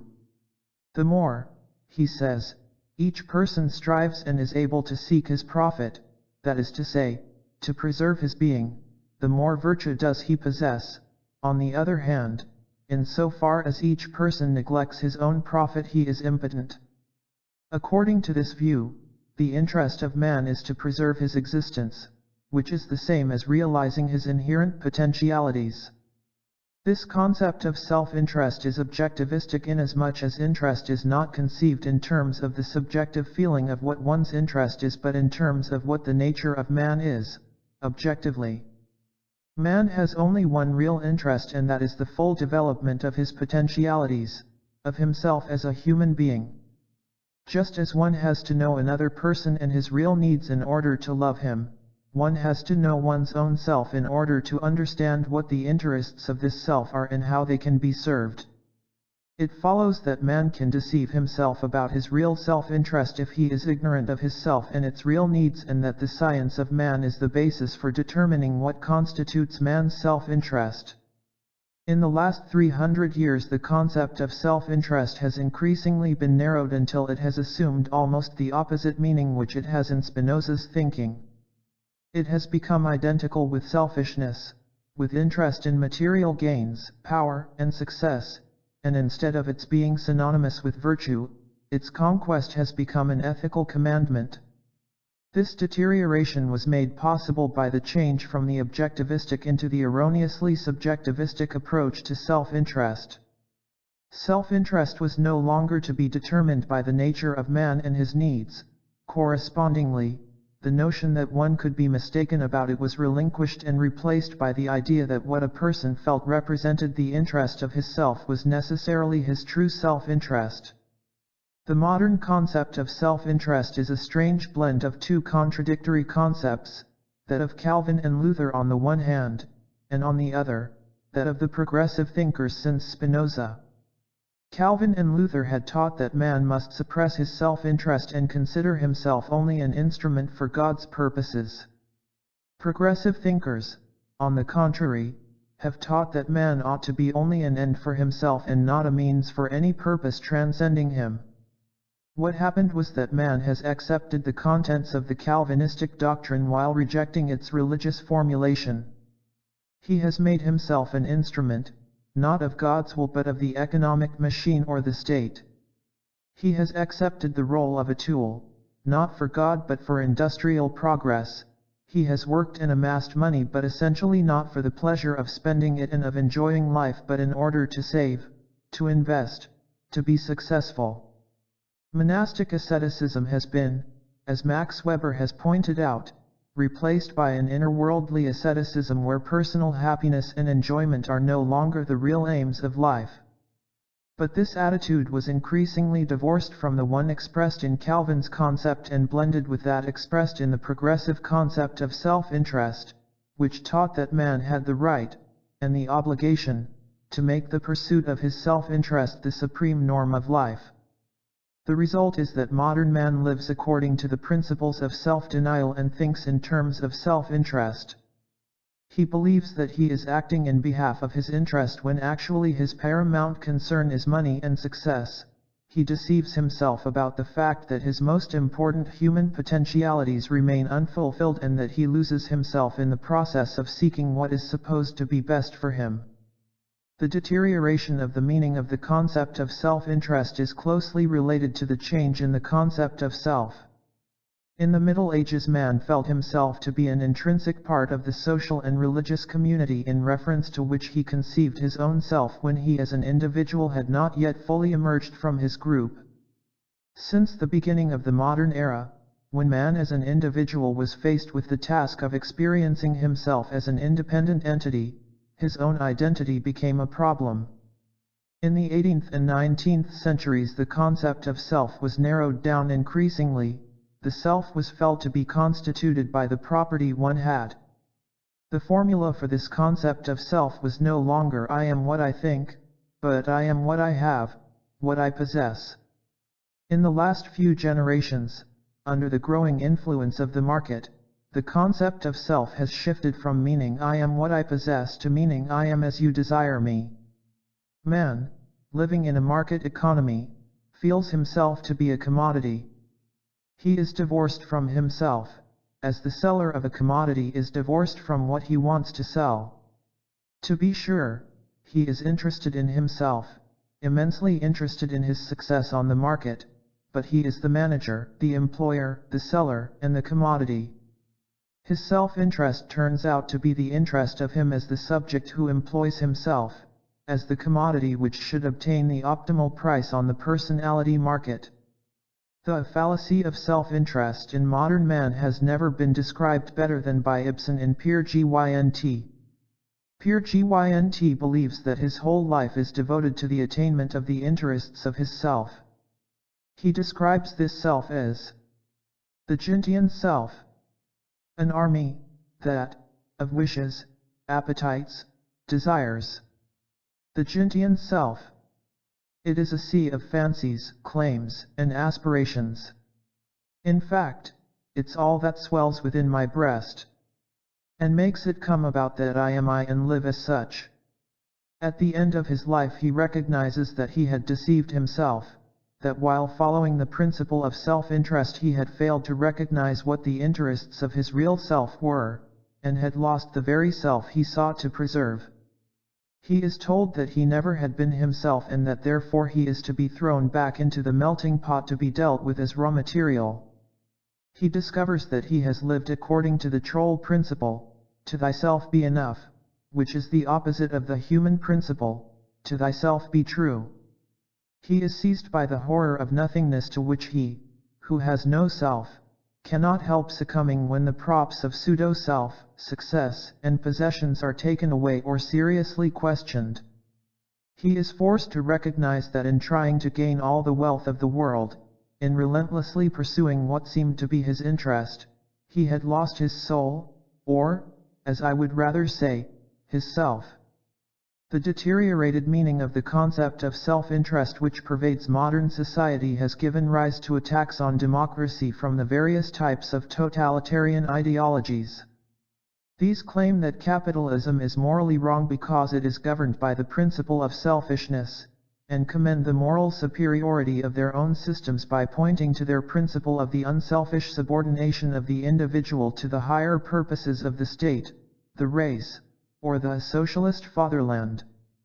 They impress not a few with this criticism because many people feel that there is no happiness in the pursuit of selfish interest, and are imbued with a striving, vague though it may be, for a greater solidarity and mutual responsibility among men. We need not waste much time arguing against the totalitarian claims. In the first place, they are insincere since they only disguise the extreme selfishness of an elite that wishes to conquer and retain power over the majority of the population. Their ideology of unselfishness has the purpose of deceiving those subject to the control of the elite and of facilitating their exploitation and manipulation. Furthermore, the totalitarian ideologies confuse the issue by making it appear that they represent the principle of unselfishness when they apply to the state as a whole the principle of ruthless pursuit of selfishness. Each citizen ought to be devoted to the common welfare, but the state is permitted to pursue its own interest without regard to the welfare of other nations. But quite aside from the fact that the doctrines of totalitarianism are disguises for the most extreme selfishness, they are a revival, in secular language, of the religious idea of intrinsic human powerlessness and impotence and the resulting need for submission, to overcome which was the essence of modern spiritual and political progress. Not only do the authoritarian ideologies threaten the most precious achievement of Western culture, the respect for the uniqueness and dignity of the individual, they also tend to block the way to constructive criticism of modern society, and thereby to necessary changes. The failure of modern culture lies not in its principle of individualism, not in the idea that moral virtue is the same as the pursuit of self-interest, but in the deterioration of the meaning of self-interest, not in the fact that people are too much concerned with their self-interest, but that they are not concerned enough with the interest of their real self, not in the fact that they are too selfish, but that they do not love themselves. If the causes for persevering in the pursuit of a fictitious idea of self-interest are as deeply rooted in the contemporary social structure as indicated above, the chances for a change in the meaning of self-interest would seem to be remote indeed, unless one can point to specific factors operating in the direction of change. Perhaps the most important factor is the inner dissatisfaction of modern man with the results of his pursuit of self-interest. The religion of success is crumbling and becoming a facade itself. The social open spaces grow narrower, the failure of the hopes for a better world after the First World War, the depression at the end of the 20s, the threat of a new and immensely destructive war so shortly after the Second World War, and the boundless insecurity resulting from this threat, shake the faith in the pursuit of this form of self-interest. Aside from these factors, the worship of success itself has failed to satisfy man's ineradicable striving to be himself. Like so many fantasies and daydreams, this one too fulfilled its function only for a time, as long as it was new, as long as the excitement connected with it was strong enough to keep man from considering it soberly. There is an increasing number of people to whom everything they are doing seems futile. They are still under the spell of the slogans which preach faith in the secular paradise of success and glamour. But doubt, the fertile condition of all progress, has begun to beset them and has made them ready to ask what their real self-interest as human beings is. This inner disillusionment and the readiness for a revaluation of self-interest could hardly become effective unless the economic conditions of our culture permitted it. I have pointed out that while the canalizing of all human energy into work and the striving for success was one of the indispensable conditions of the enormous achievement of modern capitalism, a stage has been reached where the problem of production has been virtually solved and where the problem of the organization of social life has become the paramount task of mankind. Man has created such sources of mechanical energy that he has freed himself from the task of putting all his human energy into work in order to produce the material conditions for living. He could spend a considerable part of his energy on the task of living itself. Only if these two conditions, the subjective dissatisfaction with a culturally patterned aim and the socio-economic basis for a change, are present, can an indispensable third factor, rational insight, become effective. This holds true as a principle of social and psychological change in general and of the change in the meaning of self-interest in particular. The time has come when the anesthetized striving for the pursuit of man's real interest is coming to life again. Once man knows what his self-interest is, the first, and the most difficult, step to its realization has been taken. 2. Conscience, man's recall to himself. Whoever talks about and reflects upon an evil thing he has done, is thinking the vileness he has perpetrated, and what one thinks, therein is one caught, with one's whole soul one is caught utterly in what one thinks, and so he is still caught in vileness. And he will surely not be able to turn, for his spirit will coarsen and his heart rot, and besides this, a sad mood may come upon him. What would you? Stir filth this way or that, and it is still filth. To have sinned or not to have sinned, what does it profit us in heaven? In the time I am brooding on this, I could be stringing pearls for the joy of heaven. That is why it is written, depart from evil, and do good, turn wholly from evil, do not brood in its way, and do good. You have done wrong? Then balance it by doing right. Isaac Meyer of Ger. There is no prouder statement man can make than to say, I shall act according to my conscience. Throughout history men have upheld the principles of justice, love, and truth against every kind of pressure brought to bear upon them in order to make them relinquish what they knew and believed. The prophets acted according to their conscience when they denounced their country and predicted its downfall because of its corruption and injustice. Socrates preferred death to a course in which he would have betrayed his conscience by compromising with the truth. Without the existence of conscience, the human race would have bogged down long ago in its hazardous course. Different from these men are others who also have claimed to be motivated by their conscience, the men of the Inquisition who burned men of conscience at the stake, claiming to do so in the name of their conscience, the predatory war makers claiming to act on behalf of their conscience when they put their lust for power above all other considerations. In fact, there is hardly any act of cruelty or indifference against others or oneself which has not been rationalized as the dictate of conscience, thus showing the power of conscience in its need to be placated. Conscience in its various empirical manifestations is indeed confusing. Are these various kinds of conscience the same, with only their contents differing? Are they different phenomena with only the name conscience in common? Or does the assumption of the existence of conscience turn out to be untenable when we investigate the phenomenon empirically as a problem of human motivation?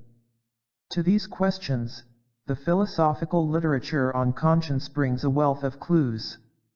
Cicero and Seneca speak of conscience as the inner voice which accuses and defends our conduct with respect to its ethical qualities. Stoic philosophy relates it to self-preservation, taking care of oneself, and it is described by Chrysippus as the consciousness of harmony within oneself. In scholastic philosophy, conscience is considered to be the law of reason, lex rationis, implanted in man by God. It is differentiated from synderesis, while the latter is the habit, or faculty, of judging, and of willing the right. The former applies the general principle to particular actions. Although the term synderesis has been dropped by modern writers, the term conscience is used frequently for what scholastic philosophy had meant by synderesis, the inner awareness of moral principles. The emotional element in this awareness was stressed by English writers. Shaftesbury, for instance, assumed the existence of a moral sense in man, a sense of right and wrong, an emotional reaction, based on the fact that the mind of man is itself in harmony with the cosmic order. Butler proposed that moral principles are an intrinsic part of the constitution of man and identified conscience particularly with the innate desire for benevolent action. Our feelings for others and our reaction to their approval or disapproval are the core of conscience according to Adam Smith. Kant abstracted conscience from all specific contents and identified it with the sense of duty as such. Nietzsche, a bitter critic of the religious bad conscience, saw genuine conscience rooted in self-affirmation, in the ability to say yes to oneself. Max Scheler believed conscience to be the expression of rational judgment, but a judgment by feeling and not by thought. But important problems are still left unanswered and untouched, problems of motivation on which the data of psychoanalytic research may shed some more light. In the following discussion we shall distinguish between authoritarian and humanistic conscience, a differentiation which follows the general line of distinction between authoritarian and humanistic ethics. 2a. Authoritarian conscience. The authoritarian conscience is the voice of an internalized external authority, the parents, the state, or whoever the authorities in a culture happen to be. As long as people's relationships to the authorities remain external, without ethical sanction, we can hardly speak of conscience. Such conduct is merely expediential, regulated by fear of punishment and hope for reward, always dependent on the presence of these authorities, on their knowledge of what one is doing, and their alleged or real ability to punish and to reward. Often an experience which people take to be a feeling of guilt springing from their conscience is really nothing but their fear of such authorities. Properly speaking, these people do not feel guilty but afraid. In the formation of conscience, however, such authorities as the parents, the church, the state, public opinion are either consciously or unconsciously accepted as ethical and moral legislators whose laws and sanctions one adopts, thus internalizing them. The laws and sanctions of external authority become part of oneself, as it were, and instead of feeling responsible to something outside oneself, one feels responsible to something inside, to one's conscience. Conscience is a more effective regulator of conduct than fear of external authorities, for, while one can run away from the latter, one cannot escape from oneself nor, therefore, from the internalized authority which has become part of oneself. The authoritarian conscience is what Freud has described as the superego, but as I shall show later, this is only one form of conscience or, possibly, a preliminary stage in the development of conscience. While authoritarian conscience is different from fear of punishment and hope for reward, the relationship to the authority having become internalized, it is not very different in other essential respects. The most important point of similarity is the fact that the prescriptions of authoritarian conscience are not determined by one's own value judgment but exclusively by the fact that its commands and taboos are pronounced by authorities. If these norms happen to be good, conscience will guide man's action in the direction of the good. However, they have not become the norms of conscience because they are good, but because they are the norms given by authority. If they are bad, they are just as much part of conscience. A believer in Hitler, for instance, felt he was acting according to his conscience when he committed acts that were humanly revolting. But even though the relationship to authority becomes internalized, this internalization must not be imagined to be so complete as to divorce conscience from the external authorities. Such complete divorcement, which we can study in cases of obsessional neurosis, is the exception rather than the rule. Normally, the person whose conscience is authoritarian is bound to the external authorities and to their internalized echo. In fact, there is a constant interaction between the two. The presence of external authorities by whom a person is awed is the source which continuously nourishes the internalized authority, the conscience. If the authorities did not exist in reality, that is, if the person had no reason to be afraid of them, then the authoritarian conscience would weaken and lose power. Simultaneously, the conscience influences the image which a person has of the external authorities. For such conscience is always colored by man's need to admire, to have some ideal, to strive for some kind of perfection, and the image of perfection is projected upon the external authorities. The result is that the picture of these authorities is, in turn, colored by the ideal aspect of conscience. This is very important because the concept a person has of the qualities of the authorities differs from their real qualities. It becomes more and more idealized and, therefore, more apt to be re-internalized. Very often this interaction of internalization and projection results in an unshakable conviction in the ideal character of the authority, a conviction which is immune to all contradictory empirical evidence. The contents of the authoritarian conscience are derived from the commands and taboos of the authority. Its strength is rooted in the emotions of fear of, and admiration for, the authority. Good conscience is consciousness of pleasing the, external and internalized, authority. Guilty conscience is the consciousness of displeasing it. The good, authoritarian, conscience produces a feeling of well-being and security, for it implies approval by, and greater closeness to, the authority. The guilty conscience produces fear and insecurity, because acting against the will of the authority implies the danger of being punished and, what is worse, of being deserted by the authority. In order to understand the full impact of the last statement, we must remember the character structure of the authoritarian person. He has found inner security by becoming, symbiotically, part of an authority felt to be greater and more powerful than himself.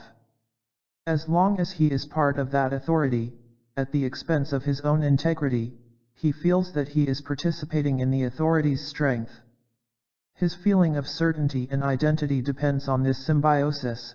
To be rejected by the authority means to be thrown into a void, to face the horror of nothingness. Anything, to the authoritarian character, is better than this. To be sure, the love and approval of the authority give him the greatest satisfaction, but even punishment is better than rejection.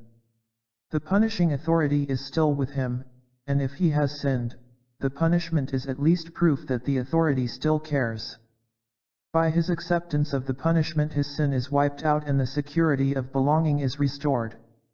The biblical report of Cain's crime and punishment offers a classic illustration of the fact that what man is most afraid of is not punishment but rejection. God accepted Abel's offerings but did not accept Cain's. Without giving any reason, God did to Cain the worst thing that can be done to a man who cannot live without being acceptable to an authority. He refused his offering and thus rejected him. The rejection was unbearable for Cain, so Cain killed the rival who had deprived him of the indispensable. What was Cain's punishment? He was not killed or even harmed. As a matter of fact, God forbade anyone to kill him. The mark of Cain was meant to protect him from being killed. His punishment was to be made an outcast. After God had rejected him, he was then separated from his fellow men.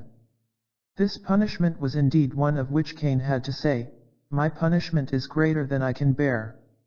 So far I have dealt with the formal structure of the authoritarian conscience by showing that the good conscience is the consciousness of pleasing the external and internalized authorities, the guilty conscience, the consciousness of displeasing them. We turn now to the question of what the contents of good and of guilty authoritarian conscience are. While it is obvious that any transgression of positive norms postulated by the authority constitutes disobedience and, therefore, guilt, regardless of whether or not these norms in themselves are good or bad, there are offenses which are intrinsic to any authoritarian situation.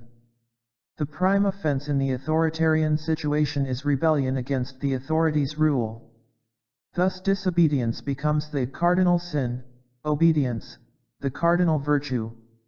Obedience implies the recognition of the authority's superior power and wisdom, his right to command, to reward, and to punish according to his own fiats. The authority demands submission not only because of the fear of its power but out of the conviction of its moral superiority and right. The respect due the authority carries with it the taboo on questioning it. The authority may deign to give explanations for his commands and prohibitions, his rewards and punishments, or he may refrain from doing so, but never has the individual the right to question or to criticize. If there seem to be any reasons for criticizing the authority, it is the individual subject to the authority who must be at fault, and the mere fact that such an individual dares to criticize is ipso facto proof that he is guilty.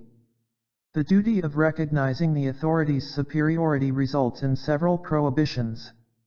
The most comprehensive of these is the taboo against feeling oneself to be, or ever able to become, like the authority, for this would contradict the latter's unqualified superiority and uniqueness. The real sin of Adam and Eve is, as has been pointed out before, the attempt to become like God, and it is as punishment for this challenge and simultaneously as deterrence of a repetition of it that they are expelled from the Garden of Eden. In authoritarian systems the authority is made out to be fundamentally different from his subjects. He has powers not attainable by anyone else, magic, wisdom, strength which can never be matched by his subjects. Whatever the authority's prerogatives are, whether he is the master of the universe or a unique leader sent by fate, the fundamental inequality between him and man is the basic tenet of authoritarian conscience. One particularly important aspect of the uniqueness of the authority is the privilege of being the only one who does not follow another's will, but who himself wills, who is not a means but an end in himself, who creates and is not created. In the authoritarian orientation, the power of will and creation are the privilege of the authority. Those subject to him are means to his end and, consequently, his property and used by him for his own purposes. The supremacy of the authority is questioned by the attempt of the creature to cease being a thing and to become a creator. But man has never yet ceased striving to produce and to create because productiveness is the source of strength, freedom, and happiness. However, to the extent to which he feels dependent on powers transcending him, his very productiveness, the assertion of his will, makes him feel guilty. The men of Babel were punished for trying by the efforts of a unified human race to build a city reaching to heaven. Prometheus was chained to the rock for having given man the secret of fire, symbolizing productiveness. Pride in the power and strength of man was denounced by Luther and Calvin as sinful pride, by political dictators, as criminal individualism. Man tried to appease the gods for the crime of productiveness by sacrifices, by giving them the best of the crop or of the herd. Circumcision is another attempt at such appeasement. Part of the phallus, the symbol of male creativeness, is sacrificed to God so that man may retain the right to its use. In addition to sacrifices in which man pays tribute to the gods by acknowledging, if only symbolically, their monopoly on productiveness. Man curbs his own powers by feelings of guilt, rooted in the authoritarian conviction that the exercise of his own will and creative power is a rebellion against the authority's prerogatives to be the sole creator, and that the subject's duty is to be his things. This feeling of guilt, in turn, weakens man, reduces his power, and increases his submission in order to atone for his attempt to be his own creator and builder. Paradoxically, the authoritarian guilty conscience is a result of the feeling of strength, independence, productiveness, and pride, while the authoritarian good conscience springs from the feeling of obedience, dependence, powerlessness, and sinfulness. St. Paul, Augustine, Luther, and Calvin have described this good conscience in unmistakable terms. To be aware of one's powerlessness, to despise oneself, to be burdened by the feeling of one's own sinfulness and wickedness are the signs of goodness. The very fact of having a guilty conscience is in itself a sign of one's virtue, because the guilty conscience is the symptom of one's fear and trembling before the authority. The paradoxical result is that the authoritarian, guilty conscience becomes the basis for a good conscience, while the good conscience, if one should have it, ought to create a feeling of guilt. The internalization of authority has two implications: one, which we have just discussed, where man submits to the authority; the other, where he takes over the role of the authority by treating himself with the same strictness and cruelty. Man thus becomes not only the obedient slave but also the strict taskmaster who treats himself as his own slave. This second implication is very important for the understanding of the psychological mechanism of authoritarian conscience. The authoritarian character, being more or less crippled in his productiveness, develops a certain amount of sadism and destructiveness. These destructive energies are discharged by taking over the role of the authority and dominating oneself as the servant. In the analysis of the superego, Freud has given a description of its destructive components which has been amply confirmed by clinical data collected by other observers. It does not matter whether one assumes, as Freud did in his earlier writings, that the root of aggression is to be found mainly in instinctual frustration or, as he assumed later, in the death instinct. What matters is the fact that the authoritarian conscience is fed by destructiveness against the person's own self, so that destructive strivings are thus permitted to operate under the disguise of virtue. Psychoanalytic exploration, especially of the obsessional character, reveals the degree of cruelty and destructiveness conscience sometimes has, and how it enables one to act out the lingering hate by turning it against oneself. Freud has convincingly demonstrated the correctness of Nietzsche's thesis that the blockage of freedom turns man's instincts backward against man himself. Enmity, cruelty, the delight in persecution, in surprises, change, destruction, the turning of all these instincts against their own possessors, this is the origin of the bad conscience. Most religious and political systems in the history of mankind could serve as illustrations of the authoritarian conscience.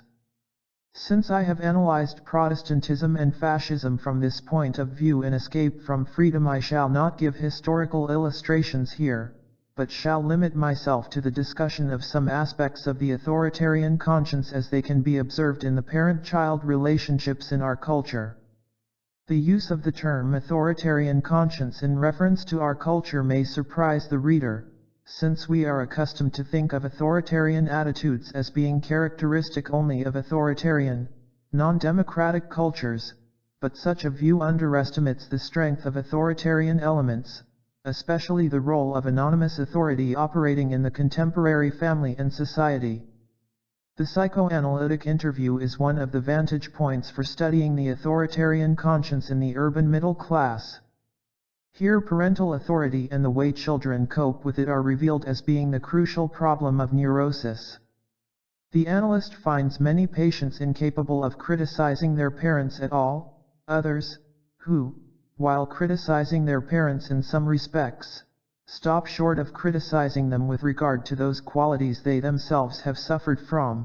Still others feel guilty and anxious when they express pertinent criticism or rage against one of their parents. It often takes considerable analytic work to enable a person even to remember incidents which provoked his anger and criticism. More subtle and still more hidden are those guilt feelings which result from the experience of not pleasing one's parents. Sometimes the child's feeling of guilt is attached to the fact of his not loving the parents sufficiently, particularly when the parents expect to be the focus of the child's feelings. Sometimes it arises from the fear of having disappointed parental expectations. The latter point is particularly important because it refers to one of the crucial elements in the attitude of the parent in the authoritarian family. In spite of the great difference between the Roman paterfamilias, whose family was his property, and the modern father, the feeling that children are brought into the world to satisfy the parents and compensate them for the disappointments of their own lives is still widespread. This attitude has found its classic expression in Creon's famous speech on parental authority in Sophocles' Antigone. So it is right, my son, to be disposed in everything to back your father's quarrel. It is for this men pray to breed and rear in their homes dutiful offspring, to requite the foe with evil, and their father's friend honor, as did their father. Whoso gets children unserviceable, what else could he be said to breed, but troubles for himself, and store of laughter for his enemies? Even in our non-authoritarian culture, it happens that parents want their children to be serviceable, in order to make up for what the parents missed in life. If the parents are not successful, the children should attain success so as to give them a vicarious satisfaction. If they do not feel loved, particularly if the parents do not love each other, the children are to make up for it. If they feel powerless in their social life, they want to have the satisfaction of controlling and dominating their children. Even if the children fall in with these expectations, they still feel guilty for not doing enough and thus disappointing their parents. One particularly subtle form which the feeling of disappointing the parents frequently takes is caused by the feeling of being different. Dominating parents want their children to be like them in temperament and character. The choleric father, for instance, is out of sympathy with a phlegmatic son. The father interested in practical achievements is disappointed by a son interested in ideas and theoretical inquiry, and vice versa. If the father's attitude is proprietary, he interprets the son's difference from him as inferiority. The son feels guilty and inferior because of his being different and he tries to make himself into the kind of person his father wants him to be, but he succeeds only in crippling his own growth and in becoming a very imperfect replica of his father. Since he believes he ought to be like his father, this failure gives him a guilty conscience. The son, in attempting to free himself from these notions of obligation and to become himself, is frequently so heavily weighed down by a burden of guilt over this crime that he falls by the wayside before ever reaching his goal of freedom. The burden is so heavy because he has to cope not only with his parents, with their disappointment, accusations, and appeals, but also with the whole culture which expects children to love their parents. The foregoing description, though fitting the authoritarian family, does not seem to be correct as far as the contemporary American, especially the urban, family is concerned, in which we find little overt authority.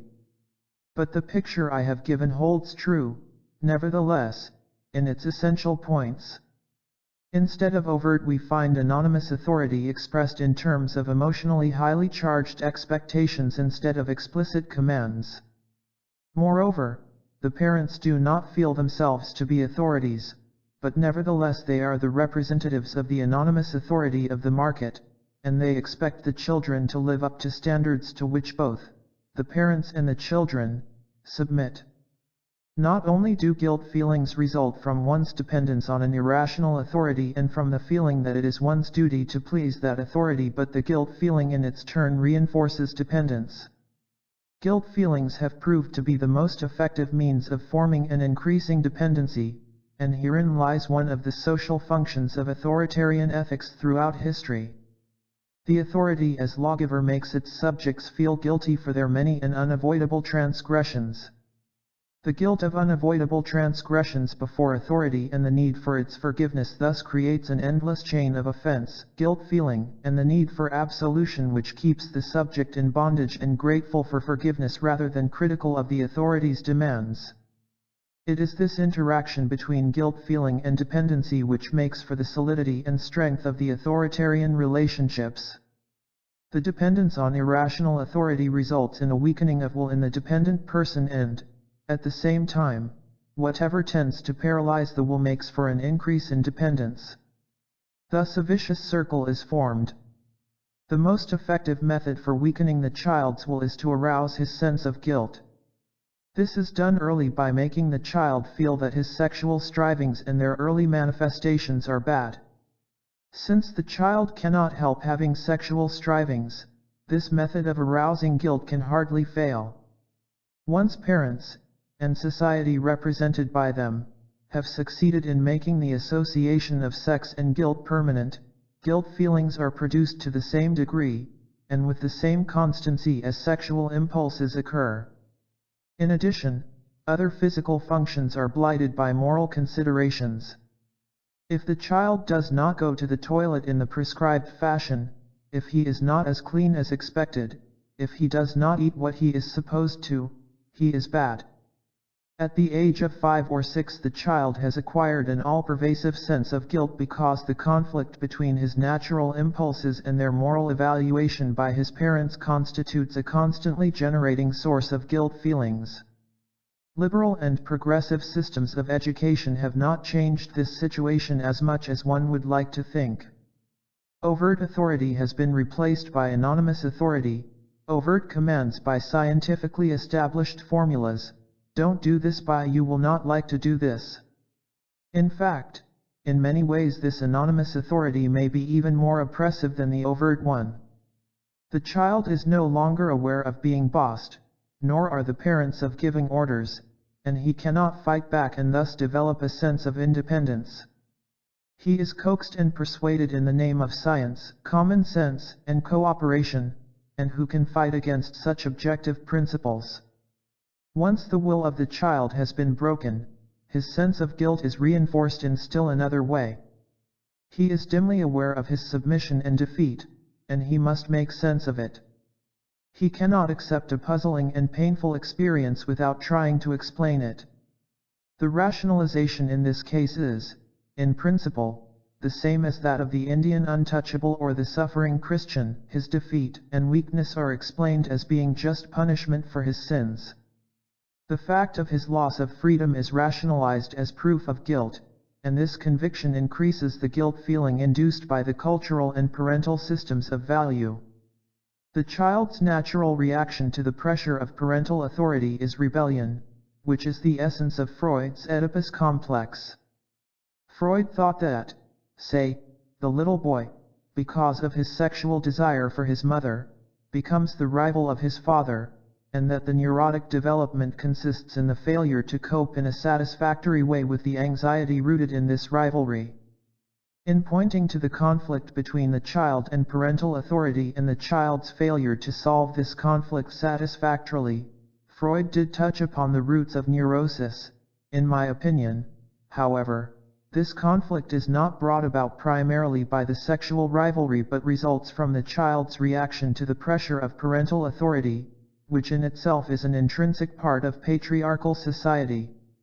Inasmuch as social and parental authority tend to break his will, spontaneity, and independence, the child, not being born to be broken, fights against the authority represented by his parents. He fights for his freedom not only from pressure, but also for his freedom to be himself, a full-fledged human being, not an automaton. For some children the battle for freedom will be more successful than for others, although only a few succeed entirely. The scars left from the child's defeat in the fight against irrational authority are to be found at the bottom of every neurosis. They form a syndrome the most important features of which are the weakening or paralysis of the person's originality and spontaneity, the weakening of the self and the substitution of a pseudo-self in which the feeling of I am is dulled and replaced by the experience of self as the sum total of others' expectations, the substitution of autonomy by heteronomy, the fogginess or, to use H. S. Sullivan's term, the parataxic quality of all interpersonal experiences. The most important symptom of the defeat in the fight for oneself is the guilty conscience. If one has not succeeded in breaking out of the authoritarian net, the unsuccessful attempt to escape is proof of guilt, and only by renewed submission can the good conscience be regained. 2b. Humanistic conscience. Humanistic conscience is not the internalized voice of an authority whom we are eager to please and afraid of displeasing. It is our own voice, present in every human being and independent of external sanctions and rewards. What is the nature of this voice? Why do we hear it and why can we become deaf to it? Humanistic conscience is the reaction of our total personality to its proper functioning or dysfunctioning, not a reaction to the functioning of this or that capacity but to the totality of capacities which constitute our human and our individual existence. Conscience judges our functioning as human beings. It is, as the root of the word conscientia indicates, knowledge within oneself, knowledge about respective success or failure in the art of living. But although conscience is knowledge, it is more than mere knowledge in the realm of abstract thought. It has an affective quality, for it is the reaction of our total personality and not only the reaction of our mind. In fact, we need not be aware of what our conscience says in order to be influenced by it. Actions, thoughts, and feelings which are conducive to the proper functioning and unfolding of our total personality produce a feeling of inner approval, of rightness, characteristic of the humanistic good conscience. On the other hand, acts, thoughts, and feelings injurious to our total personality produce a feeling of uneasiness and discomfort, characteristic of the guilty conscience. Conscience is thus a reaction of ourselves to ourselves. It is the voice of our true selves which summons us back to ourselves, to live productively, to develop fully and harmoniously, that is, to become what we potentially are. It is the guardian of our integrity, it is the ability to guarantee oneself with all due pride, and also at the same time to say yes to oneself. If love can be defined as the affirmation of the potentialities and the care for, and the respect of, the uniqueness of the loved person, humanistic conscience can be justly called the voice of our loving care for ourselves. Humanistic conscience represents not only the expression of our true selves, it contains also the essence of our moral experiences in life. In it we preserve the knowledge of our aim in life and of the principles through which to attain it, those principles which we have discovered ourselves as well as those we have learned from others and which we have found to be true. Humanistic conscience is the expression of man's self-interest and integrity, while authoritarian conscience is concerned with man's obedience, self-sacrifice, duty, or his social adjustment. The goal of humanistic conscience is productiveness and, therefore, happiness, since happiness is the necessary concomitant of productive living.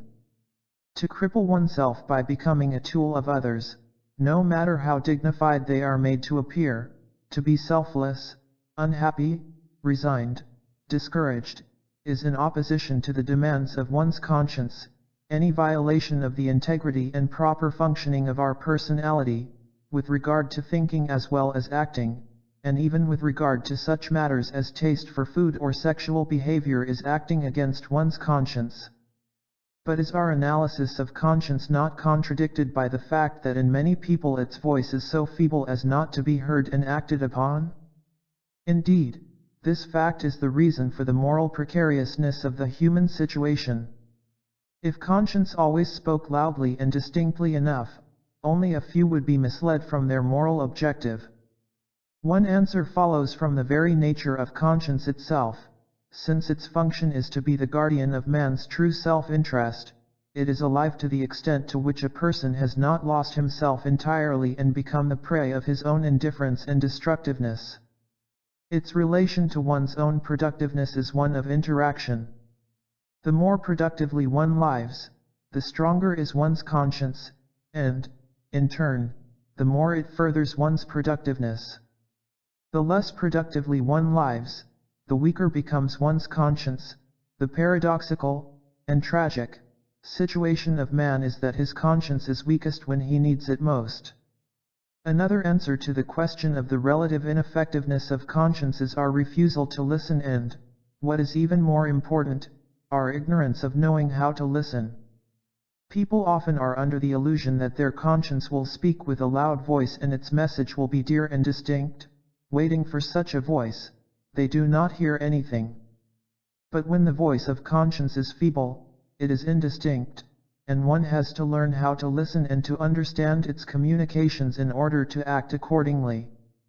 However, learning to understand the communications of one's conscience is exceedingly difficult, mainly for two reasons.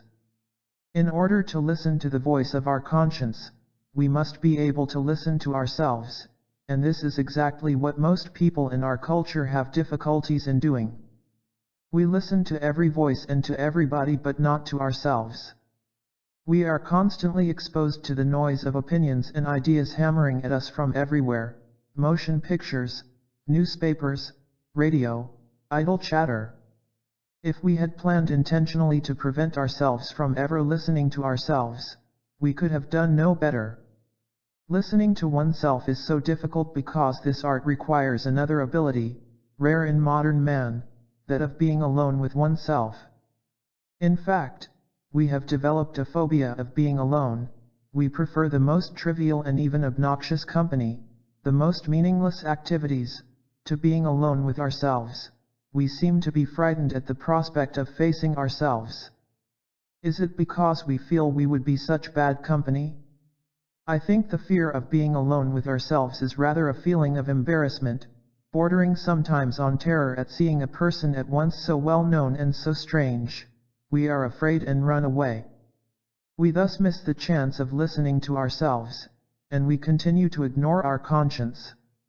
Listening to the feeble and indistinct voice of our conscience is difficult also because it does not speak to us directly but indirectly, and because we are often not aware that it is our conscience which disturbs us. We may feel only anxious, or even sick, for a number of reasons which have no apparent connection with our conscience. Perhaps the most frequent indirect reaction of our conscience to being neglected is a vague and unspecific feeling of guilt and uneasiness, or simply a feeling of tiredness or listlessness. Sometimes such feelings are rationalized as guilt feelings for not having done this or that, when actually the omissions one feels guilty about do not constitute genuine moral problems. But if the genuine though unconscious feeling of guilt has become too strong to be silenced by superficial rationalizations, it finds expression in deeper and more intense anxieties and even in physical or mental sickness. One form of this anxiety is the fear of death, not the normal fear of having to die which every human being experiences in the contemplation of death, but a horror of dying by which people can be possessed constantly. This irrational fear of death results from the failure of having lived. It is the expression of our guilty conscience for having wasted our life and missed the chance of productive use of our capacities. To die is poignantly bitter, but the idea of having to die without having lived is unbearable. Related to the irrational fear of death is the fear of growing old, by which even more people in our culture are haunted. Here, too, we find a reasonable and normal apprehension of old age which, however, is very different in quality and intensity from the nightmarish dread of being too old. Frequently we can observe people, especially in the analytic situation, who are obsessed by the fear of old age when they are quite young. They are convinced that the waning of physical strength is linked with the weakening of their total personality, their emotional and intellectual powers. This idea is hardly more than a superstition, which persists in spite of the overwhelming evidence to the contrary. It is fostered, in our culture, by the emphasis on so-called youthful qualities like quickness, adaptability, and physical vigor, which are the qualities needed in a world primarily orientated to success in competition rather than to the development of one's character. But many examples show that the person who lives productively before he is old by no means deteriorates. On the contrary, the mental and emotional qualities he developed in the process of productive living continue to grow although physical vigor wanes. The unproductive person, however, indeed deteriorates in his whole personality when his physical vigor, which had been the mainspring of his activities, dries up. The decay of the personality in old age is a symptom, it is the proof of the failure of having lived productively. The fear of getting old is an expression of the feeling, often unconscious, of living unproductively. It is a reaction of our conscience to the mutilation of ourselves. There are cultures in which there is a greater need and, therefore, a higher esteem for the specific qualities of old age, like wisdom and experience. In such cultures can we find an attitude which is so beautifully expressed in the following utterance of the Japanese painter Hokusai. From the age of 6 I had a mania for drawing the form of things. By the time I was 50 I had published infinity of designs, but all I have produced before the age of 70 is not worth taking into account. At 73 I have learned a little about the real structure of nature, of animals, plants, birds, fishes, and insects. In consequence, when I am 80, I shall have made more progress. At 90 I shall penetrate the mystery of things, at 100 I shall certainly have reached a marvelous stage, and when I am 110, everything I do, be it but a dot or a line, will be alive. Written at the age of 75 by me, once Hokusai, today Wakio Rojin, the old man mad about drawing. The fear of disapproval, though less dramatic than the irrational fear of death and of old age, is a hardly less significant expression of unconscious guilt feeling. Here also we find the irrational distortion of a normal attitude. Man naturally wants to be accepted by his fellows, but modern man wants to be accepted by everybody and therefore is afraid to deviate, in thinking, feeling, and acting, from the cultural pattern. One reason among others for this irrational fear of disapproval is an unconscious guilt feeling. If man cannot approve of himself because he fails in the task of living productively, he has to substitute approval by others for approval by himself. This craving for approval can be fully understood only if we recognize it as a moral problem, as the expression of the all-pervasive though unconscious guilt feeling. It would seem that man can successfully shut himself off against hearing the voice of his conscience. But there is one state of existence in which this attempt fails, and that is sleep. Here he is shut off from the noise hammering at him in the daytime and receptive only to his inner experience, which is made up of many irrational strivings as well as value judgments and insights. Sleep is often the only occasion in which man cannot silence his conscience, but the tragedy of it is that when we do hear our conscience speak in sleep we cannot act, and that, when able to act, we forget what we knew in our dream. The following dream may serve as an illustration.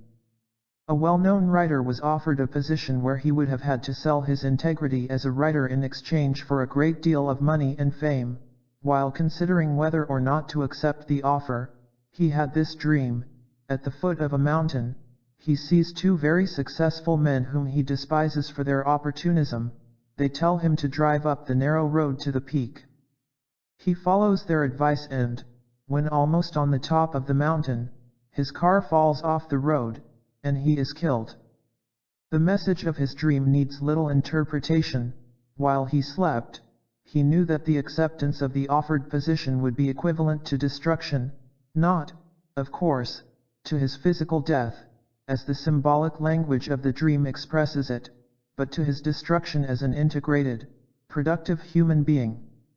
In our discussion of conscience I have examined the authoritarian and humanistic conscience separately in order to show their characteristic qualities, but they are, of course, not separated in reality and not mutually exclusive in any one person. On the contrary, actually everybody has both consciences. The problem is to distinguish their respective strength and their interrelation. Often guilt feelings are consciously experienced in terms of the authoritarian conscience while, dynamically, they are rooted in the humanistic conscience. In this case, the authoritarian conscience is a rationalization, as it were, of the humanistic conscience. A person may feel consciously guilty for not pleasing authorities, while unconsciously he feels guilty for not living up to his own expectations of himself. A man, for instance, who had wanted to become a musician had instead become a businessman to satisfy his father's wishes. He is rather unsuccessful in business, and his father gives vent to his disappointment at the son's failure. The son, feeling depressed and incapable of doing adequate work, eventually decides to seek the help of a psychoanalyst. In the analytic interview, he speaks first at great length about his feelings of inadequacy and depression. Soon he recognizes that his depression is caused by his guilt feelings for having disappointed his father. When the analyst questions the genuineness of this guilt feeling, the patient is annoyed. But soon afterward he sees himself in a dream as a very successful businessman, praised by his father, something which had never occurred in real life. At this point in the dream he, the dreamer, is suddenly seized by panic and by the impulse to kill himself, and he wakes up. He is startled by his dream and considers whether he is not mistaken after all about the real source of his guilt feeling. He then discovers that the core of his guilt feeling is not the failure to satisfy his father, but, on the contrary, his obedience to him and his failure to satisfy himself. His conscious guilt feeling is genuine enough, as far as it goes, as an expression of his authoritarian conscience, but it covers up the bulk of his feeling of guilt toward himself of which he was completely unaware. The reasons for this repression are not difficult to discern. The patterns of our culture support this repression. According to them, it makes sense to feel guilty for disappointing one's father, but it makes little sense to feel guilty for neglecting oneself. Another reason is the fear that by becoming aware of his real guilt, he would be forced to emancipate himself and to take his life seriously instead of oscillating between the fear of his angry father and the attempts to satisfy him. Another form of the relation between an authoritarian and humanistic conscience is that in which, although the contents of norms are identical, the motivation for their acceptance differs. The commands, for instance, not to kill, not to hate, not to be envious, and to love one's neighbor are norms of authoritarian as well as of humanistic ethics. It may be said that in the first stage of the evolution of conscience, the authority gives commands which later on are followed not because of submission to the authority but because of one's responsibility to oneself. Julian Huxley has pointed out that acquisition of an authoritarian conscience was a stage in the process of human evolution necessary before rationality and freedom had developed to an extent which made humanistic conscience possible. Others have stated this same idea with regard to the development of the child. While Huxley is right in his historical analysis, I do not believe that with regard to the child, in a non-authoritarian society, the authoritarian conscience has to exist as a precondition for the formation of humanistic conscience, but only the future development of mankind can prove or disprove the validity of this assumption. If the conscience is based upon rigid and unassailable irrational authority, the development of humanistic conscience can be almost entirely suppressed. Man, then, becomes completely dependent on powers outside himself and ceases to care or to feel responsible for his own existence. All that matters to him is the approval or disapproval by these powers, which can be the state, a leader, or a no less powerful public opinion. Even the most unethical behavior, in the humanistic sense, can be experienced as duty in the authoritarian sense. The feeling of oughtness, common to both, is so deceptive a factor because it can refer to the worst as well as to the best in man. A beautiful illustration of the complex interrelation of authoritarian and humanistic conscience is Kafka's The Trial. The hero of the book, K, finds himself arrested one fine morning for a crime of which he is ignorant and is kept so for the remaining year he is to live. The entire novel deals with K's attempt to plead his case before a mysterious court whose laws and procedure he does not know. He tries frantically to engage the help of shyster lawyers, of women connected with the court, of anyone he can find, all to no avail. Eventually he is sentenced to death and executed. The novel is written in dreamlike, symbolic language. All the events are concrete and seemingly realistic, although they actually refer to inner experiences symbolized by external events. The story expresses the sense of guilt of a man who feels accused by unknown authorities and feels guilty for not pleasing them, yet these authorities are so beyond his reach that he cannot even learn of what they accuse him, or how he can defend himself. Looked at from this angle, the novel would represent the theological viewpoint most akin to Calvin's theology. Man is condemned or saved without understanding the reasons. All he can do is to tremble and to throw himself upon God's mercy. The theological viewpoint implied in this interpretation is Calvin's concept of guilt, which is representative of the extreme type of authoritarian conscience. However, in one point the authorities in the trial differ fundamentally from Calvin's God. Instead of being glorious and majestic, they are corrupt and dirty. This aspect symbolizes K.'s rebelliousness toward these authorities. He feels crushed by them and he feels guilty, and yet he hates them and feels their lack of any moral principle. This mixture of submission and rebellion is characteristic of many people who alternately submit and rebel against authorities, and particularly against the internalized authority, their conscience. But K.'s guilt feeling is simultaneously a reaction of his humanistic conscience. He discovers that he has been arrested, which means that he has been stopped in his own growth and development. He feels his emptiness and sterility. Kafka in a few sentences masterfully describes the unproductiveness of K.'s life. This is how he lives. That spring K had been accustomed to pass his evenings in this way. After work, whenever possible, he was usually in his office until 9. He would take a short walk, alone or with some of his colleagues, and then go to a beat hall, where until 11 he sat at a table patronized mostly by elderly men. But there were exceptions to this routine, when, for instance, the manager of the bank, who highly valued his diligence and reliability, invited him for a drive or for dinner at his villa. And once a week K visited a girl called Elsa, who was on duty all night till early morning as a waitress in a cabaret and during the day received her visitors in bed. K feels guilty without knowing why. He runs away from himself, concerned with finding assistance from others, when only the understanding of the real cause of his guilt feelings and the development of his own productiveness could save him. He asks the inspector who arrests him all kinds of questions about the court and his chances at the trial. He is given the only advice which can be given in this situation. The inspector answers, however, "If I cannot answer your question, I can at least give you a piece of advice. Think less about us and of what is to happen to you, think more about yourself instead." On another occasion his conscience is represented by the prison chaplain, who shows him that he himself must give account to himself, and that no bribe and no appeal to pity can solve his moral problem. But K can only see the priest as another authority who could intercede for him, and all he is concerned with is whether the priest is angry with him or not. When he tries to appease the priest shrieks from the pulpit, "Can't you see anything at all?"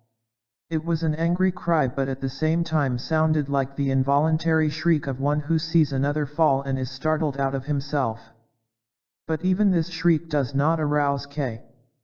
He simply feels more guilty for what he thinks is the priest's anger with him. The priest ends the conversation by saying, "So why should I make any claims upon you? The court makes no claims upon you. It receives you when you come, and it relinquishes you when you go." This sentence expresses the essence of humanistic conscience. No power transcending man can make a moral claim upon him. Man is responsible to himself for gaining or losing his life. Only if he understands the voice of his conscience, can he return to himself. If he cannot, he will perish. No one can help him but he himself. K fails to understand the voice of his conscience, and so he has to die. At the very moment of the execution, he has for the first time a glimpse of his real problem. He senses his own unproductiveness, his lack of love, and his lack of faith. His glance fell on the top story of the house adjoining the quarry.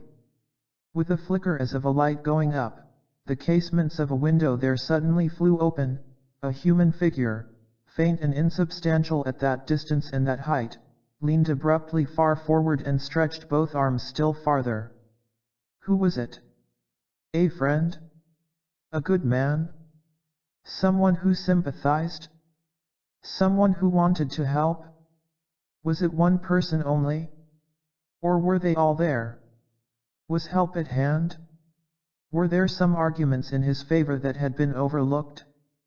Of course, there must be. Logic is doubtless unshakable, but it cannot withstand a man who wants to go on living. Where was the judge whom he had never seen? Where was the high court, to which he had never penetrated? He raised his hands and spread out all his fingers. For the first time K visualizes the solidarity of mankind, the possibility of friendship and man's obligation toward himself.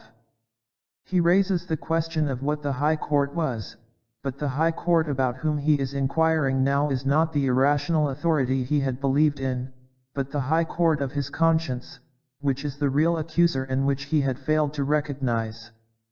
K was only aware of his authoritarian conscience and tried to manipulate the authorities which it represents.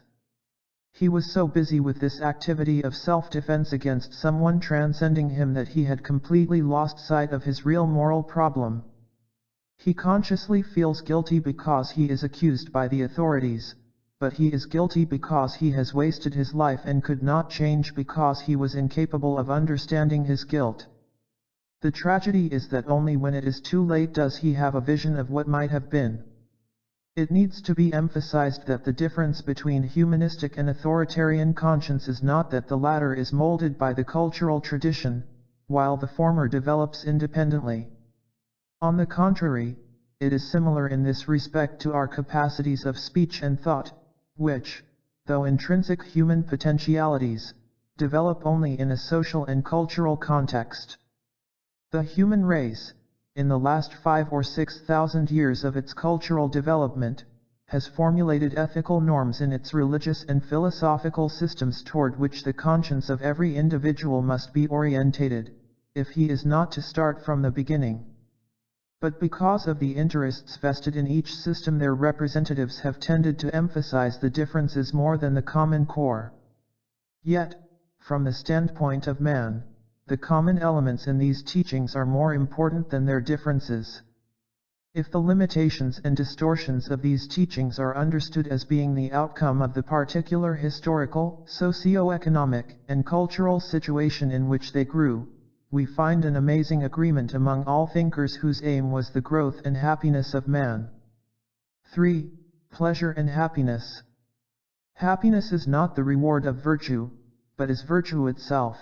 Nor do we delight in happiness because we restrain our lusts, but, on the contrary, because we delight in it, therefore are we able to restrain them. Spinoza, Ethics. A.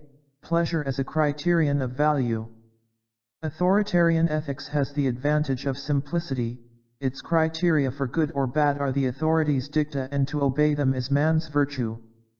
Humanistic ethics has to cope with the difficulty which I have already discussed before, that in making man the sole judge of values it would seem that pleasure or pain becomes the final arbiter of good and evil. If this were the only alternative, then, indeed, the humanistic principle could not be the basis for ethical norms. For we see that some find pleasure in getting drunk, in amassing wealth, in fame, in hurting people, while others find pleasure in loving, in sharing things with friends, in thinking, in painting. How can our life be guided by a motive by which animal as well as man, the good and the bad person, the normal and the sick are motivated alike? Even if we qualify the pleasure principle by restricting it to those pleasures which do not injure the legitimate interests of others, it is hardly adequate as a guiding principle for our actions. But this alternative between submission to authority and response to pleasure as guiding principles is fallacious. I shall attempt to show that an empirical analysis of the nature of pleasure, satisfaction, happiness, and joy reveals that they are different and partly contradictory phenomena. This analysis points to the fact that happiness and joy, although, in a sense, subjective experiences, are the outcome of interactions with, and depend on, objective conditions and must not be confused with the merely subjective pleasure experience. These objective conditions can be summarized comprehensively as productiveness. The significance of the qualitative analysis of pleasure has been recognized since the early beginnings of humanistic ethical thinking. The solution of the problem, however, had to remain unsatisfactory inasmuch as insight into the unconscious dynamics of the pleasure experience was lacking. Psychoanalytic research offers new data and suggests new answers to this ancient problem of humanistic ethics. For the better understanding of these findings and their application to ethical theory, a brief survey of some of the most important ethical theories on pleasure and happiness seems desirable. Hedonism maintains that pleasure is the guiding principle of human action, both factually and normatively. Aristippus, the first representative of hedonistic theory, believed the attainment of pleasure and the avoidance of pain to be the aim of life and the criterion of virtue. Pleasure to him is the pleasure of the moment. This radical, and naive, hedonistic standpoint had the merit of an uncompromising emphasis on the individual's significance and on a concrete concept of pleasure, making happiness identical with immediate experience. But it was burdened with the obvious difficulty already mentioned, which the hedonists were unable to solve satisfactorily, that of the entirely subjectivistic character of their principle. The first attempt to revise the hedonistic position in introducing objective criteria into the concepts of pleasure was made by Epicurus, who, though insisting upon pleasure being the aim of life, states that while every pleasure is in itself good, not all pleasures are to be chosen, since some pleasures cause later annoyances greater than the pleasure itself. According to him, only the right pleasure must be conducive to living wisely, well, and righteously. True pleasure consists in serenity of mind and the absence of fear, and is obtained only by the man who has prudence and foresight, and thus is ready to reject immediate gratification for the sake of permanent and tranquil satisfaction. Epicurus tries to show that his concept of pleasure as the aim of life is consistent with the virtues of temperance, courage, justice, and friendship. But using feeling as the canon by which we judge every good, he did not overcome the basic theoretical difficulty, that of combining the subjective experience of pleasure with the objective criterion of right and wrong pleasure. His attempt to harmonize subjective and objective criteria did not go beyond the assertion that the harmony existed. Non-hedonistic humanistic philosophers coped with the same problem, attempting to preserve the criteria of truth and universality, yet not to lose sight of the happiness of the individual as the ultimate goal of life. The first to apply the criterion of truth and falsehood to desires and pleasures was Plato. Pleasure, like thought, can be true or false. Plato does not deny the reality of the subjective sensation of pleasure, but he points out that the pleasure sensation can be mistaken and that pleasure has a cognitive function like thinking.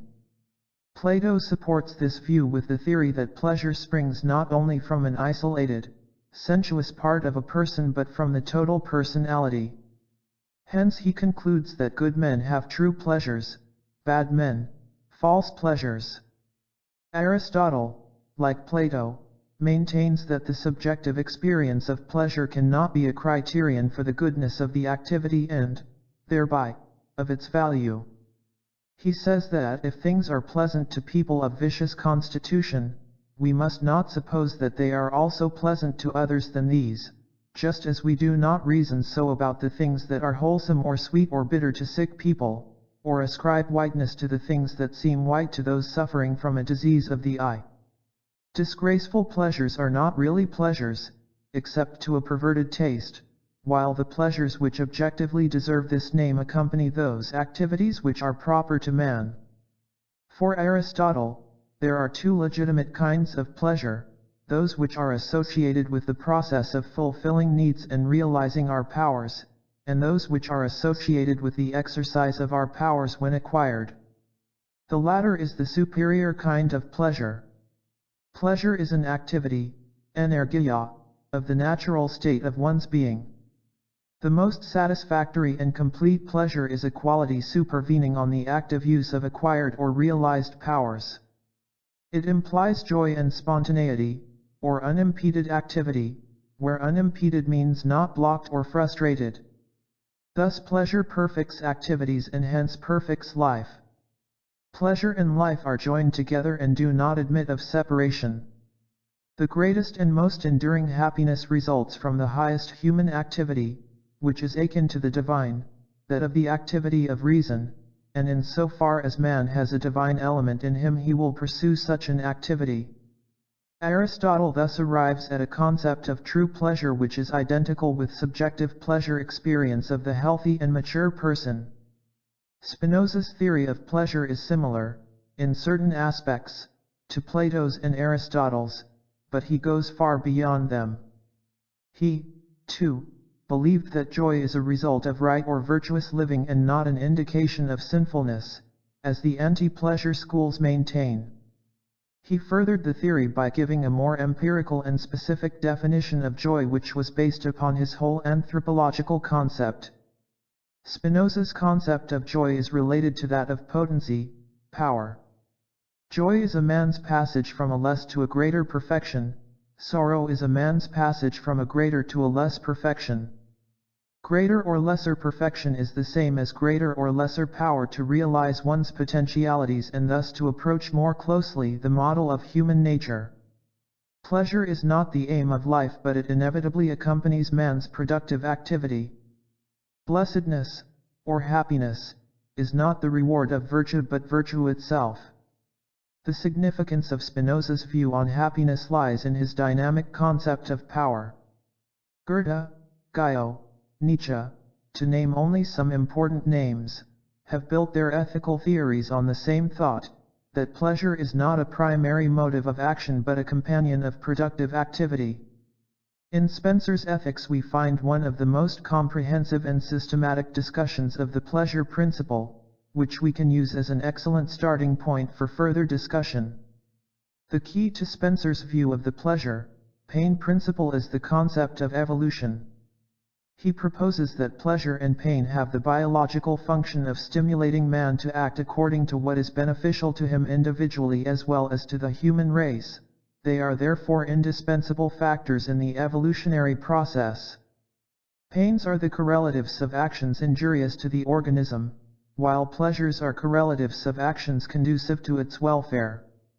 Individual or species is from day to day kept alive by pursuit of the agreeable or avoidance of the disagreeable. Pleasure, while being a subjective experience, cannot be judged in terms of the subjective element alone. It has an objective aspect, namely, that of man's physical and mental welfare.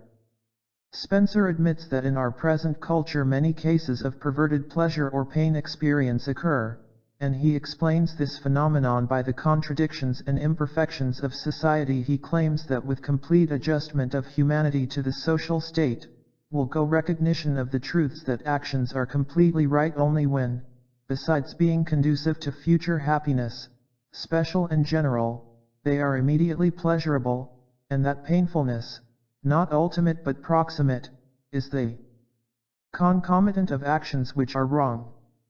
He said that those who believe that pain has a beneficial or pleasure a detrimental effect are guilty of a distortion which makes the exception appear to be the rule.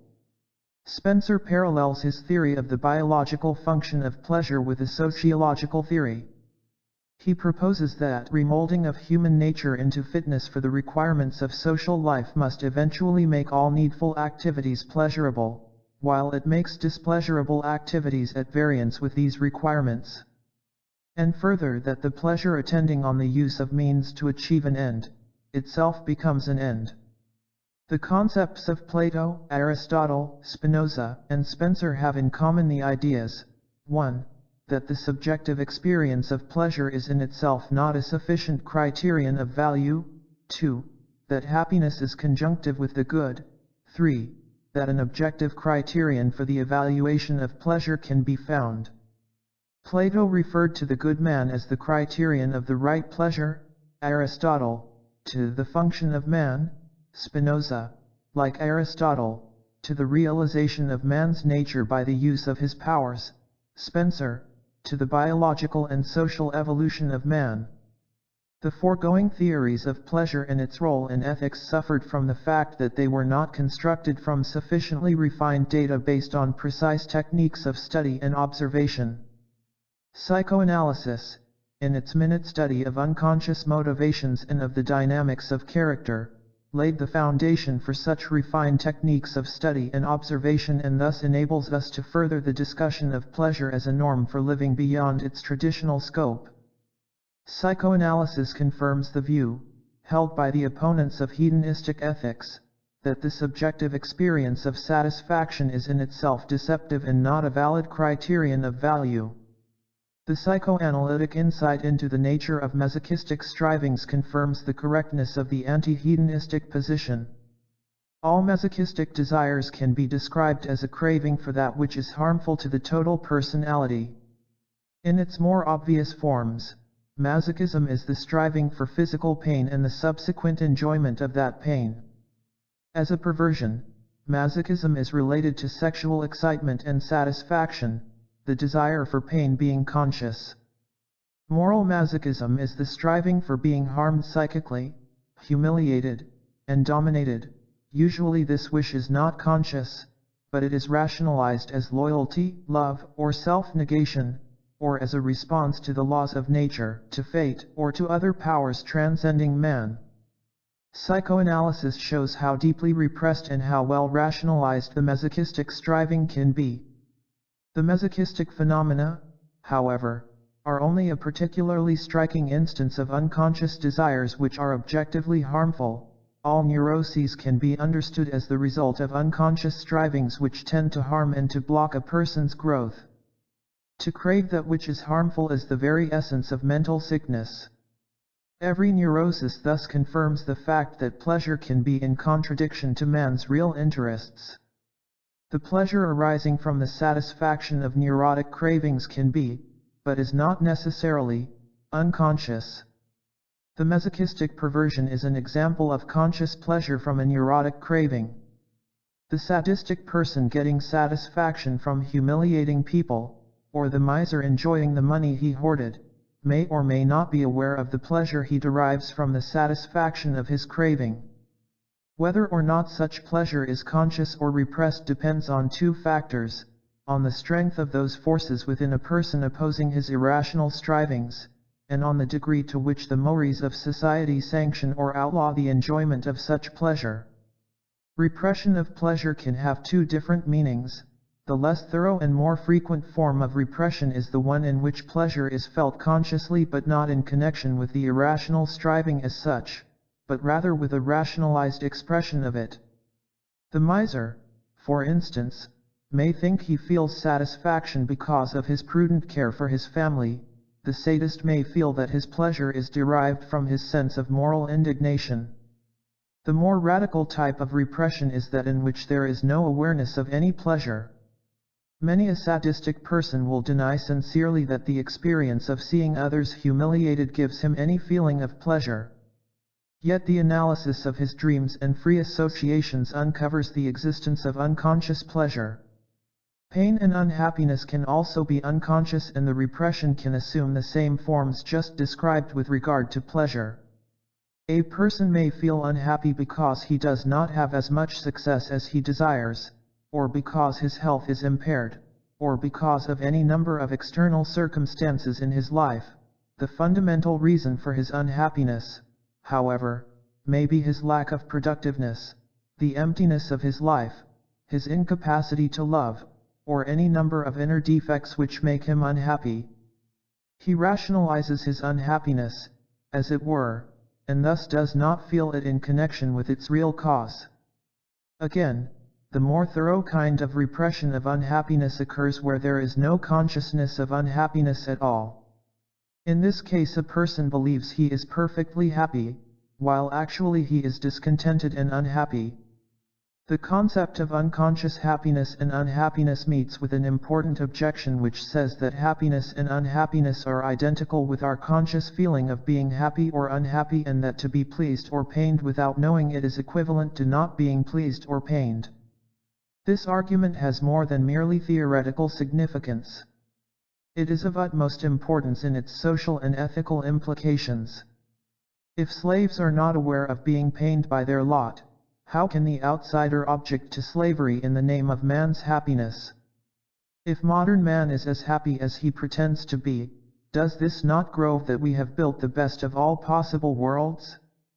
Is the illusion of happiness not sufficient, or, rather, is illusion of happiness not a self-contradictory concept? These objections ignore the fact that happiness as well as unhappiness is more than a state of mind. In fact, happiness and unhappiness are expressions of the state of the entire organism, of the total personality. Happiness is conjunctive with an increase in vitality, intensity of feeling and thinking, and productiveness. Unhappiness is conjunctive with the decrease of these capacities and functions. Happiness and unhappiness are so much a state of our total personality that bodily reactions are frequently more expressive of them than our conscious feeling. The drawn face of a person, listlessness, tiredness, or physical symptoms like headaches or even more serious forms of illness are frequent expressions of unhappiness, just as a physical feeling of well-being can be one of the symptoms of happiness. Indeed, our body is less capable of being deceived about the state of happiness than our mind, and one can entertain the idea that sometime in the future the presence and degree of happiness and unhappiness might be inferred from an examination of the chemical processes in the body. Likewise, the functioning of our mental and emotional capacities is influenced by our happiness or unhappiness. The acuteness of our reason and the intensity of our feelings depend on it. Unhappiness weakens or even paralyzes all our psychic functions. Happiness increases them. The subjective feeling of being happy, when it is not a quality of the state of well-being of the whole person, is nothing more than an illusory thought about a feeling and is completely unrelated to genuine happiness. Pleasure or happiness which exists only in a person's head but is not a condition of his personality I propose to call pseudo-pleasure or pseudo-happiness. A person, for instance, takes a trip and is consciously happy, yet he may have this feeling because happiness is what he is supposed to experience on a pleasure trip. Actually, he may be unconsciously disappointed and unhappy. A dream may reveal the truth to him, or perhaps, he will realize later that his happiness was not genuine. Pseudo-pain can be observed in many situations in which sorrow or unhappiness are conventionally expected and therefore felt. Pseudo-pleasure and pseudo-pain are actually only pretended feelings. They are thoughts about feelings, rather than genuine emotional experiences. B. Types of pleasure. The analysis of the qualitative difference between the various kinds of pleasure is, as already indicated, the key to the problem of the relation between pleasure and ethical values. One type of pleasure which Freud and others thought was the essence of all pleasure is the feeling accompanying the relief from painful tension. Hunger, thirst, and the need for sexual satisfaction, sleep, and bodily exercise are rooted in the chemism of the organism. The objective, physiological necessity to satisfy these demands is perceived subjectively as desire, and if they remain unsatisfied for any length of time, painful tension is felt. If this tension is released, the relief is felt as pleasure or, as I propose to call it, satisfaction. This term, from satisfacere, to make sufficient, seems to be most appropriate for this kind of pleasure.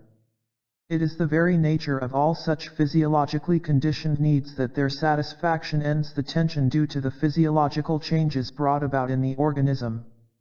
If we are hungry and eat, our organism, and we, have enough at a certain point beyond which further eating would actually be painful. The satisfaction in relieving painful tension is the most common pleasure and the easiest to obtain psychologically. It can also be one of the most intense pleasures if the tension has lasted long enough and therefore has become sufficiently intense itself. The significance of this type of pleasure cannot be doubted, nor can it be doubted that it constitutes in the lives of not a few almost the only form of pleasure they ever experience. A type of pleasure also caused by relief from tension, but different in quality from the one described, is rooted in psychic tension. A person may feel that a desire is due to the demands of his body, while actually it is determined by irrational psychic needs. He can have intense hunger which is not caused by the normal, physiologically conditioned need of his organism but by psychic needs to allay anxiety or depression, although these may be concomitant with abnormal physiochemical processes. It is well known that the need for drinking is often not due to thirst but is psychically conditioned. Intense sexual desire, too, can be caused not by physiological but by psychic needs. An insecure person who has an intense need to prove his worth to himself, to show others how irresistible he is, or to dominate others by making them sexually, will easily feel intense sexual desires, and a painful tension if the desires are not satisfied. He will be prone to think that the intensity of his desires is due to the demands of his body, while actually these demands are determined by his psychic needs. Neurotic sleepiness is another example of a desire which is felt to be caused by bodily conditions like normal tiredness, although it is actually caused by psychic conditions such as repressed anxiety, fear, or anger. These desires are similar to the normal, physiologically conditioned needs inasmuch as both are rooted in a lack or in a deficiency. In the one case the deficiency is grounded in normal chemical processes within the organism, in the other case it is the result of psychic dysfunctioning. In both cases the deficiency causes tensions and the relief from it results in pleasure. All other irrational desires which do not assume the form of bodily needs, like the passionate craving for fame, for domination, or for submission, envy, and jealousy, are also rooted in the character structure of a person and spring from a crippling or distortion within the personality. The pleasure felt in the satisfaction of these passions is also caused by the relief from psychic tension as in the case of neurotically conditioned bodily desires. Although the pleasure derived from the satisfaction of genuine physiological needs and of irrational psychic needs consists in the relief from tension, the quality of the pleasure differs significantly. The physiologically conditioned desires such as hunger, thirst, and so on, are satisfied with the removal of the physiologically conditioned tension, and they reappear only when the physiological need arises again. They are thus rhythmic in nature. The irrational desires, in contrast, are insatiable. The desire of the envious, the possessive, the sadistic person does not disappear with its satisfaction, except perhaps momentarily. It is in the very nature of these irrational desires that they cannot be satisfied. They spring from a dissatisfaction within oneself. The lack of productiveness and the resulting powerlessness and fear are the root of these passionate cravings and irrational desires. Even if man could satisfy all his wishes for power and destruction, it would not change his fear and loneliness, and thus the tension would remain. The blessing of imagination turns into a curse, since a person does not find himself relieved from his fears. He imagines ever-increasing satisfactions would cure his greed and restore his inner balance.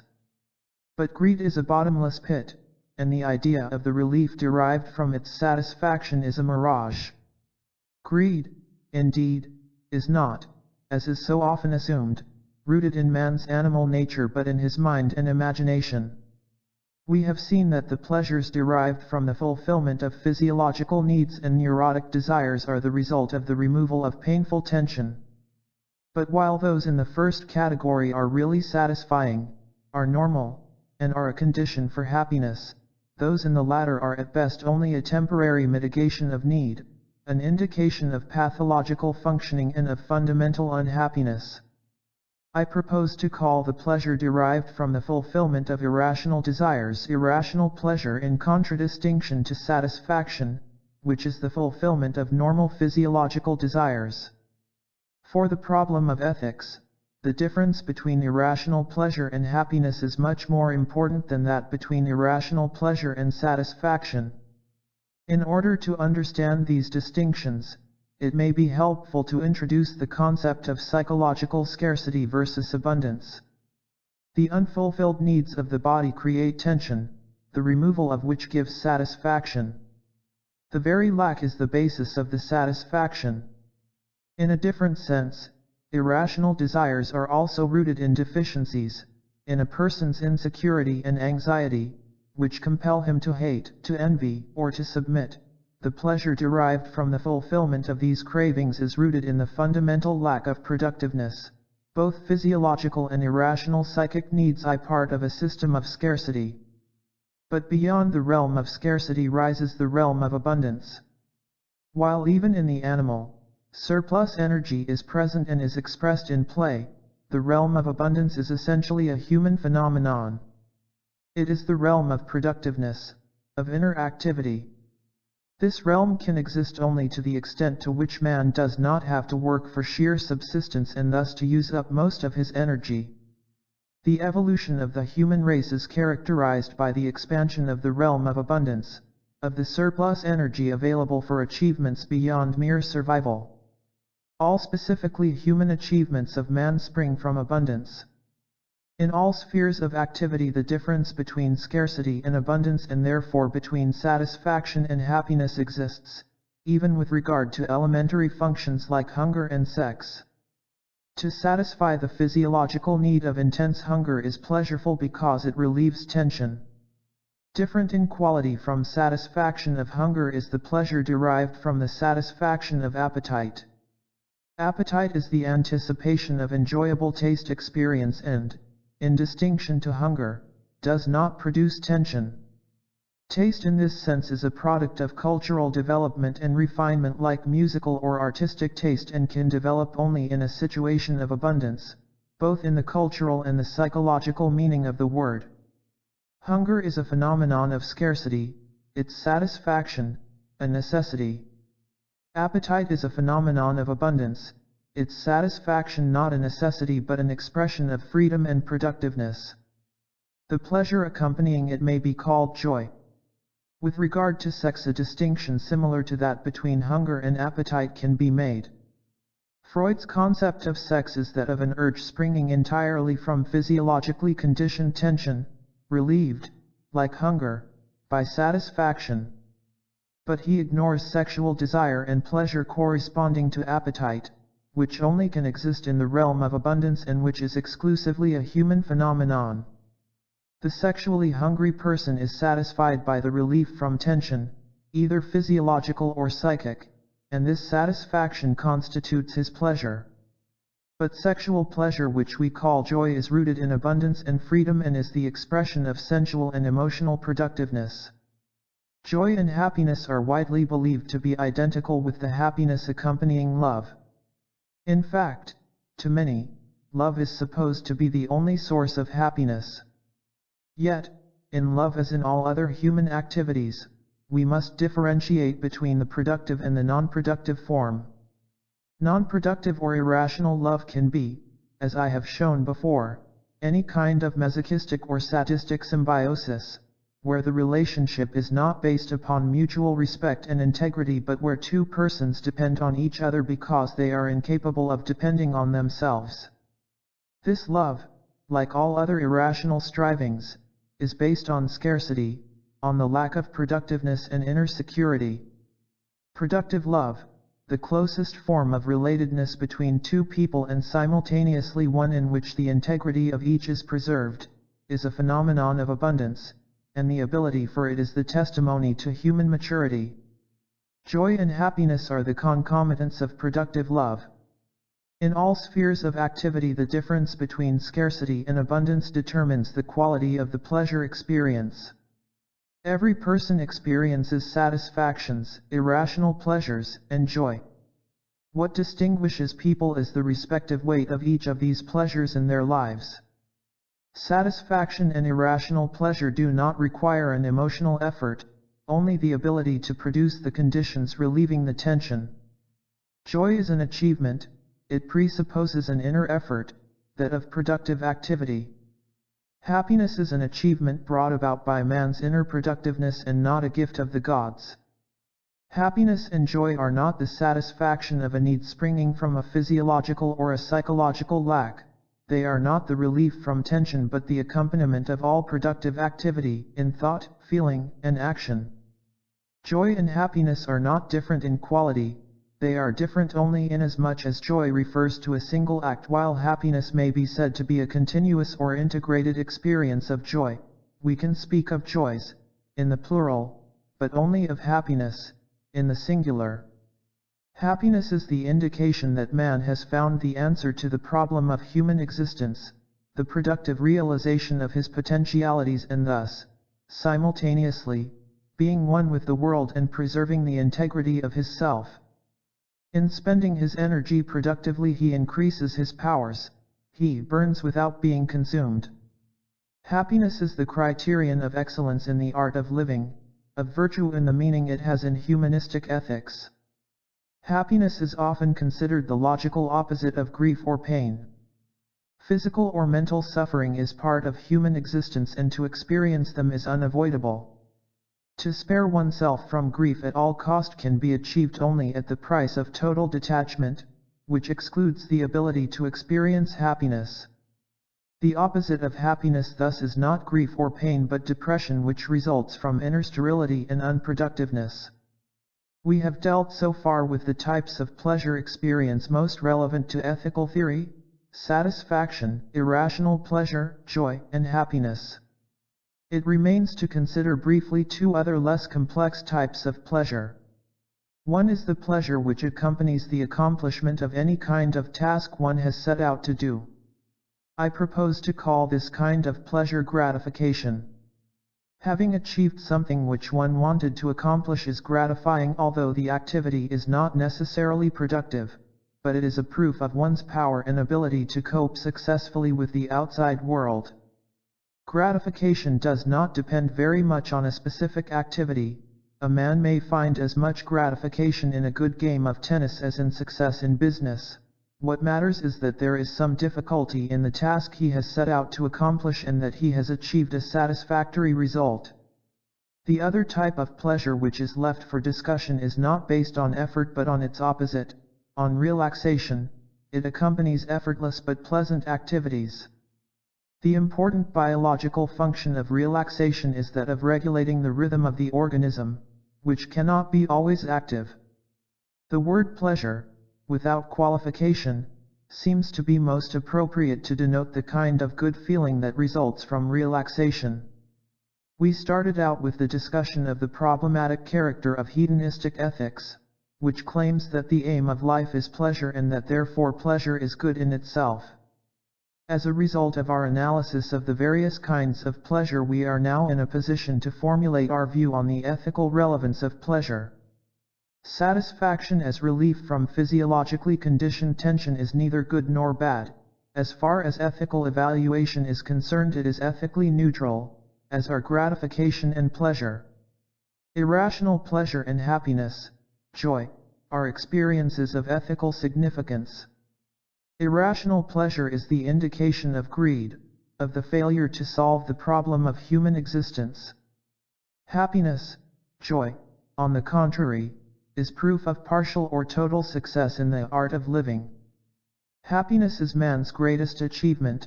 It is the response of his total personality to a productive orientation toward himself and the world outside. Hedonistic thinking failed to analyze the nature of pleasure sufficiently.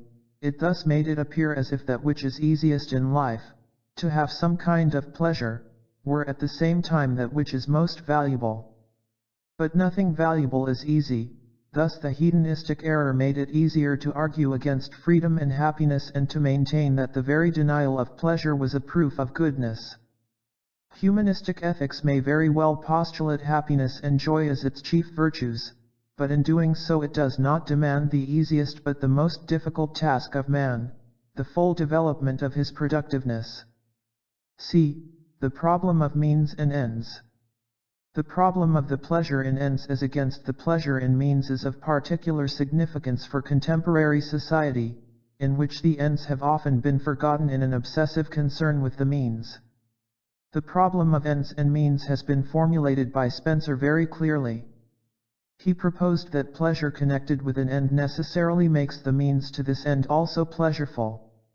He assumes that in a state of complete adjustment of humanity to the social state, actions are completely right only when, besides being conducive to future happiness, special or general, they are immediately pleasurable, or that painfulness, not only ultimate but proximate, is the concomitant of actions which are wrong.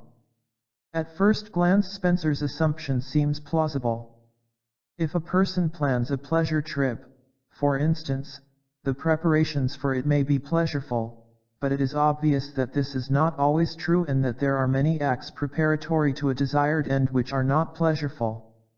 If a sick person has to endure a painful treatment, the end in view, his health, does not make the treatment itself pleasureful, nor do the pains of childbirth become pleasureful. In order to achieve a desired end we do many unpleasant things only because our reason tells us that we have to do them. At best, it can be said that the unpleasantness may be more or less diminished by the anticipation of the pleasure in the result. The anticipation of the end pleasure may even outweigh completely the discomfort connected with the means. But the importance of the problem of means and ends does not end here. More significant are aspects of the problem which can be understood only by considering unconscious motivations. We can make good use of an illustration for the means-ends relationship which Spencer offers. He describes the pleasure which a businessman derives from the fact that when his books are balanced from time to time the result proves correct to a penny. If you ask, he says, why all this elaborate process, so remote from the actual making of money and still more remote from the enjoyments of life, the answer is that keeping accounts correctly is fulfilling a condition to the end of money making, and becomes in itself a proximate end, a duty to be discharged, that there may be discharged the duty of getting an income, that there may be discharged the duty of maintaining self, wife, and children. In Spencer's view, the pleasure in the means, bookkeeping, is derived from the pleasure in the end, enjoyment of life, or duty. Spencer failed to recognize two problems. The more obvious one is that the consciously perceived end may be something different from the one which is perceived unconsciously. A person may think that his aim, or his motive, is the enjoyment of life or the fulfillment of duty toward his family, while his real, though unconscious, aim is the power he attains through money or the pleasure derived from hoarding it. The second, and more important, problem arises from the assumption that the pleasure connected with the means is necessarily derived from the pleasure connected with the end. While it may happen, of course, that the pleasure in the end, the future use of the money, makes the means to this end, bookkeeping, also pleasureful, as Spencer assumes, the pleasure in bookkeeping may be derived from an entirely different source and its connection with the end may be fictitious. A case in point would be an obsessional businessman who enjoys his bookkeeping activities tremendously and is greatly pleased when his accounts prove to be correct to the penny. If we examine his pleasure we will find that he is a person filled with anxiety and doubt. He enjoys bookkeeping because he is active without having to make decisions or take risks. If the books balance he is pleased because the correctness of his figures is a symbolic answer to his doubts about himself and about life. Bookkeeping to him has the same function as playing solitaire may have for another person or counting the windows of a house to still another. The means have become independent of the aim, they have usurped the role of the end, and the alleged aim exists only in imagination. The most outstanding example, relative to Spencer's illustration, of a means which has made itself independent and has become pleasureful, not because of the pleasure in the end but because of factors completely divorced from it, is the meaning of work as it developed in the centuries following the Reformation, especially under the influence of Calvinism. The problem under discussion touches upon one of the sorest spots of contemporary society.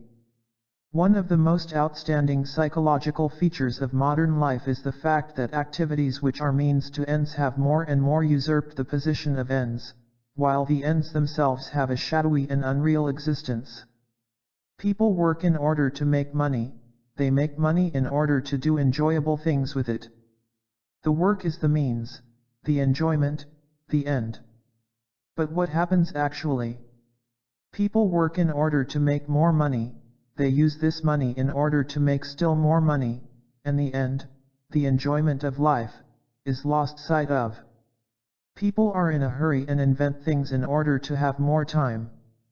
Then they use the time saved to rush about again to save more time until they are so exhausted that they cannot use the time they saved. We have become enmeshed in a net of means and have lost sight of ends. We have radios which can bring to everybody the best in music and literature. What we hear instead is, to a large extent, trash at the pulp magazine level or advertising which is an insult to intelligence and taste. We have the most wonderful instruments and means man has ever had, but we do not stop and ask what they are for. The overemphasis on ends leads to a distortion of the harmonious balance between means and ends in various ways. One way is that all emphasis is on ends without sufficient consideration of the role of means. The outcome of this distortion is that the ends become abstract, unreal, and eventually nothing but pipe dreams. This danger has been discussed at length by Dewey. The isolation of ends can have the opposite effect. While the end is ideologically retained, it serves merely as a cover for shifting all the emphasis to those activities which are allegedly means to this end. The motto for this mechanism is "the ends justify the means." The defenders of this principle fail to see that the use of destructive means has its own consequences which actually transform the end even if it is still retained ideologically. Spencer's concept of the social function of pleasurable activities has an important sociological bearing on the means-ends problem.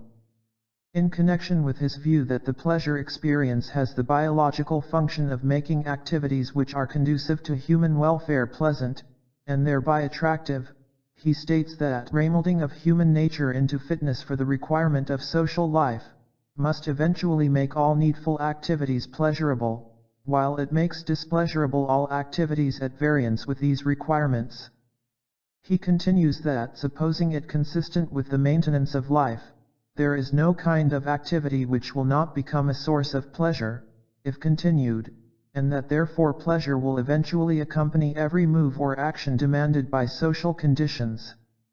Spencer touches here upon one of the most significant mechanisms of society, that any given society tends to form the character structure of its members in such a way as to make them desire to do what they have to do in order to fulfill their social function. But he fails to see that, in a society detrimental to the real human interest of its members, activities which are harmful to man but useful to the functioning of that particular society can also become sources of satisfaction. Even slaves have learned to be satisfied with their lot, oppressors, to enjoy cruelty.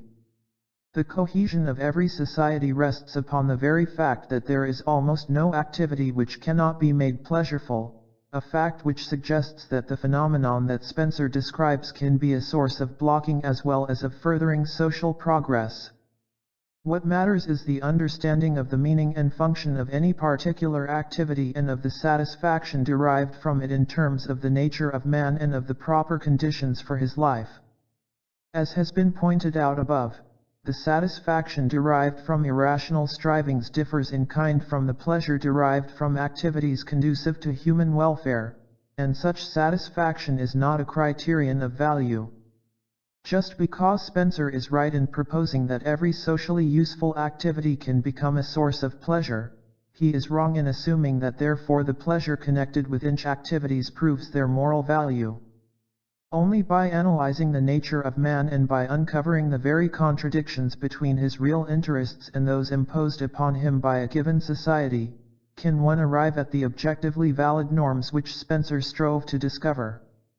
His optimism with regard to his own society and its future, and his lack of a psychology which dealt with the phenomenon of irrational cravings and their satisfaction, caused him unwittingly to pave the way for the relativism in ethics which today has become so popular. 4. Faith as a character trait. Belief consists in accepting the affirmations of the soul, unbelief in denying them. Emerson. Faith is not one of the concepts that fits into the intellectual climate of the present-day world. One usually associates faith with God and with religious doctrines, in contradistinction to rational and scientific thinking. The latter is assumed to refer to the realm of facts, distinguished from a realm transcending facts where scientific thinking has no place, and only faith rules. To many, this division is untenable. If faith cannot be reconciled with rational thinking, it has to be eliminated as an anachronistic remnant of earlier stages of culture and replaced by science dealing with facts and theories which are intelligible and can be validated. The modern attitude toward faith was reached after a long drawn-out struggle against the authority of the Church and its claim to control any kind of thinking. Thus skepticism with regard to faith is bound up with the very advance of reason. This constructive side of modern skepticism, however, has a reverse side which has been neglected. Insight into the character structure of modern man and the contemporary social scene leads to the realization that the current widespread lack of faith no longer has the progressive aspect it had generations ago. Then the fight against faith was a fight for emancipation from spiritual shackles, it was a fight against irrational belief, the expression of faith in man's reason and his ability to establish a social order governed by the principles of freedom, equality, and brotherliness. Today the lack of faith is the expression of profound confusion and despair. Once skepticism and rationalism were progressive forces for the development of thought, now they have become rationalizations for relativism and uncertainty.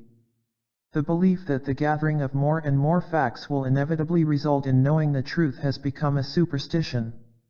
Truth itself is looked upon, in certain quarters, as a metaphysical concept, and science as restricted to the task of gathering information. Behind a front of alleged rational certainty, there is a profound uncertainty which makes people ready to accept or to compromise with any philosophy impressed upon them. Can man live without faith? Must not the nursling have faith in his mother's breast? Must we all not have faith in our fellow men, in those whom we love and in ourselves? Can we live without faith in the validity of norms for our life? Indeed, without faith man becomes sterile, hopeless, and afraid to the very core of his being. Was, then, the fight against faith idle, and were the achievements of reason ineffectual? Must we return to religion or resign ourselves to live without faith? Is faith necessarily a matter of belief in God or in religious doctrines? Is it linked so closely with religion as to have to share its destiny? Is faith by necessity in contrast to, or divorced from, rational thinking? I shall attempt to show that these questions can be answered by considering faith to be a basic attitude of a person, a character trait which pervades all his experiences, which enables a man to face reality without illusions and yet to live by his faith. It is difficult to think of faith not primarily as faith in something, but of faith as an inner attitude the specific object of which is of secondary importance. It may be helpful to remember that the term faith as it is used in the Old Testament, emunah, means firmness and thereby denotes a certain quality of human experience, a character trait, rather than the content of a belief in something. For the understanding of this problem it may be helpful to approach it by first discussing the problem of doubt. Doubt, too, is usually understood as doubt or perplexity concerning this or that assumption, idea, or person, but it can also be described as an attitude which permeates one's personality, so that the particular object on which one fastens one's doubt is of but secondary importance. In order to understand the phenomenon of doubt, one must differentiate between rational and irrational doubt.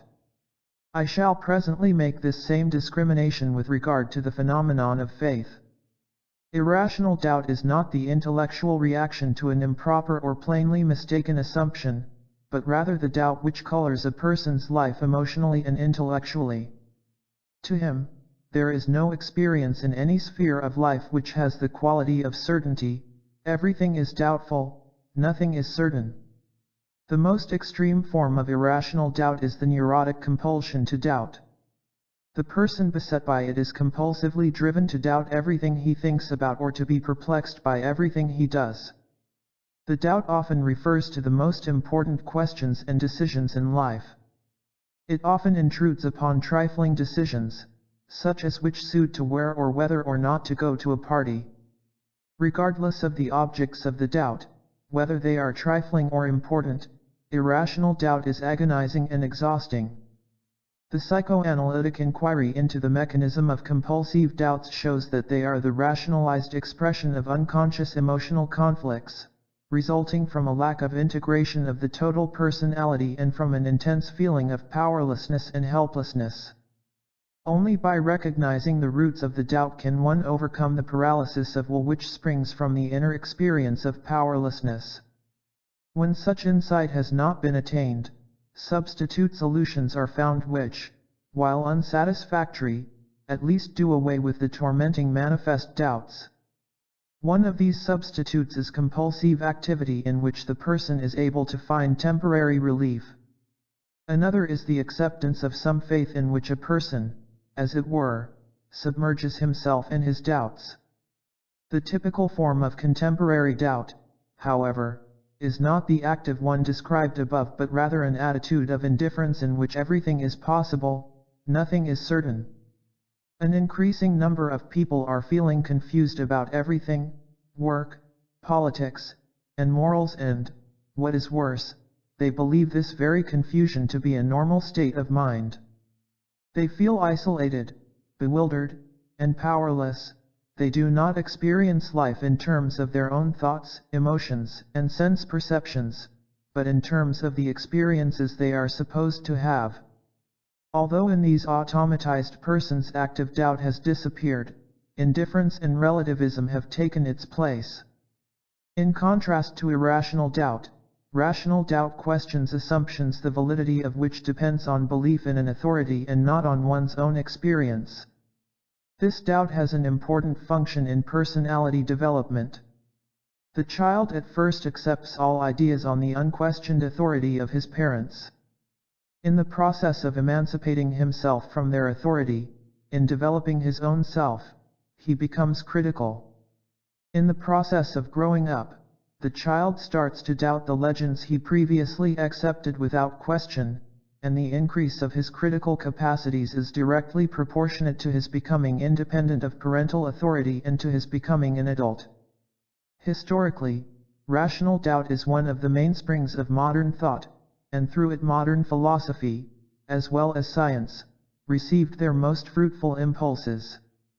Here too, as in personal development, the rise of rational doubt was linked with the growing emancipation from authority, that of the Church and the state. In regard to faith, I wish to make the same differentiation which was made with regard to doubt, that between irrational and rational faith.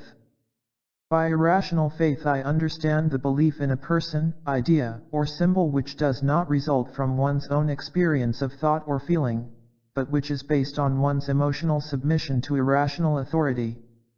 Before we go on, the connection between submission and intellectual and emotional processes must be explored further. There is ample evidence that a person who has given up his inner independence and submitted to an authority tends to substitute the authority's experience for his own. The most impressive illustration is to be found in the hypnotic situation where a person surrenders to the authority of another and, in the state of hypnotic sleep, is ready to think and feel what the hypnotist makes him think and feel. Even after he has awakened from the hypnotic sleep, he will follow suggestions given by the hypnotist, though thinking that he is following his own judgment and initiative. If the hypnotist, for instance, has given the suggestion that at a certain hour the subject will feel cold and should put on his coat, he will in the post-hypnotic situation have the suggested feeling and will act accordingly, being convinced that his feelings and acts are based on reality and initiated by his own conviction and will. While the hypnotic situation is the most conclusive experiment in demonstrating the interrelation between submission to an authority and thought processes, there are many relatively commonplace situations revealing the same mechanism. The reaction of people to a leader equipped with a strong power of suggestion is an example of a semi-hypnotic situation. Here too the unqualified acceptance of his ideas is not rooted in the listener's conviction based upon their own thinking or their critical appraisal of the ideas presented to them, but instead in their emotional submission to the speaker. People in this situation have the illusion that they agree, that they rationally approve of the ideas the speaker suggested. They feel that they accept him because they agree with his ideas. In reality, the sequence is the opposite. They accept his ideas because they have submitted to his authority in a semi-hypnotic fashion. Hitler gave a good description of this process in his discussion of the advisability of holding propaganda meetings at night. He said that the superior oratorical talent of a domineering apostolic nature will now, in the evening, succeed more easily in winning for the new will people who themselves have in turn experienced a weakening of their force of resistance in the most natural way than people who still have full command of their energies and their will power. For irrational faith, the sentence credo quia absurdum est, I believe because it is absurd, has full psychological validity. If somebody makes a statement which is rationally sound, he does what, in principle, everyone else can do. If, however, he dares to make a statement which is rationally absurd, he shows by this very fact that he has transcended the faculty of common sense and thus has a magic power which puts him above the average person. Among the abundance of historical examples of irrational faith, it would seem that the biblical report of the liberation of the Jews from the Egyptian yoke is one of the most remarkable comments on the problem of faith. In the whole report, the Jews are described as people who, though suffering from their enslavement, are afraid to rebel and unwilling to lose the security they have as slaves. They understand only the language of power, which they are afraid of but submit to. Moses, objecting to God's command that he announce himself as God's representative, says that the Jews will not believe in a God whose name they do not even know. God, although not wanting to assume a name, does so in order to satisfy the Jews' quest for certainty. Moses insists that even a name is not sufficient surety to make the Jews have faith in God. So God makes a further concession. He teaches Moses to perform miracles in order that they may have faith that God appeared to you, the God of their fathers, the God of Abraham, Isaac, and Jacob.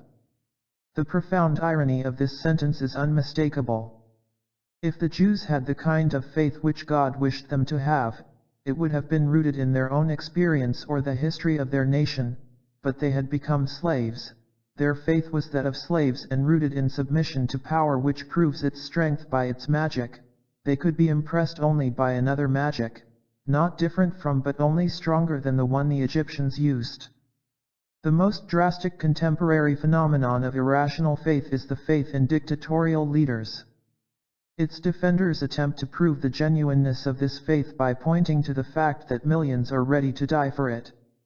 If faith is to be defined in terms of blind allegiance to a person or cause and measured by the readiness to give one's life for it, then indeed the faith of the prophets in justice and love, and their opponents' faith in power is basically the same phenomenon, different only in its object. Then the faith of the defenders of freedom and that of their oppressors is only different inasmuch as it is a faith in different ideas. Irrational faith is a fanatic conviction in somebody or something, rooted in submission to a personal or impersonal irrational authority. Rational faith, in contrast, is a firm conviction based on productive intellectual and emotional activity. In rational thinking, in which faith is supposed to have no place, rational faith is an important component. How does the scientist, for instance, arrive at a new discovery? Does he start with making experiment after experiment, gathering fact after fact without having a vision of what he expects to find? Rarely has any important discovery in any field been made in this way. Nor have people arrived at important conclusions when they were merely chasing a fantasy. The process of creative thinking in any field of human endeavor often starts with what may be called a rational vision, itself a result of considerable previous study, reflective thinking, and observation. When the scientist succeeds in gathering enough data or in working out a mathematical formulation, or both, to make his original vision highly plausible, he may be said to have arrived at a tentative hypothesis.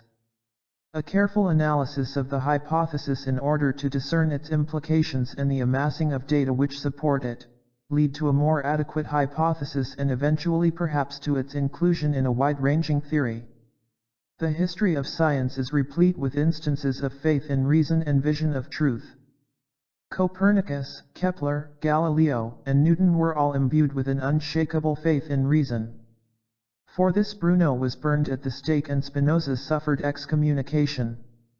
At every step from the conception of a rational vision to the formulation of a theory, faith is necessary, faith in the vision as a rationally valid aim to pursue, faith in the hypothesis as a likely and plausible proposition, and faith in the final theory, at least until a general consensus about its validity has been reached.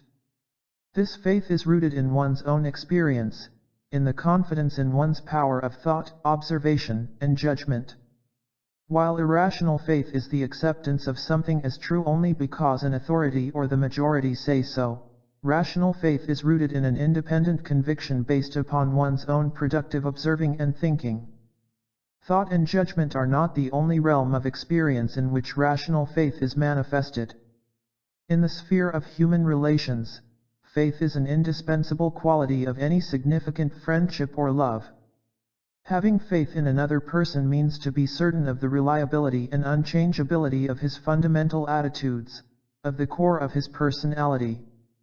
By this I do not mean that a person may not change his opinions but that his basic motivations remain the same. That, for instance, his capacity or respect for human dignity is part of his self, not subject to change. In the same sense we have faith in ourselves. We are aware of the existence of a self, of a core in our personality which is unchangeable and which persists throughout our life in spite of varying circumstances and regardless of certain changes in opinions and feelings. It is this core which is the reality behind the word I and on which our conviction of our own identity is based.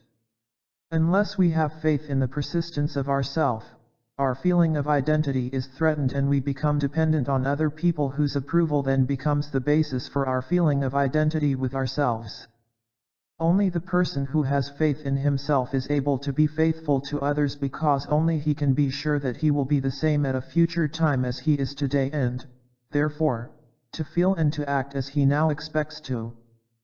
Faith in oneself is a condition of our ability to promise something, and since, as Nietzsche pointed out, man can be defined by his capacity to promise, that is one of the conditions of human existence. Another meaning of having faith in a person refers to the faith we have in the potentialities of others, of ourselves, and of mankind. The most rudimentary form in which this faith exists is the faith which the mother has toward her newborn baby, that it will live, grow, walk, and talk. However, the development of the child in this respect occurs with such regularity that the expectation of it does not seem to require faith.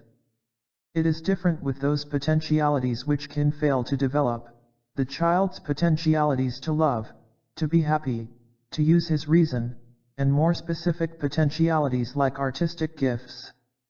They are the seeds which grow and become manifest if the proper conditions for their development are given, and they can be stifled if they are absent.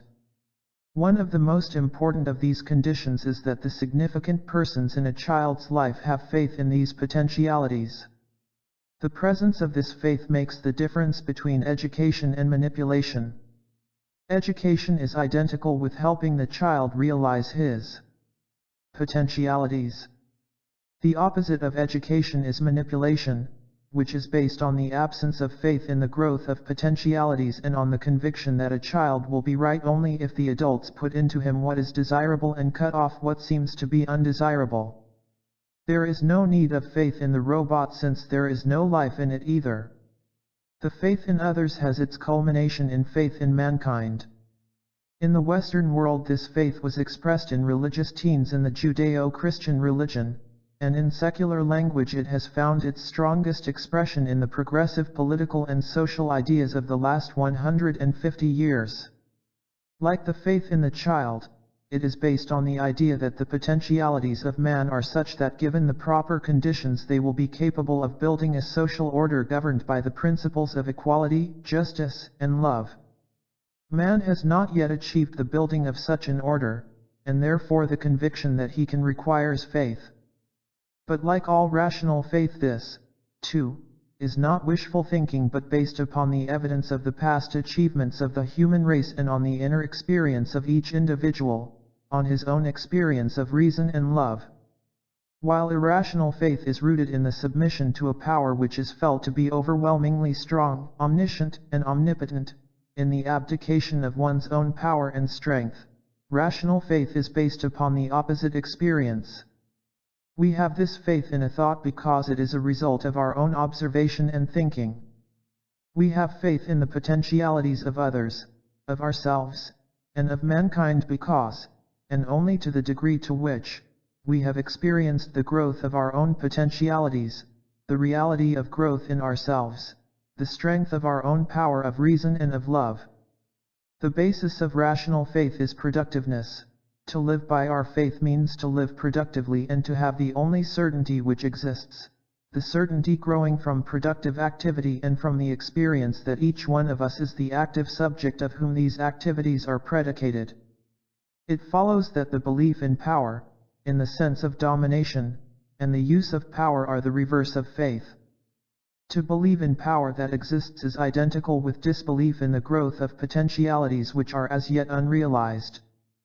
It is a prediction of the future based solely on the manifest present, but it turns out to be a grave miscalculation, profoundly irrational in its oversight of human potentialities and human growth.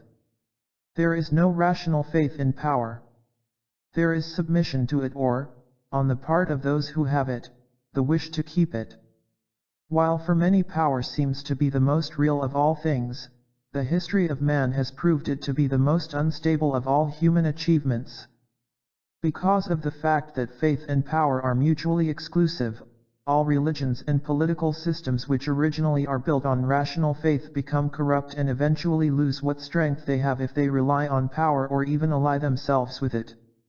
One misconception concerning faith must be briefly mentioned here. It is often assumed that faith is a state in which one passively waits for the realization of one's hope. While this is characteristic of irrational faith, it follows from our discussion that it is never true for rational faith. Inasmuch as rational faith is rooted in the experience of one's own productiveness, it cannot be passive but must be the expression of genuine inner activity. An old Jewish legend expresses this thought vividly. When Moses threw the wand into the Red Sea, the sea, quite contrary to the expected miracle, did not divide itself to leave a dry passage for the Jews. Not until the first man had jumped into the sea did the promised miracle happen and the waves recede. At the outset of this discussion I differentiated between faith as an attitude, as a character trait, and faith as the belief in certain ideas or people. So far we have only dealt with faith in the former sense, and the question poses itself now whether there is any connection between faith as a character trait and the objects in which one has faith. It follows from our analysis of rational as against irrational faith that such a connection exists. Since rational faith is based upon our own productive experience, nothing can be its object which transcends human experience. Furthermore, it follows that we cannot speak of rational faith when a person believes in the ideas of love, reason, and justice not as a result of his own experience but only because he has been taught such belief. Religious faith can be of either kind. mainly some sects that did not share in the power of the Church and some mystical currents in religion that emphasized man's own power to love, his likeness to God, have preserved and cultivated the attitude of rational faith in religious symbolism. What holds true of religions holds true for faith in its secular form, particularly in political and social ideas. The ideas of freedom or democracy deteriorate into nothing but irrational faith once they are not based upon the productive experience of each individual but are presented to him by parties or states which force him to believe in these ideas. There is much less difference between a mystic faith in God and an atheist's rational faith in mankind than between the former's faith and that of a Calvinist whose faith in God is rooted in the conviction of his own powerlessness and in his fear of God's power. Man cannot live without faith. The crucial question for our own generation and the next ones is whether this faith will be an irrational faith in leaders, machines, success, or the rational faith in man based on the experience of our own productive activity. 5. The moral powers in man. Wonders are many, and none is more wonderful than man. Sophocles, Antigone. 5a. Man, good or evil. The position taken by humanistic ethics that man is able to know what is good and to act accordingly on the strength of his natural potentialities and of his reason would be untenable if the dogma of man's innate natural evilness were true. The opponents of humanistic ethics claim that man's nature is such as to make him inclined to be hostile to his fellow men, to be envious and jealous, and to be lazy, unless he is curbed by fear. Many representatives of humanistic ethics met this challenge by insisting that man is inherently good and that destructiveness is not an integral part of his nature. Indeed, the controversy between these two conflicting views is one of the basic themes in Western thought.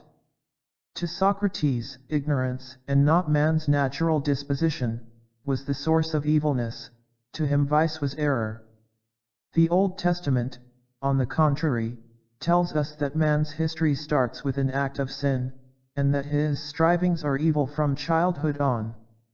In the early Middle Ages, the battle between the two opposing views was centered around the question of how to interpret the biblical myth of Adam's fall.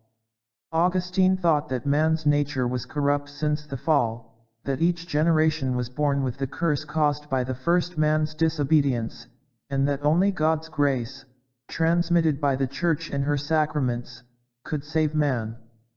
Pelagius, Augustine's great adversary, held that Adam's sin was purely personal and had affected none but himself, that every man, consequently, is born with powers as incorrupt as Adam's before the fall, and that sin is the result of temptation and evil example.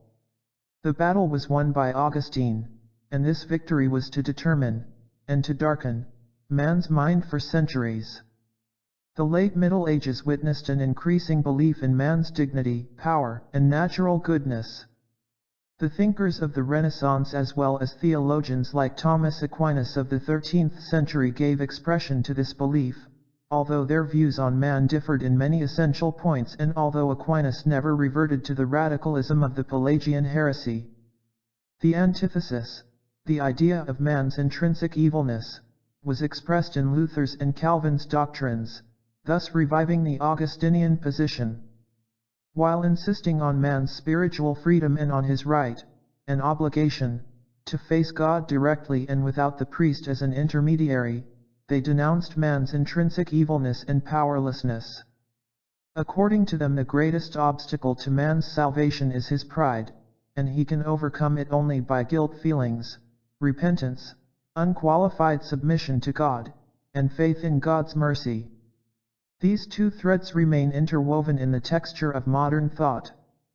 The idea of man's dignity and power was pronounced by the Enlightenment philosophy, by progressive, liberal thought of the 19th century, and most radically by Nietzsche. The idea of man's worthlessness and nothingness found a new, and this time entirely secularized, expression in the authoritarian systems in which the state or society became the supreme rulers, while the individual, recognizing his own insignificance, is supposed to find his fulfillment in obedience and submission. The two ideas, while clearly separated in the philosophies of democracy and authoritarianism, are blended in their less extreme forms in the thinking, and still more so in the feeling, of our culture. Today, we are adherents both of Augustine and Pelagius, of Luther and Pico della Mirandola, of Hobbes and Jefferson. We consciously believe in man's power and dignity, but, often unconsciously, we also believe in man's, and particularly our own, powerlessness and badness, and explain it by pointing to human nature. In Freud's writings, the two opposing ideas have found expression in terms of psychological theory. Freud was in many respects a typical representative of the Enlightenment spirit, believing in reason and in man's right to protect his natural claims against social conventions and cultural pressure.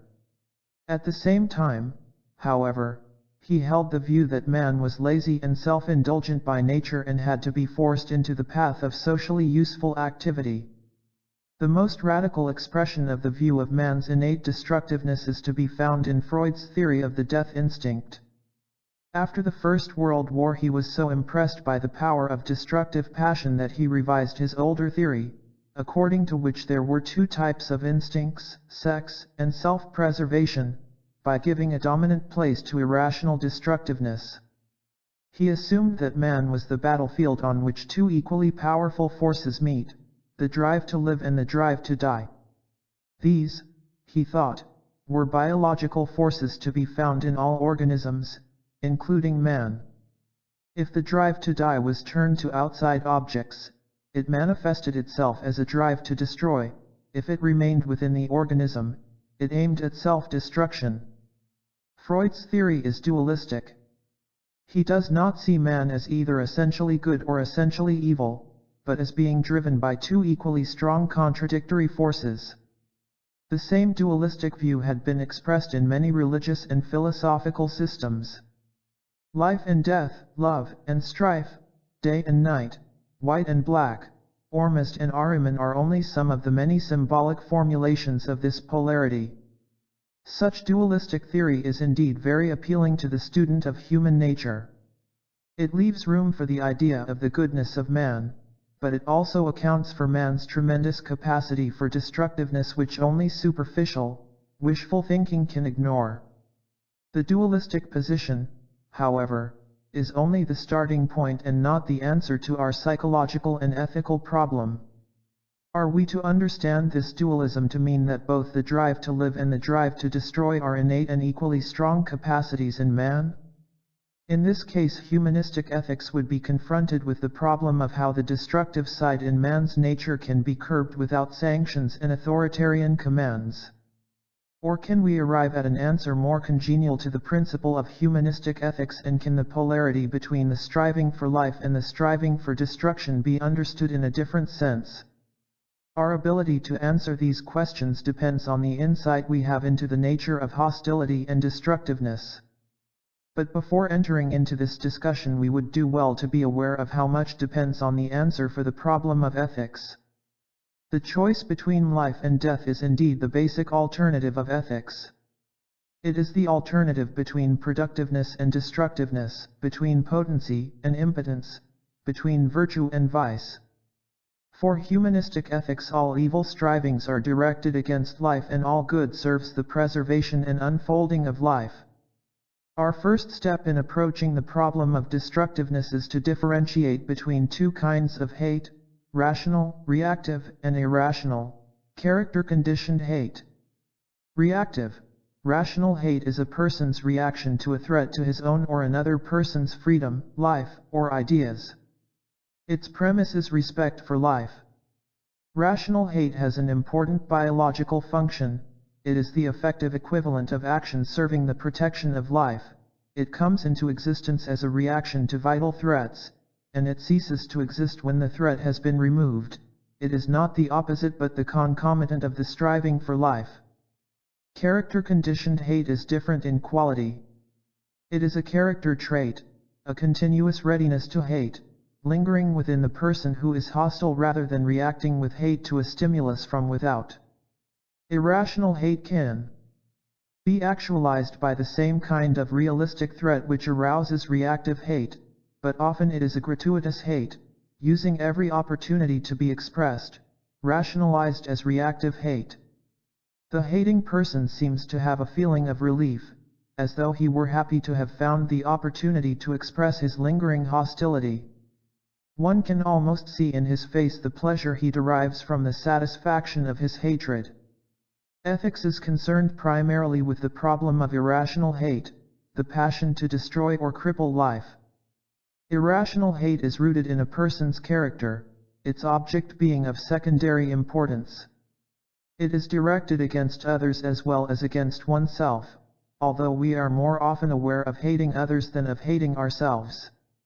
The hate against ourselves is usually rationalized as sacrifice, selflessness, asceticism, or as self-accusation and inferiority feeling. The frequency of reactive hate is even greater than it may appear, because often a person reacts with hate toward threats against his integrity and freedom, threats which are not obvious and explicit but subtle or even disguised as love and protection. But even so, character hate remains a phenomenon of such magnitude that the dualistic theory of love and hate as the two fundamental forces seems to fit the facts. I have to concede, then, the correctness of the dualistic theory? In order to answer this question we need to inquire further into the nature of this dualism. Are the good and evil forces of equal strength? Are they both part of the original equipment of man, or what other possible relation could exist between them? According to Freud, destructiveness is inherent in all human beings. It differs mainly with regard to the object of destructiveness, others, or themselves. From this position it would follow that destructiveness against oneself is in reverse proportion to that against others.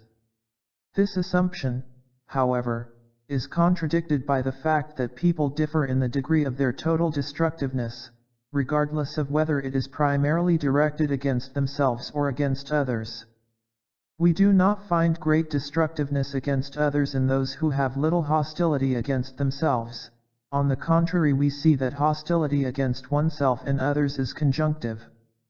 We find furthermore that the life-destructive forces in a person occur in an inverse ratio to the life-furthering ones, the stronger the one, the weaker the other, and vice versa. This fact offers a clue to the understanding of the life-destructive energy.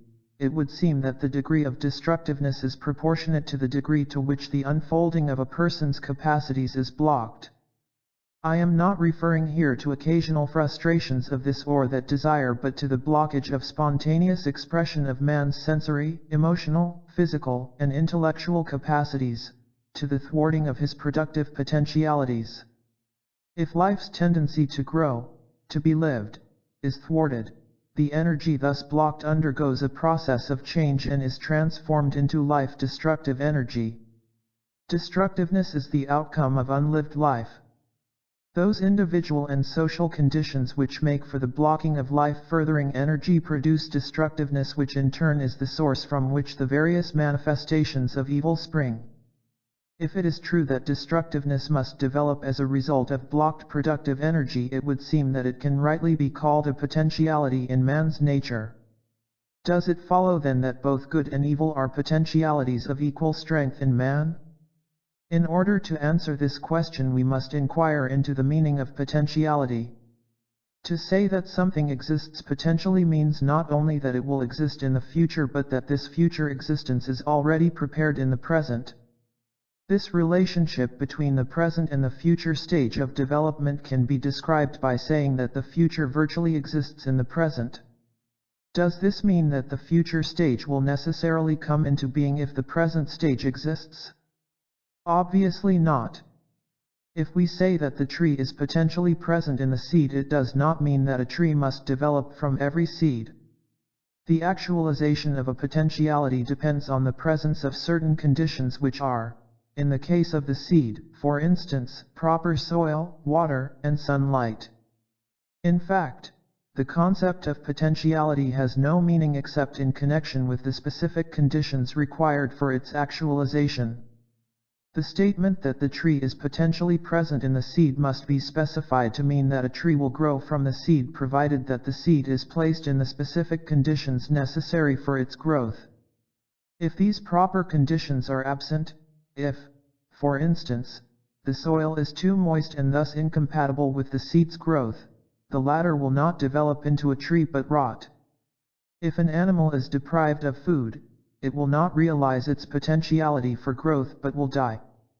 It may be said, then, that the seed or the animal has two kinds of potentialities, from each of which certain results follow in a later stage of development. 1. A primary potentiality which is actualized if the proper conditions are present, the other, a secondary potentiality, which is actualized if conditions are in contrast to existential needs. Both the primary and the secondary potentialities are part of the nature of an organism.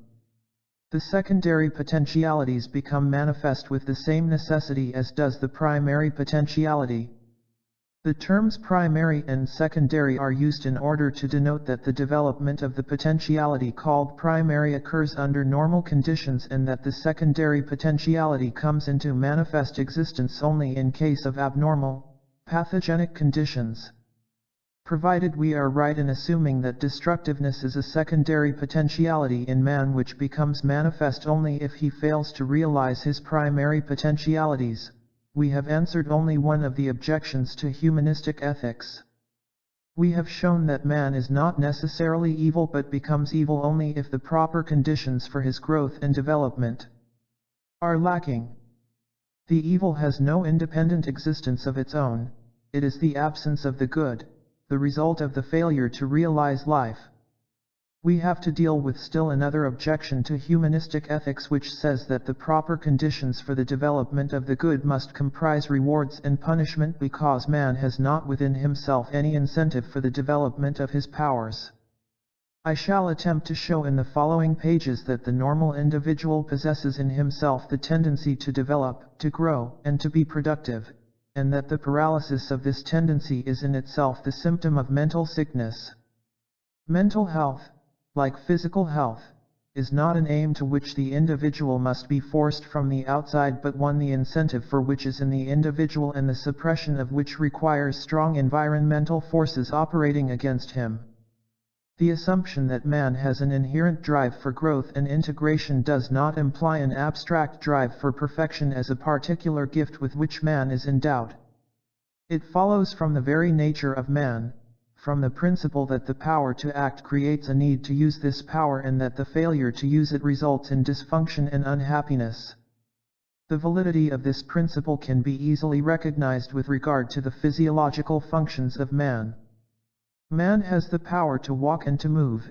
If he were prevented from using this power, severe physical discomfort or illness would result. Women have the power to bear children and to nurse them. If this power remains unused, if a woman does not become a mother, if she cannot spend her power to bear and love a child, she experiences a frustration which can be remedied only by increased realization of her powers in other realms of her life. Freud has called attention to another lack of expenditure as a cause of suffering, that of sexual energy, by recognizing that the blocking of sexual energy can be the cause of neurotic disturbances. While Freud overvalued the significance of sexual satisfaction, his theory is a profound symbolic expression of the fact that man's failure to use and to spend what he has is the cause of sickness and unhappiness. The validity of this principle is apparent with regard to psychic as well as physical powers. Man is endowed with the capacities of speaking and thinking. If these powers were blocked, the person would be severely damaged. Man has the power to love, and if he cannot make use of his power, if he is incapable of loving, he suffers from this misfortune even though he may try to ignore his suffering by all kinds of rationalizations or by using the culturally patterned avenues of escape from the pain caused by his failure. The reason for the phenomenon that not using one's powers results in unhappiness is to be found in the very condition of human existence. Man's existence is characterized by existential dichotomies which I have discussed in a previous chapter. He has no other way to be one with the world and at the same time to feel one with himself, to be related to others and to retain his integrity as a unique entity, but by making productive use of his powers. If he fails to do so, he cannot achieve inner harmony and integration, he is torn and split, driven to escape from himself, from the feeling of powerlessness, boredom, and impotence which are the necessary results of his failure. Man, being alive, cannot help wishing to live, and the only way he can succeed in the act of living is to use his powers, to spend that which he has. There is perhaps no phenomenon which shows more clearly the result of man's failure in productive and integrated living than neurosis. Every neurosis is the result of a conflict between man's inherent powers and those forces which block their development. Neurotic symptoms, like the symptoms of a physical sickness, are the expression of the fight which the healthy part of the personality puts up against the crippling influences directed against its unfolding. However, lack of integration and productiveness does not always lead to neurosis. As a matter of fact, if this were the case, we would have to consider the vast majority of people as neurotic. What, then, are the specific conditions which make for the neurotic outcome? There are some conditions which I can mention only briefly.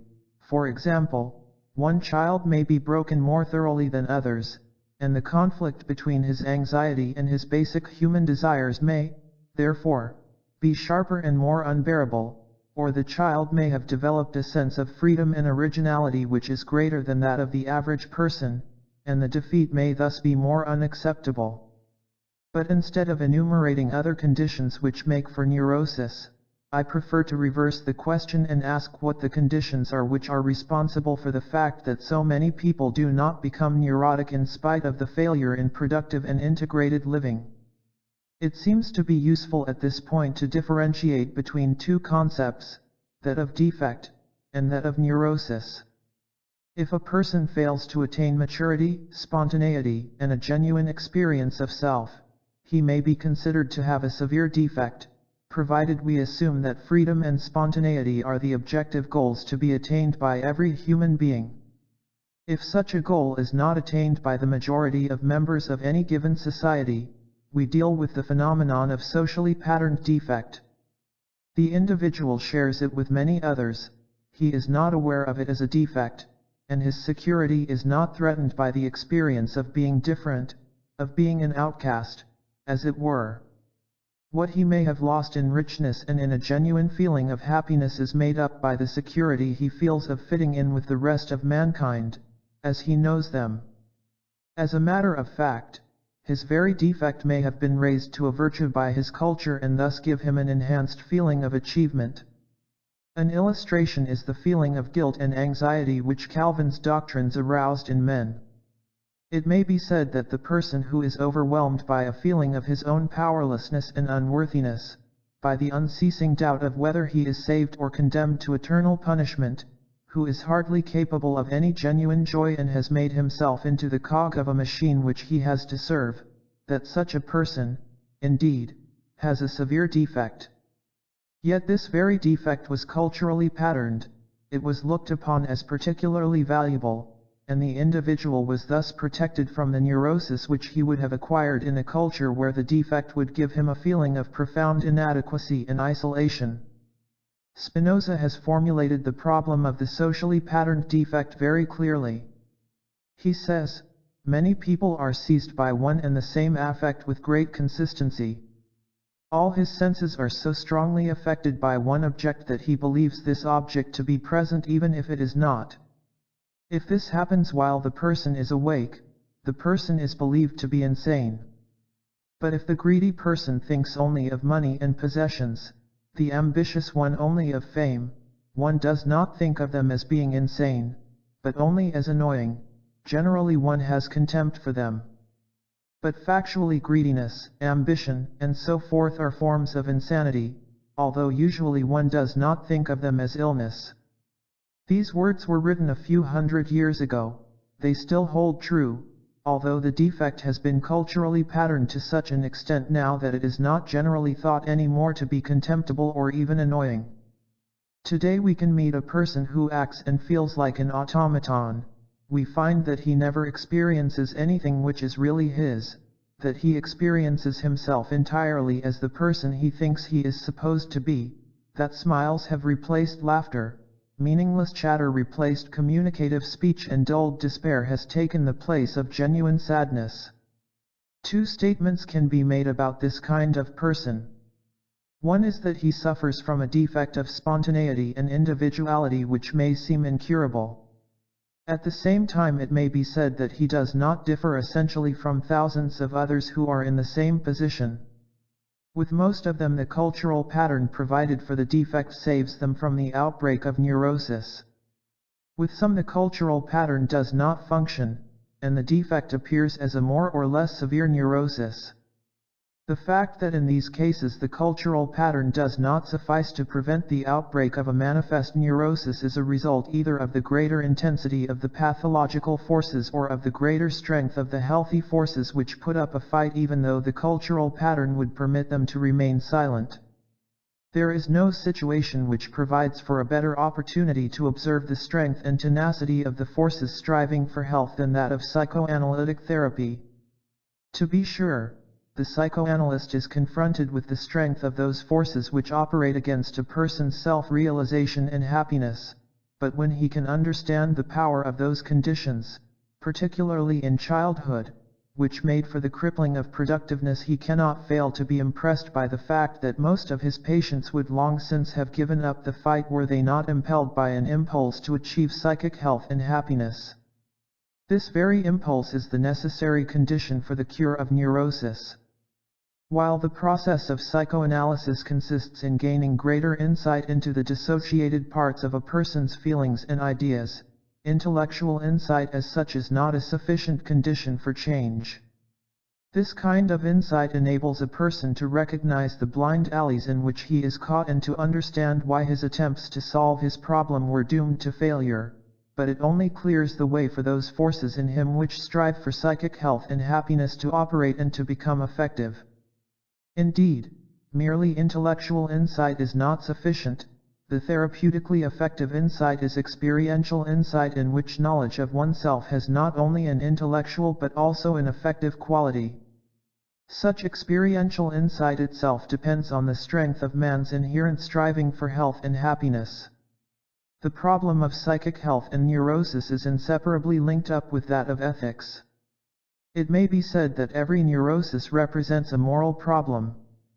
The failure to achieve maturity and integration of the whole personality is a moral failure in the sense of humanistic ethics. In a more specific sense, many neuroses are the expression of moral problems, and neurotic symptoms result from unsolved moral conflicts. A man, for instance, may suffer from spells of dizziness for which there is no organic cause. In reporting his symptom to the psychoanalyst, he mentions casually that he is coping with certain difficulties in his job. He is a successful teacher who has to express views which run counter to his own convictions. He believes, however, that he has solved the problem of being successful, on the one hand, and of having preserved his moral integrity, on the other, and he proves to himself the correctness of this belief by a number of complicated rationalizations. He is annoyed at the suggestion of the analyst that his symptom may have something to do with his moral problem. However, the ensuing analysis shows that he was wrong in his belief. His spells of dizziness were the reaction of his better self, of his basically moral personality to a pattern of life which forced him to violate his integrity and to cripple his spontaneity. Even if a person seems to be destructive only of others, he violates the principle of life in himself as well as in others. In religious language, this principle has been expressed in terms of man's being created in the image of God, and thus any violation of man is a sin against God. In secular language, we would say that everything we do, good or evil, to another human being we also do to ourselves. Do not do to others what you would not have them do to you is one of the most fundamental principles of ethics. But it is equally justifiable to state, whatever you do to others, you also do to yourself. To violate the forces directed toward life in any human being necessarily has repercussions on ourselves. Our own growth, happiness, and strength are based on the respect for these forces, and one cannot violate them in others and remain untouched oneself at the same time. The respect for life, that of others as well as one's own, is the concomitant of the process of life itself in a condition of psychic health. In a way, destructiveness against others is a pathological phenomenon comparable to suicidal impulses. While a person may succeed in ignoring or rationalizing destructive impulses, his organism as it were, cannot help reacting and being affected by acts which contradict the very principle by which his life and all life are sustained. We find that the destructive person is unhappy even if he has succeeded in attaining the aims of his destructiveness, which undermines his own existence. Conversely, no healthy person can help admiring, and being affected by, manifestations of decency, love, and courage, for these are the forces on which his own life rests. 5b. Repression versus productiveness. The position that man is basically destructive and selfish leads to a concept which maintains that ethical behavior consists in the suppression of these evil strivings in which man would indulge without exercising constant self-control. Man, according to this principle, must be his own watchdog. He must, in the first place, recognize that his nature is evil, and, in the second, use his willpower to fight his inherent evil tendencies. Suppression of evil or indulgence in it would then be his alternative. Psychoanalytic research offers a wealth of data concerning the nature of suppression, its various kinds, and their consequences. We can differentiate between 1. Suppression of the acting out of an evil impulse, 2. Suppression of the awareness of the impulse, and 3. A constructive fight against the impulse. In the first kind of suppression, not the impulse itself is suppressed but the action which would follow from it. A case in point is a person with strong sadistic strivings who would be satisfied and pleased to make others suffer or to dominate them. Suppose his fear of disapproval or the moral precepts he has accepted tell him that he should not act upon his impulse, hence he refrains from such action and does not do what he would wish to do. While one cannot deny that this person has achieved a victory over himself, he has not really changed. His character has remained the same and what we can admire in him is only his willpower. But quite aside from the moral evaluation of such behavior, it is unsatisfactory in its effectiveness as a safeguard against man's destructive tendencies. It would require an extraordinary amount of willpower or a fear of severe sanctions to keep such a person from acting according to his impulse. Since every decision would be the result of an inner battle against strong opposing forces, the chances for the triumph of the good would be so precarious that from the standpoint of the interest of society this type of suppression is too unreliable. By far the more effective way to deal with evil strivings would seem to be to hinder them from becoming conscious, so that there is no conscious temptation. This kind of suppression is what Freud called repression. Repression means that the impulse, although it exists, is not permitted to enter the realm of consciousness or is quickly removed from it. To use the same illustration, the sadistic person would not be aware of his wish to destroy or to dominate, there would be no temptation and no struggle.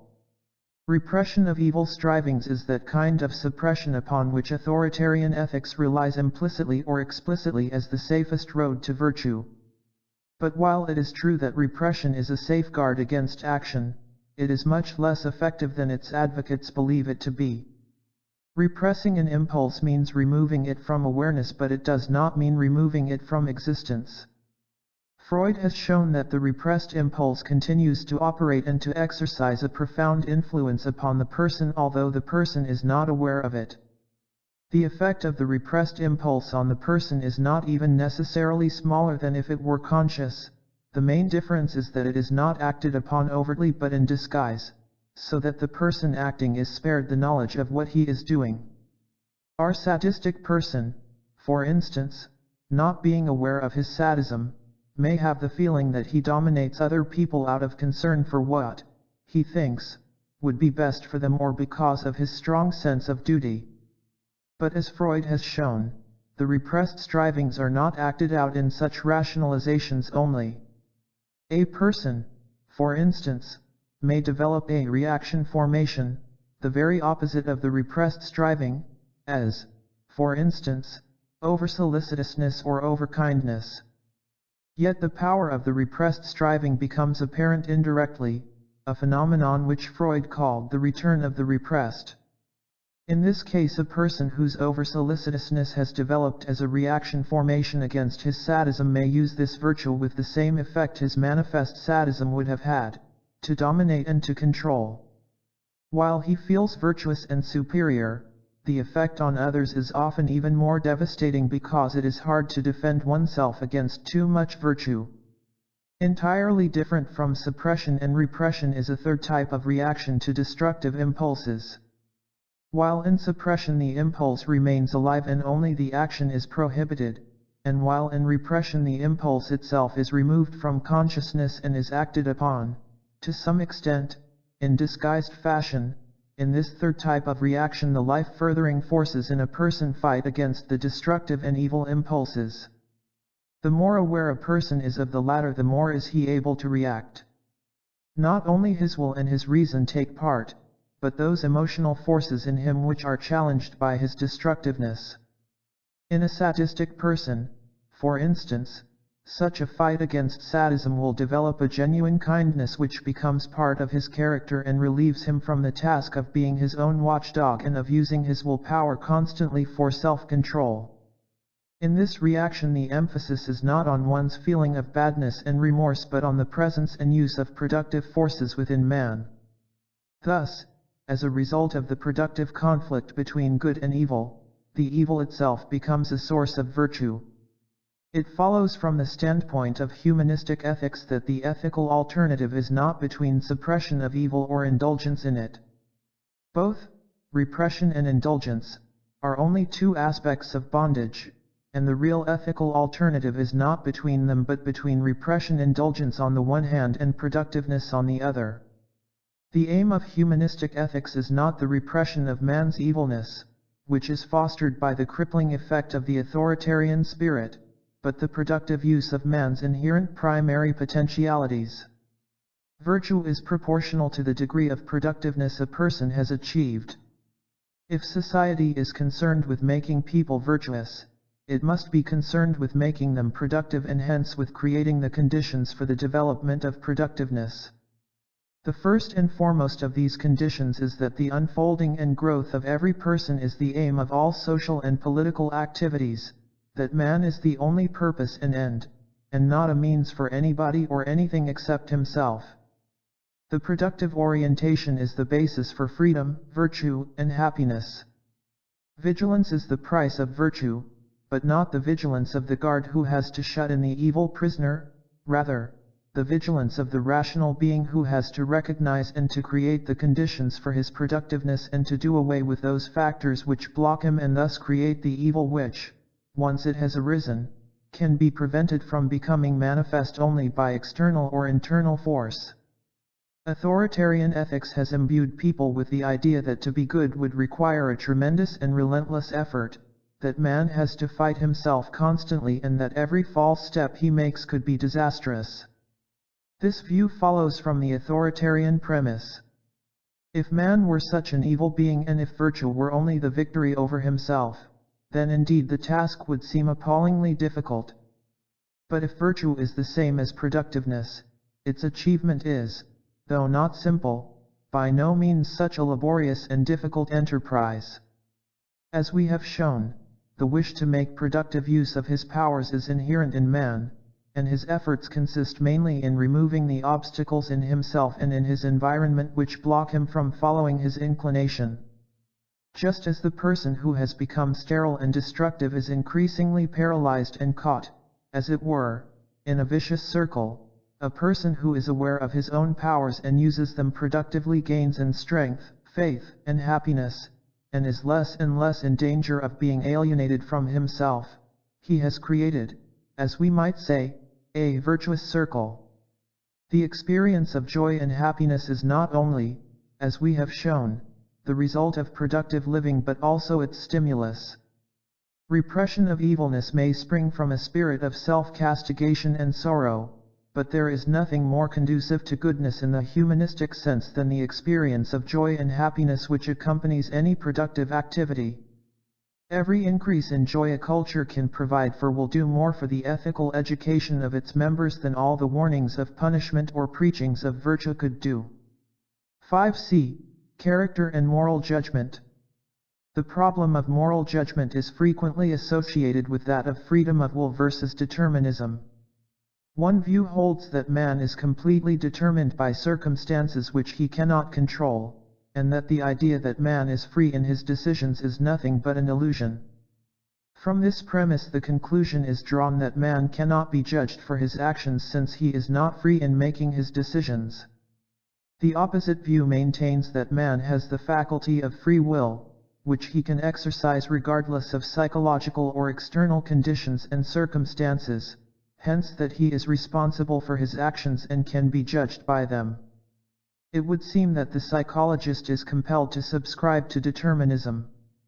In studying the development of character he recognizes that the child starts his life in an indifferent moral state, and that his character is shaped by external influences which are most powerful in the early years of his life, when he has neither the knowledge nor the power to change the circumstances which determine his character. At an age when he might attempt to change the conditions under which he lives, his character is already formed and he lacks the incentive to investigate these conditions and to change them, if necessary. If we assume that the moral qualities of a person are rooted in his character, is it not true, then, that since he has no freedom in shaping his character, he cannot be judged? Is it not true that the more insight we have into the conditions which are responsible for the formation of character and its dynamics, the more inescapable seems the view that no person can be morally judged?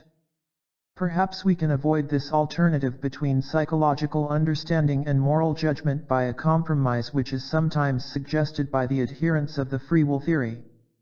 It is maintained that there are circumstances in the lives of people which preclude the exercise of their free will and thus eliminate moral judgment. Modern criminal law, for instance, has accepted this view and does not hold an insane person responsible for his actions.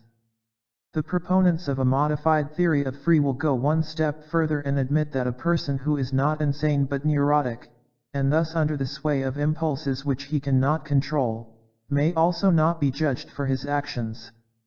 They claim, however, that most people have the freedom to act well if they want to and that therefore they must be morally judged. But closer examination shows that even this view is untenable. We are prone to believe that we act freely because, as Spinoza has already suggested, we are aware of our wishes but unaware of their motivations. Our motives are an outcome of the particular blend of forces operating in our character. Each time we make a decision it is determined by the good or evil forces, respectively, which are dominant. In some people one particular force is so overwhelmingly strong that the outcome of their decisions can be predicted by anyone who knows their character and the prevailing standards of values, although they themselves might be under the illusion of having decided freely. In others, destructive and constructive forces are balanced in such a way that their decisions are not empirically predictable. When we say a person could have acted differently we refer to the latter case. But to say he could have acted differently means only that we could not have predicted his actions. His decision, however, shows that one set of forces was stronger than the other and hence that even in his case his decision was determined by his character. Therefore, if his character had been different he would have acted differently, but again strictly according to the structure of his character. The will is not an abstract power of man which he possesses apart from his character. On the contrary, the will is nothing but the expression of his character. The productive person who trusts his reason and who is capable of loving others and himself has the will to act virtuously. The non-productive person who has failed to develop these qualities and who is a slave of his irrational passions lacks this will. The view that it is our character which determines our decisions is by no means fatalistic. Man, while like all other creatures subject to forces which determine him, is the only creature endowed with reason, the only being who is capable of understanding the very forces which he is subjected to, and who by his understanding can take an active part in his own fate and strengthen those elements which strive for the good. Man is the only creature endowed with conscience. His conscience is the voice which calls him back to himself. It permits him to know what he ought to do in order to become himself. It helps him to remain aware of the aims of his life and of the norms necessary for the attainment of these aims. We are therefore not helpless victims of circumstance. We are, indeed, able to change and to influence forces inside and outside ourselves, and to control, at least to some extent, the conditions which play upon us. We can foster and enhance those conditions which develop the striving for good and bring about its realization. But while we have reason and conscience, which enable us to be active participants in our life, reason and conscience themselves are inseparably linked up with our character. If destructive forces and irrational passions have gained dominance in our character, both our reason and our conscience are affected and cannot exercise their function properly. Indeed, the latter are our most precious capacities which it is our task to develop and to use, but they are not free and undetermined, and they do not exist apart from our empirical self. They are forces within the structure of our total personality and, like every part of a structure, determined by the structure as a whole, and determining it. If we base our moral judgment of a person on the decision as to whether or not he could have willed differently, no moral judgment can be made. How can we know, for instance, the strength of a person's innate vitality that made it possible for him to resist environmental forces acting upon him in his childhood and later on, or the lack of vitality that makes another person submit to the very same forces? How can we know whether in one person's life an accidental event such as the contact with a good and loving person might not have influenced his character development in one direction, while the absence of such an experience might have influenced it in the opposite direction? Indeed, we cannot know. Even if we would base moral judgment on the premise that a person could have acted differently, the constitutional and environmental factors which make for the development of his character are so numerous and complex that it is impossible, for all practical purposes, to arrive at a conclusive judgment whether or not he could have developed differently. All we can assume is that circumstances as they were led to the development as it occurred. It follows that if our ability to judge a person depended on our knowledge that he could have acted differently, we, as students of character, would have to admit defeat as far as ethical judgments are concerned. Yet this conclusion is unwarranted because it is based on false premises and on confusion about the meaning of judgment. To judge can mean two different things. To judge means to exercise the mental functions of assertion or predication. But to judge means also to have the function of a judge, referring to the activity of absolving and condemning. The latter kind of moral judging is based upon the idea of an authority transcending man and passing judgment on him. This authority is privileged to absolve or to condemn and punish. Its dicta are absolute, because it is above man and empowered with wisdom and strength unattainable by him. Even the picture of the judge, who, in democratic society, is elected and theoretically not above his fellow men, is tinged by the old concept of a judging God. Although his person does not carry any superhuman power, his office does. The forms of respect due the judge are surviving remnants of the respect due a superhuman authority. Contempt of court is psychologically closely related to lèse majesté. But many persons who have not the office of a judge assume the role of a judge, ready to condemn or absolve, when they make moral judgments. Their attitude often contains a good deal of sadism and destructiveness. There is perhaps no phenomenon which contains so much destructive feeling as moral indignation, which permits envy or hate to be acted out under the guise of virtue.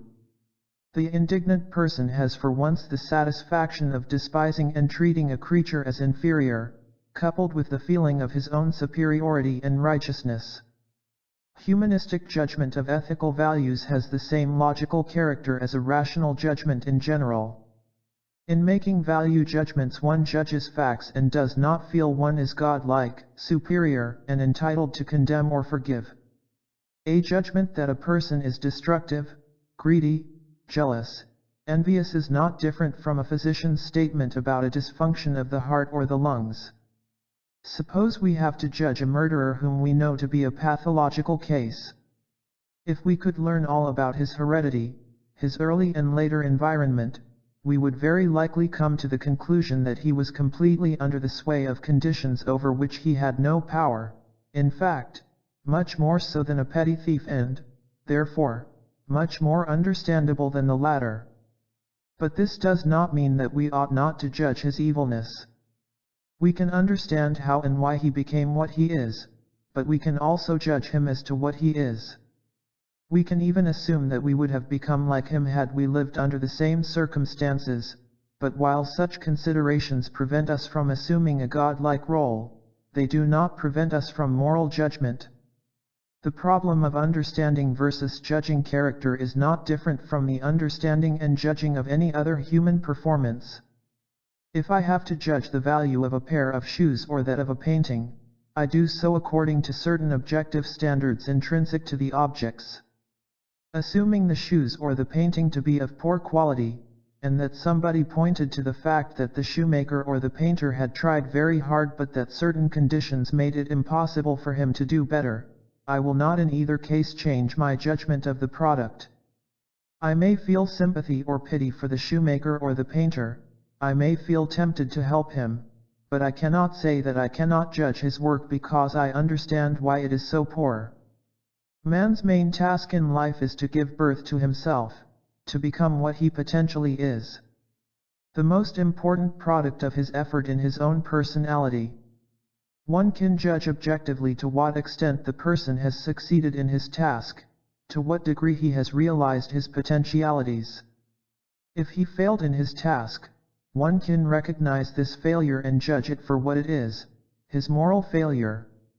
Even if one knows that the odds against the person were overwhelming and that everyone else would have failed too, the judgment about him remains the same.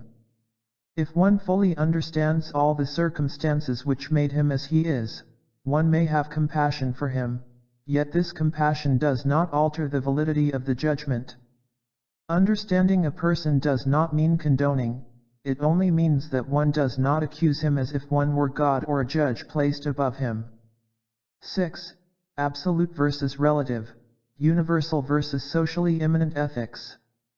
We see men sometimes so affected by one object, that although it is not present, they believe it to be before them, and if this happens to a man who is not asleep, we say that he is delirious or mad. Nor are those believed to be less mad who are inflamed by love, dreaming about nothing but a mistress or harlot day and night, for they excite our laughter.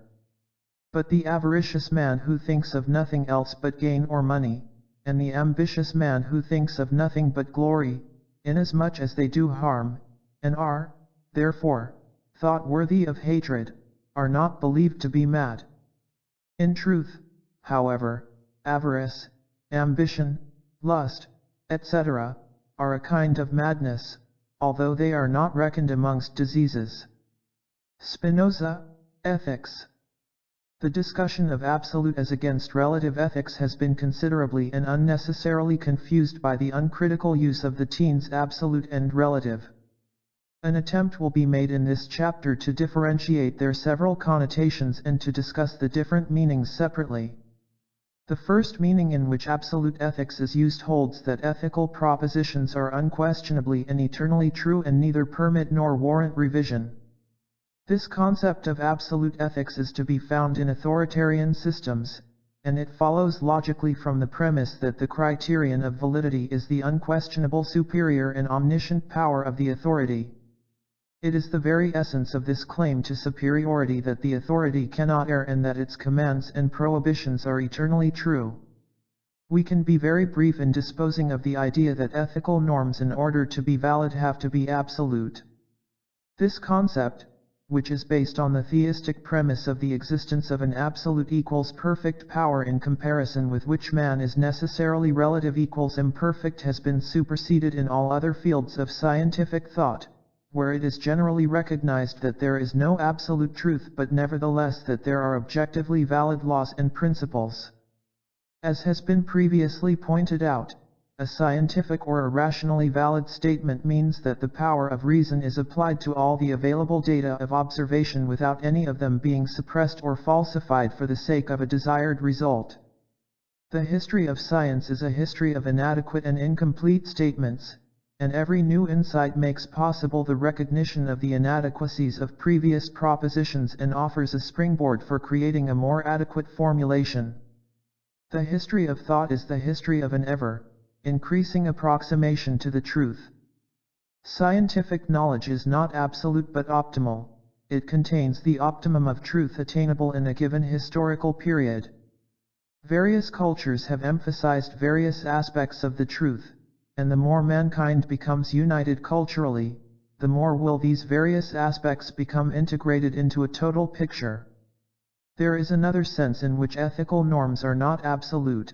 Not only are they subject to revision like all scientific statements, but there are certain situations which are inherently insoluble and do not permit any choice which can be considered the right one.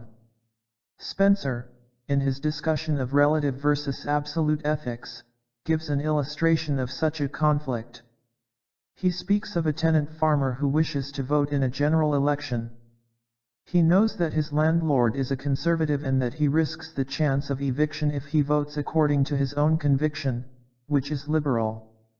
Spencer believes that the conflict is one between injuring the state and injuring his family, and he arrives at the result that here, as in countless cases, no one can decide by which of the alternative courses the least wrong is likely to be done. The alternative in this case seems not to be correctly stated by Spencer. There would be an ethical conflict even if there were no family involved but only the risk of his own happiness and safety. On the other hand, not only the interest of the state is at stake but also his own integrity. What he is really confronted with is the choice between his physical and thereby also, in some respects, his mental well-being on the one side, and his integrity on the other. Whatever he does is right and wrong at the same time. He cannot make a choice which is valid because the problem he faces is inherently insoluble. Such situations of insoluble ethical conflicts arise necessarily in connection with existential dichotomies. In this case, however, we deal not with an existential dichotomy which is inherent in the human situation but with a historical dichotomy which can be removed. The tenant farmer is faced with such an unanswerable conflict only because the social order presents him with a situation in which no satisfactory solution is possible. If the social constellation changes, the ethical conflict will disappear. But as long as these conditions exist, any decision he makes is both right and wrong, although the decision in favor of his integrity may be held to be morally superior to that in favor of his life. The last and the most important meaning in which the terms absolute and relative ethics are used is one which is more adequately expressed as the difference between universal and socially immanent ethics. By universal ethics I mean norms of conduct the aim of which is the growth and unfolding of man. By socially immanent ethics I mean such norms as are necessary for the functioning and survival of a specific kind of society and of the people living in it. An example of the concept of universal ethics may be found in such norms as love thy neighbor as thyself or thou shalt not kill.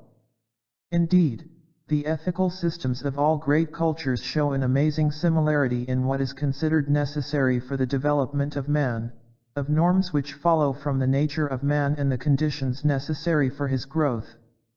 By socially immanent ethics I refer to those norms in any culture which contain prohibitions and commands that are necessary only for the functioning and survival of that particular society. It is necessary for the survival of any society that its members submit to the rules which are essential to its particular mode of production and mode of life. The group must tend to mold the character structure of its members in such a way that they want to do what they have to do under the existing circumstances. Thus, For instance, courage and initiative become imperative virtues for a warrior society, patience and helpfulness become virtues for a society in which agricultural cooperation is dominant. In modern society, industry has been elevated to the position of the highest virtues because the modern industrial system needed the drive to work as one of its most important productive forces. The qualities which rank highly in the operation of a particular society become part of its ethical system. Any society has a vital interest in having its rules obeyed and its virtues adhered to because its survival depends on this adherence. In addition to norms in the interest of society as a whole, we find other ethical norms which differ from class to class. A case in point is the emphasis on the virtues of modesty and obedience for the lower classes and of ambition and aggressiveness for the upper classes. The more fixed and institutionalized the class structure is, the more will different sets of norms be explicitly related to different classes, as, for instance, norms for free men or for serfs in a feudal culture, or for whites and Negroes in the southern United States. In modern democratic societies where class differences are not part of the institutionalized structure of society, the different sets of norms are taught side by side. For instance, the ethics of the New Testament and the norms that are effective for the conduct of a successful business. According to one's social position and talent, each individual will choose that set of norms which he can use while perhaps continuing to pay lip service to the opposite set. Difference in education at home and in school, as, for instance, in the public schools of England and certain private schools in the United States, tends to emphasize the particular set of values that fits in with the upper class social position without directly negating the other. The function of the ethical system in any given society is to sustain the life of that particular society. But such socially immanent ethics is also in the interest of the individual, since the society is structured in a certain way, which he as an individual cannot change. His individual self-interest is bound up with the society's. At the same time, the society, however, may be organized in such a way that the norms necessary for its survival conflict with the universal norms necessary for the fullest development of its members. This is especially true in societies in which privileged groups dominate or exploit the rest of the members. The interests of the privileged group conflict with those of the majority, but inasmuch as the society functions on the basis of such a class structure, the norms imposed upon all by the members of the privileged group are necessary for the survival of everybody as long as the structure of the society is not fundamentally changed. The ideologies prevalent in such a culture will tend to deny that there is any contradiction. They will claim, in the first place, that the ethical norms of that society are of equal value to all its members and will tend to emphasize that those norms which tend to uphold the existing social structure are universal norms resulting from the necessities of human existence. The prohibition against theft, for instance, is often made to appear as springing from the same human necessity as does the prohibition against murder. Thus norms which are necessary only in the interest of the survival of a special kind of society are given the dignity of universal norms inherent in human existence and therefore universally applicable. As long as a certain type of social organization is historically indispensable, the individual has no choice but to accept the ethical norms as binding. But when a society retains a structure which operates against the interests of a majority, while the basis for a change is present, the awareness of the socially conditioned character of its norms will become an important element in furthering tendencies to change the social order. Such attempts are usually called unethical by the representatives of the old order. One calls those who want happiness for themselves selfish and those who want to retain their privileges, responsible. Submission, on the other hand, is glorified as the virtue of unselfishness and devotion. While the conflict between socially immanent and universal ethics has decreased in the process of human evolution, there remains a conflict between the two types of ethics as long as humanity has not succeeded in building a society in which the interest of society has become identical with that of all its members. As long as this point has not been reached in human evolution, the historically conditioned social necessities clash with the universal existential necessities of the individual. If the individual lived 500 or 1000 years, this clash might not exist, or at least might be considerably reduced. He then might live and harvest with joy what he sowed in sorrow. The suffering of one historical period which will bear fruit in the next one could bear fruit for him too. But man lives 60 or 70 years and he may never live to see the harvest. Yet he is born as a unique being, having in himself all the potentialities which it is the task of mankind to realize. It is the obligation of the student of the science of man not to seek for harmonious solutions, glossing over this contradiction, but to see it sharply. It is the task of the ethical thinker to sustain and strengthen the voice of human conscience, to recognize what is good or what is bad for man, regardless of whether it is good or bad for society at a special period of its evolution. He may be the one who crieth in the wilderness, but only if this voice remains alive and uncompromising will the wilderness change into fertile land. The contradiction between immanent social ethics and universal ethics will be reduced and tend to disappear to the same extent to which society becomes truly human, that is, takes care of the full human development of all its members. Chapter 5. The moral problem of today.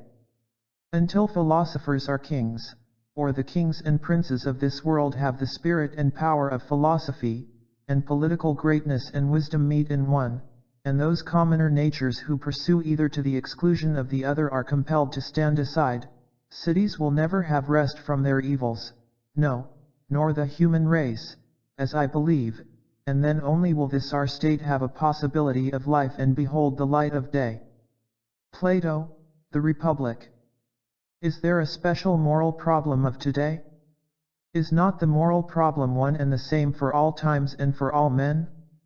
Indeed it is, and yet every culture has specific moral problems which grow out of its particular structure, although these specific problems are only various facets of the moral problems of man.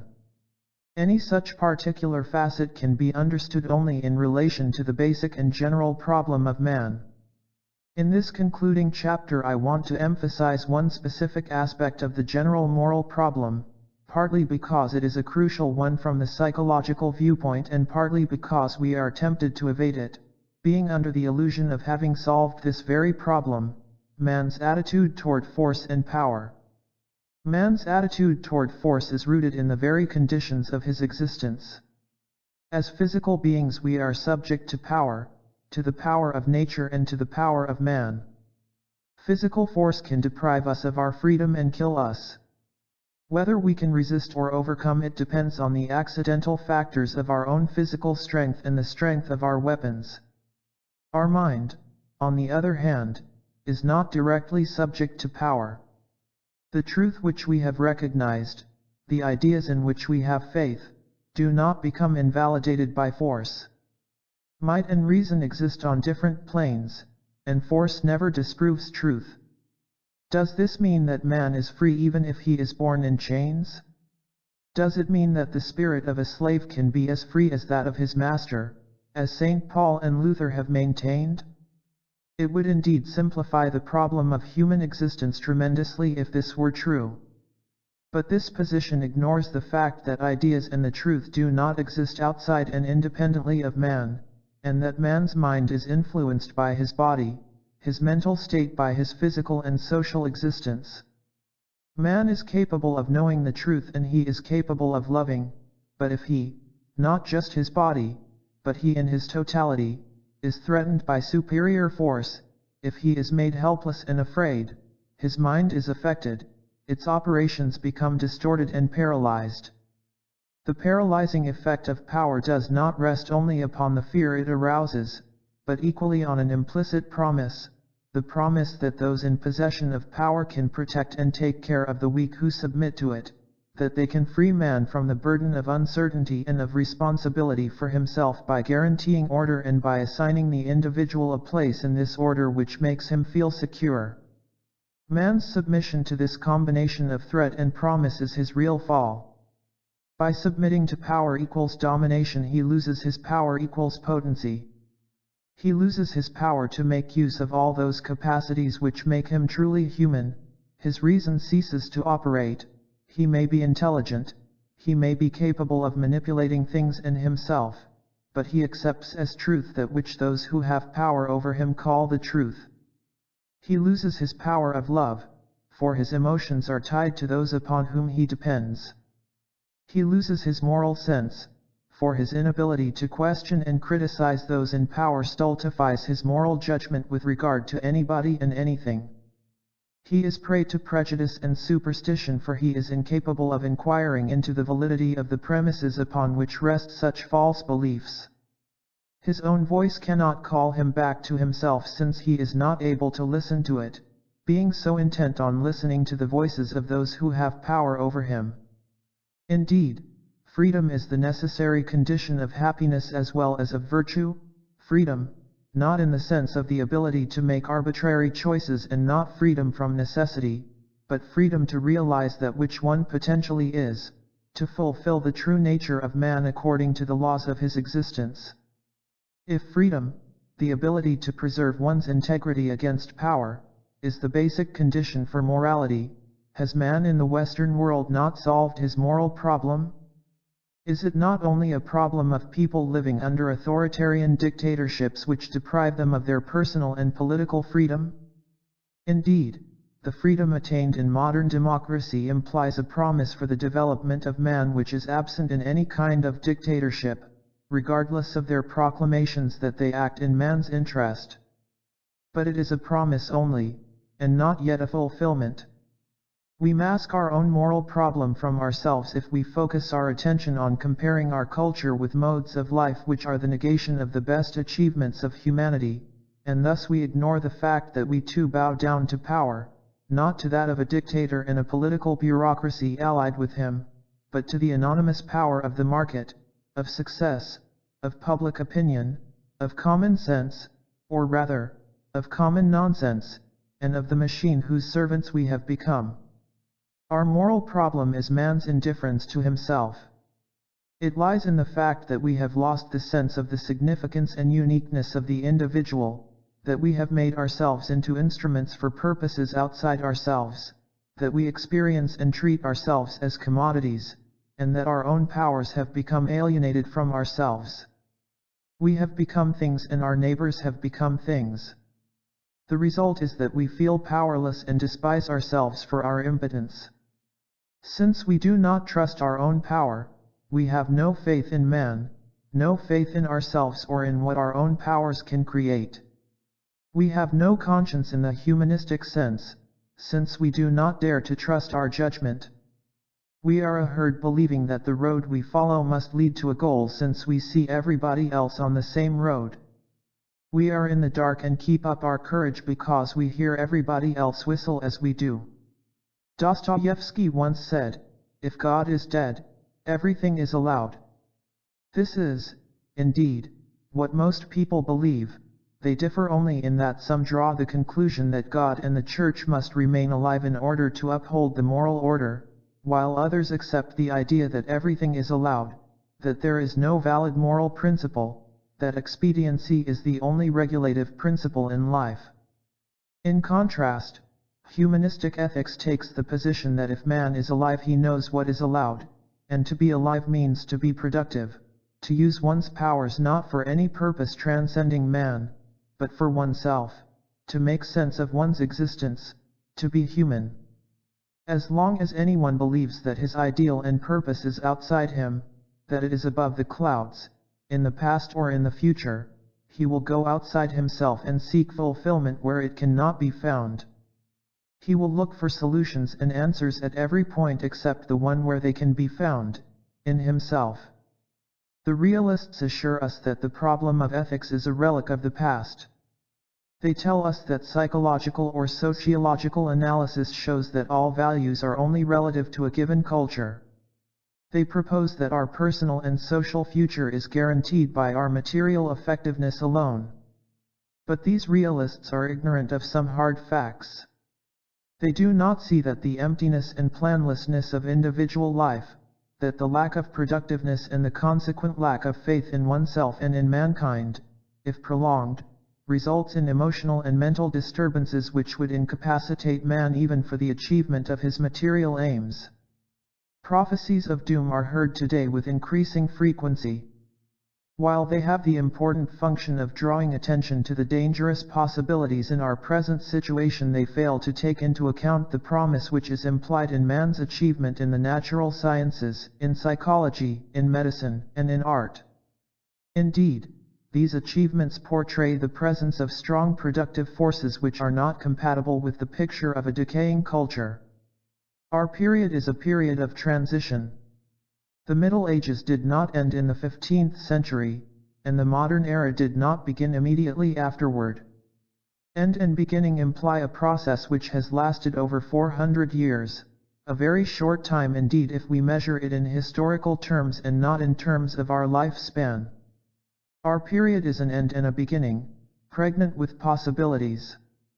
If I repeat now the question raised in the beginning of this book, whether we have reason to be proud and to be hopeful, the answer is again in the affirmative, but with the one qualification which follows from what we have discussed throughout: neither the good nor the evil outcome is automatic or preordained. The decision rests with man.